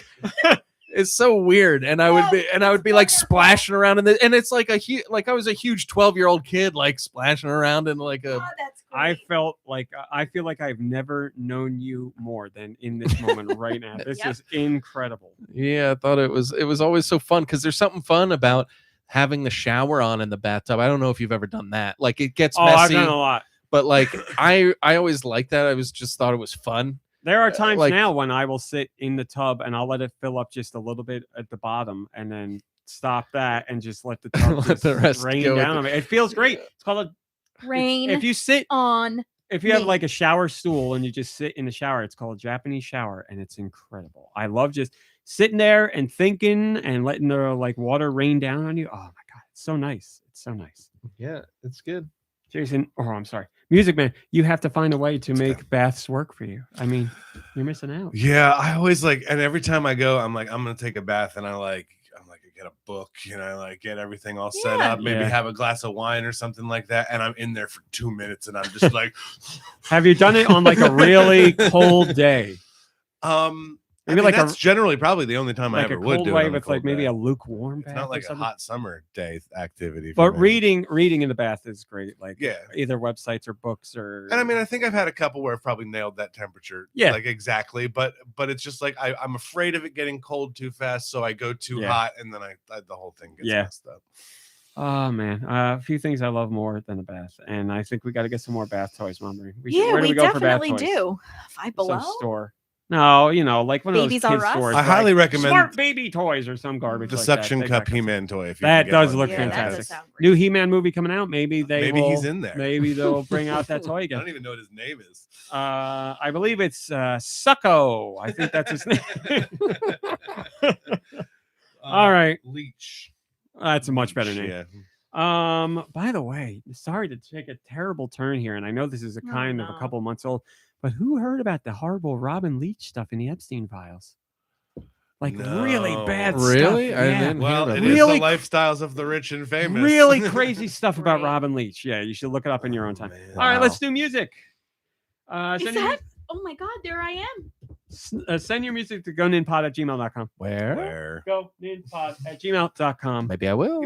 Put music in the title. How about your local Hell. mom brain? I thought we were going to have music today, but here we are, mom brain. Although she's not ready, I'm trying I'm to very vamp ready. to let her know I'm it's time for so music. ready. I got music. You want to hear it? You want to Oh. hear it? Oh. Yes. Yep. Oh, shoot. Is that what he sounds like? Oh boy. Well, you've got your water bottle all on my business. Well, I didn't know you were going to be here. Wrong I answer. told you I would join. I don't know what you She wanted. did. She hinted at it. I did. This one's from Mikey3319. I promise. She's thinking about it. Here we go. I know this. Why do I know this? You do. This is another world. This is out of this world. Out of this world. You Hey. got it. Oh, I know why. Because it's from when you're trapped in a cage. Anesta. Hey, Wachenda. And then you break out of the cage, and you and that little white nerd save the day. Despite all your rage. Man. Wachenda. So this one is from Guy Bones. That was a good one because that's a game that doesn't have a lot of music in it. That was really good. It's like Toe Jam and Earl or something. It is not.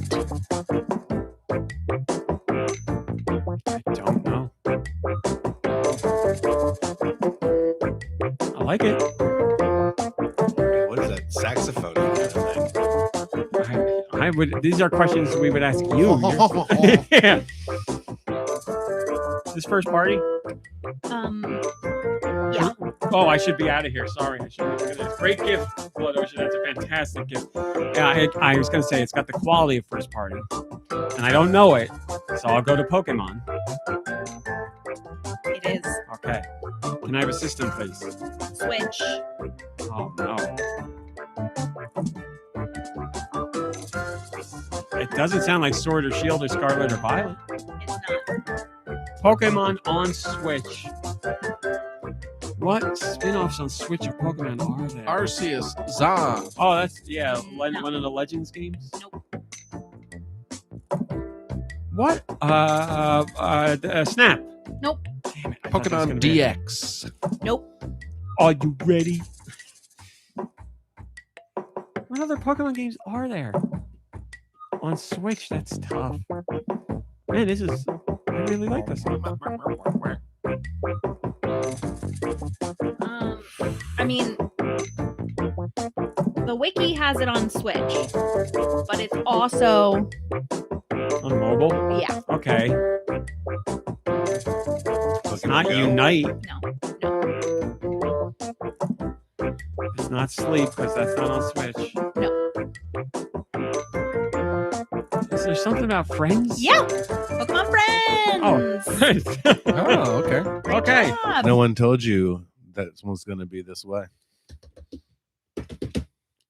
That was really nice. Pull that one out of my butt. Steve Irwin, R.I.P. sends this one.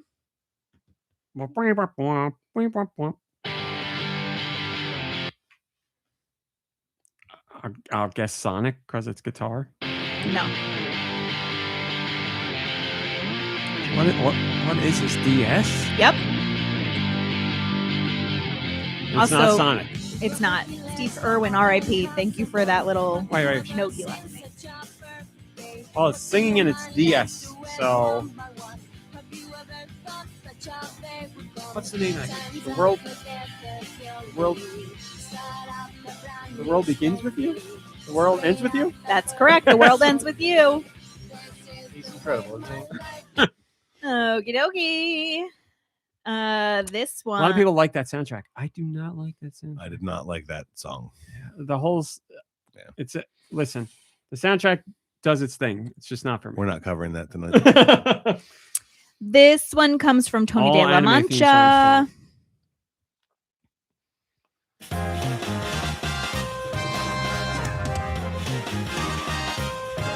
It's like Lupin the Third. Sounds like two songs playing at the same time. Yeah, I was gonna say, do you know what's going on? Because I don't. If you don't, I don't know. Oh, I know this. This is the original Chibi Robo. Yep. I only know it because of the Japanese people. Yes. Whoa. Yeah. There was a.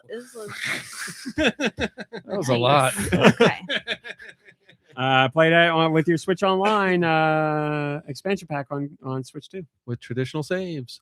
Sure, or rewind too. Trad Savs is what they're calling this now. No, let's stay away from Trad. Is it? I just want you to know that this song comes from Tater Tot, who says, "Hey, Mom Brain, you rule." You know that? Oh, Tater Tot my is correct. favorites. Who T-Tot. also often signs Viva la Resistance. So I like that. You know, we're here. Next song, please. Oh, okay, got it.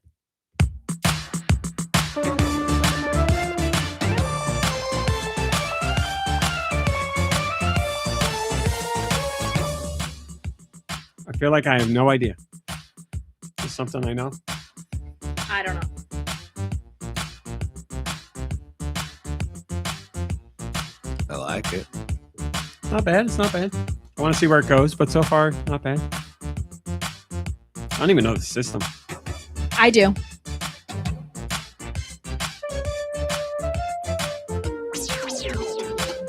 I feel like this is like a Renaissance fair in the future. Using those orchestra hits in such a weird way. Like something David Hasselhoff sings in Germany. I got no idea at all. I got nothing. Yeah, I got nothing. What's this one? Switch. Oh, too Really too help. big to guess. Yeah, As not we first know, party. every game in the world Not came first out party, on Switch. right? So. It is not first Yeah, party. go ahead. Sorry, that was just the next song. All right, have we given up? Yeah, I give up. Blippo Plus. Oh, I guess I haven't seen that channel in Blippo Plus. I don't know what that's from. Quizzards. That's a bummer. No, I've seen Quizzards. That's what it says it is. I don't know. What a bummer. You let us down, man. Yeah. Unbelievable. Womp, womp. Here's- Hanging off my Cow. hat. One from Can you get Radical anything right? Defect / Master Higgins. Who have we seen them today? No. Game Boy. Yep. First party. Yep. And I know my Kirby motifs. Kirby, right? Yeah. But it's a unique Kirby. It's not a mainline Kirby. You know, it's Tilt a and shame. tumble? No, it's a shame that this ability isn't one of my kinks. You know, like One of my it's like kinks. wasted. You would be so turned on right now. All the time. Well, at least one of us is turned on. What Rick. other spin-off? Kirby Brick Breaker? Brick Ball? Ball Breaker? I'll give it to Block you. Breaker? Block ball. That's There, you got really me. funny. That's really funny. Ball blocker. That's a fun game. That's yeah. so funny that you got him there with that That's joke. that spurred it on, yeah.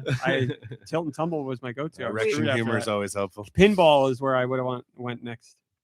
Uh I don't know if I don't know what I'm doing. Well, I'm not keeping 1, 2, track 3, 4, either. 1, 2, 3, 4, so- 5, 6. Okay, so one more. Okay. One more. No. More. I'm talking to myself. You go. Okay. This is your This- 7th song, I believe. This one comes from Human Fart. Guess my fart. Guess my fault. Oh, sorry, the video was unavailable. No. Must have been a Nintendo Excuse one. you, human fart. What was it? Nintendo? I don't think so. Oh. This one comes to us from Turbo.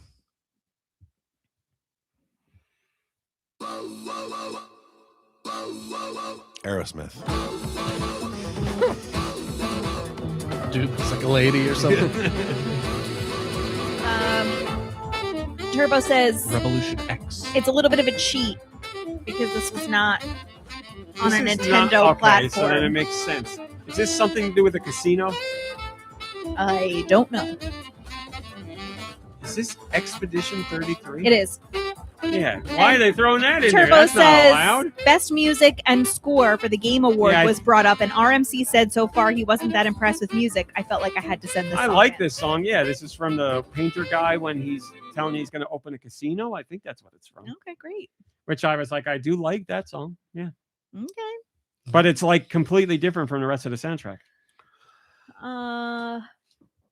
This one comes from Wired. It says it's playing. I don't hear it. Immediately familiar. But why?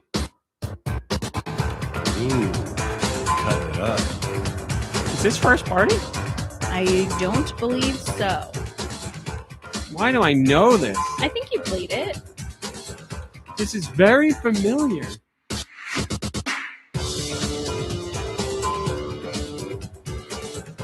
Maybe you didn't.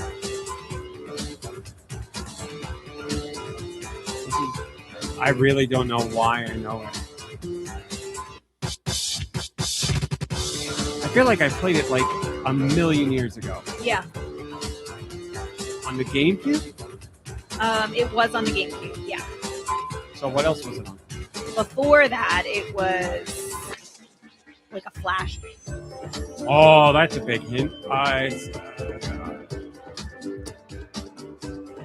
Alien Hominid. That's correct. I still own that game on the GameCube. Yeah, holy crap. That was like a Blast time from the traveling past. back 25 years ago. Oh my God. They didn't even have indie games back then. That was probably the first. I mean, they had them, but like we I didn't know, know I'm about just them. We kidding. weren't talking about them. I mean, yeah, Flash games. You would go to Newgrounds and play. That's My apologies. Hey, Shug. exactly. This one comes from It's Stitched.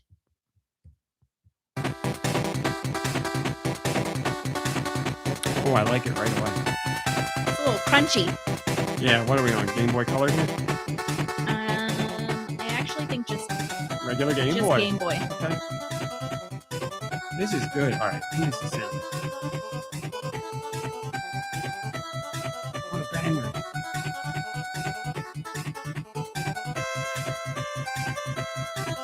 This is like Mega Man or something. It is not. I'm Mega gonna.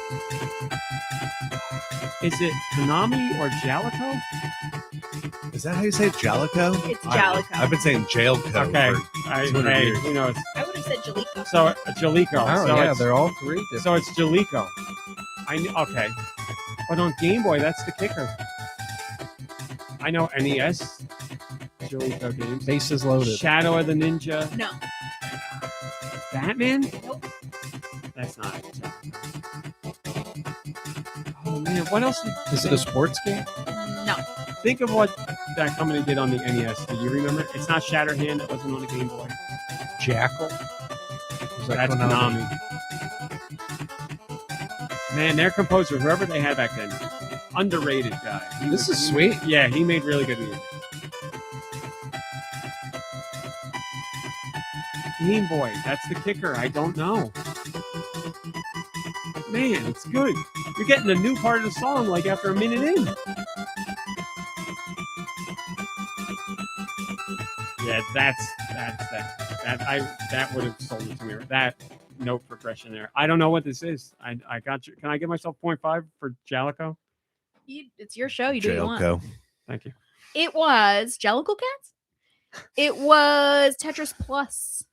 Oh. They did that game? Really? That's what it says. Wow. 1997. Tetris Plus Holy a banger crap, I didn't even soundtrack know- is what it is. I got to look that up. That was cool. Okay, so we have one left. Sure. Okay.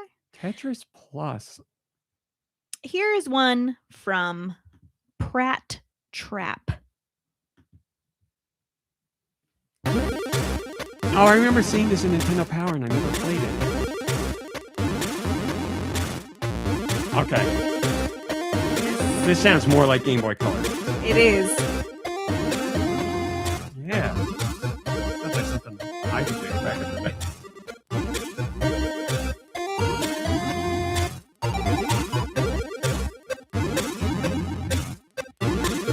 this could be like a menu or like a character select. I don't know that it would be a character select given the game, but it might be a menu. Banger. I don't even know if it's first party. It is not. Who did good music on Game Boy Color? Ocean? I can look it up. Ocean would be the guy that made killer music for crappy games. Is this a licensing? Yeah. Oh, could be Ocean. Or could be the other company that did all terrible license games. LJN. LJN, yes. Or the Legacy. This is really good. Yep. Here with the 8-bit cowbell. All right, we can figure this out. Game Boy Color era licensed game. Is there a battle codes for Game Boy Color? Well, for Game Boy there was, but we're talking license, so like cartoons or movies or TV shows. Tailspin. No. You know the company yet? Publisher or developer? I would love both. Okay. Developed by Awesome Developments Vicarious Visions. Oh, okay. Published by Virgin Interactive. Oh, another license company. Yeah. Okay. So is it Disney related? No. Whoa. Is it cartoon related? Nope. Oh, is it Jurassic Park? No. Dick Oh. Tracy. No. It's gonna have Terminator? Nope. RoboCop. Nope. Virgin. Lawnmower Man? It's not Nope. a Game Boy Color. It's a license that's still around today. I don't think so. Like Die Hard. No. It's gonna piss me off. Come on, you guys are you especially. You're the But it doesn't licensed guy exist then. today. It doesn't exist today. But if it's from then, you know it. What Sure, we year? all know What it. year period would we be looking at for this? Game Boy Color. What is that? Mid 90s.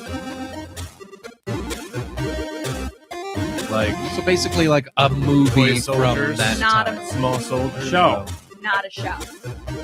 It's not a cartoon. It's not a movie. It's not a show. It's not a movie or a show. A toy brand? Nope. Cereal. Nope. A food? Boy, Game Boy Color was later than I thought. It was 98. Was it Spot? The No. 7-Up? Man, that's great. Yes. Good guess because it's on track.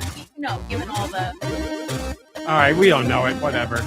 It'll be stuck in my head forever now. Jimmy White's cue ball. Come on. Jimmy White looks like a total douche. He's a total douche. What is The man. Simpsons? Hold on, Lee Carvello's putting challenge. Did you know? I just found out.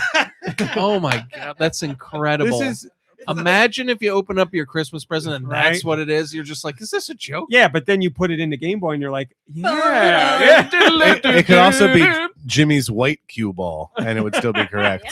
Yeah. I just found out now, and this is probably really stupid, that the Simpsons tried to get Lee Trevino, the golfer, to do that, and he said no. So wait, so Lee Carvello's not a real golfer? No. Oh man, I Right? always thought for years that he was. That's so funny. Now you know the whole Can story. you imagine not saying no to that? I mean, I guess it was an early episode, so you didn't like a lot of people.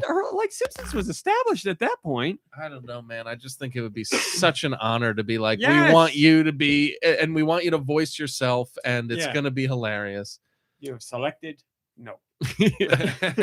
And that's it for today's show, everybody. Oh, it's We've sad done it to all. end. That's it's it, all everybody. Except Sorry to see for it it's go. not it, because we got Wait. something called Deux Views. It's never news. Ooh. Rumor of the week with Deux Michaels. Starring Deux Michaels. I We're thought that's starring, what it yeah. was. Featuring Deux Michaels.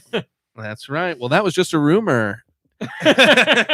So, ladies and gentlemen, you might have heard of Deux Views. That's when I send my spiders and my flies all over creation, and they come back with video game related rumors that I share with you at the end of the show. But we're going to try something a little little bit special this week with Oh. Deux Views. Something we've- Nice. something we've never done before, ever. And it goes a little something like this. This is not a rumor. It's a true Wow. news story. Big breaking news here, guys. This is going to take us right to the front page of Reddit again. Here we go. This is where we're going, ladies and gentlemen. So That might have we been enough. talked a little bit earlier about how Nintendo is going to sue the Trump administration for recompense because the tariffs were, I guess, illegal. I mean, I don't believe it, but we'll see. It seems But, legal to me. But Nintendo is so interested in winning this case that they got two very, very familiar and special attorneys on it. Ladies and gentlemen, for the first time ever, Phoenix Wright and Apollo Justice are working together, not Wow. to be defenders, but to be This prosecutors. true story went the way I wanted it to go. And that's right. And there's going to be plenty of objections. That's right. Oh, if we only had that on the soundboard. How do we not have that on the soundboard? Yeah. It's the picture I did for this story used Phoenix Wright's body with Mario's head on it. So this is perfect. I'm It glad was- this is true. It was really good too. I don't know how you're doing. Are you doing that just in like a regular program or something? No, there's some website. So I use very quickly. There's a website that lets me turn any image into a PNG really quickly, which means I can just select the part that I want to have, and everything else is taken out of the background. And then there's another website that just very quickly lets you take two pictures and put one on top of the other and align it. It takes like 30 seconds, and it's so much quicker than me like using GIMP or Photoshop or whatever, and I just do that. So if those two websites ever die, forget it, I'm screwed. But I do Whatever. Photoshop, so you can send it to me. when I have breaking news, I'll be like, Jason, now! Or I'm sorry, Music Man, now! I need this now! I need Mario's head on Phoenix Wright's body. Yeah. Stat- Do you remember how I got Mario's head, started? Trump's body, go! I got started with this outfit on rawmeatcowboy.com, That's- photoshopping Deux' face onto other into movie scenes. So. That's right. That's right. That Aragorn one was really flattering. Those were the days. All right, well, that's it. There you go. Another extra long show. And now I'm going to play you our new outro song for every To episode. play us out. We have Thanks an for outro watching, song. and thanks for listening. And we'll see you next week. Jimmy White. Goodbye, everybody. Goodbye. Goodbye, everybody. Goodbye. This is a banger, man. It really is way too good for whatever that game is. Let's see.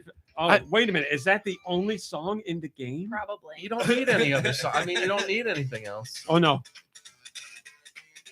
Okay. That's definitely a bunker shot. Oh wait, this pool. We're talking about pool. Bumper shot. I don't know enough about sports. I would have been like, oh, okay. Bunker shot. Trick shot. The cover art makes you think that it's a joke. You're like, that's not real. Like, I mean, That dude definitely was the coolest Fucks. guy. Fucks. He absolutely fucks. This game fucks.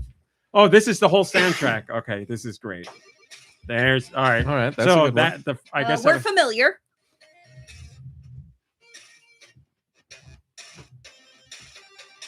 okay. Big into Yeah. that sound. I love that noise. You're gonna have to put this on your YouTube. You'll be listening to it while you update. Yes, you're right. It's in my history now. This isn't bad. Yeah. All right. I'm not going to spoil the rest of the soundtrack for myself. That's pretty It's too good. All right, Jimmy White. Maybe I should look at watch. We'll look him up and it'll be like 8-time pool winner and convicted pedophile Jimmy White. Yeah. I'll be like, well, at least the music's good. Great friend of Robin Leach. You guys gotta look that up. All right, everybody, we got places to go, so we got to get out of here. But thanks for watching. Thanks for listening. Play some games. Hang out with friends and family. Rest, relax. You deserve it, and we'll see you next week. Goodbye, everybody. Bye. Goodbye.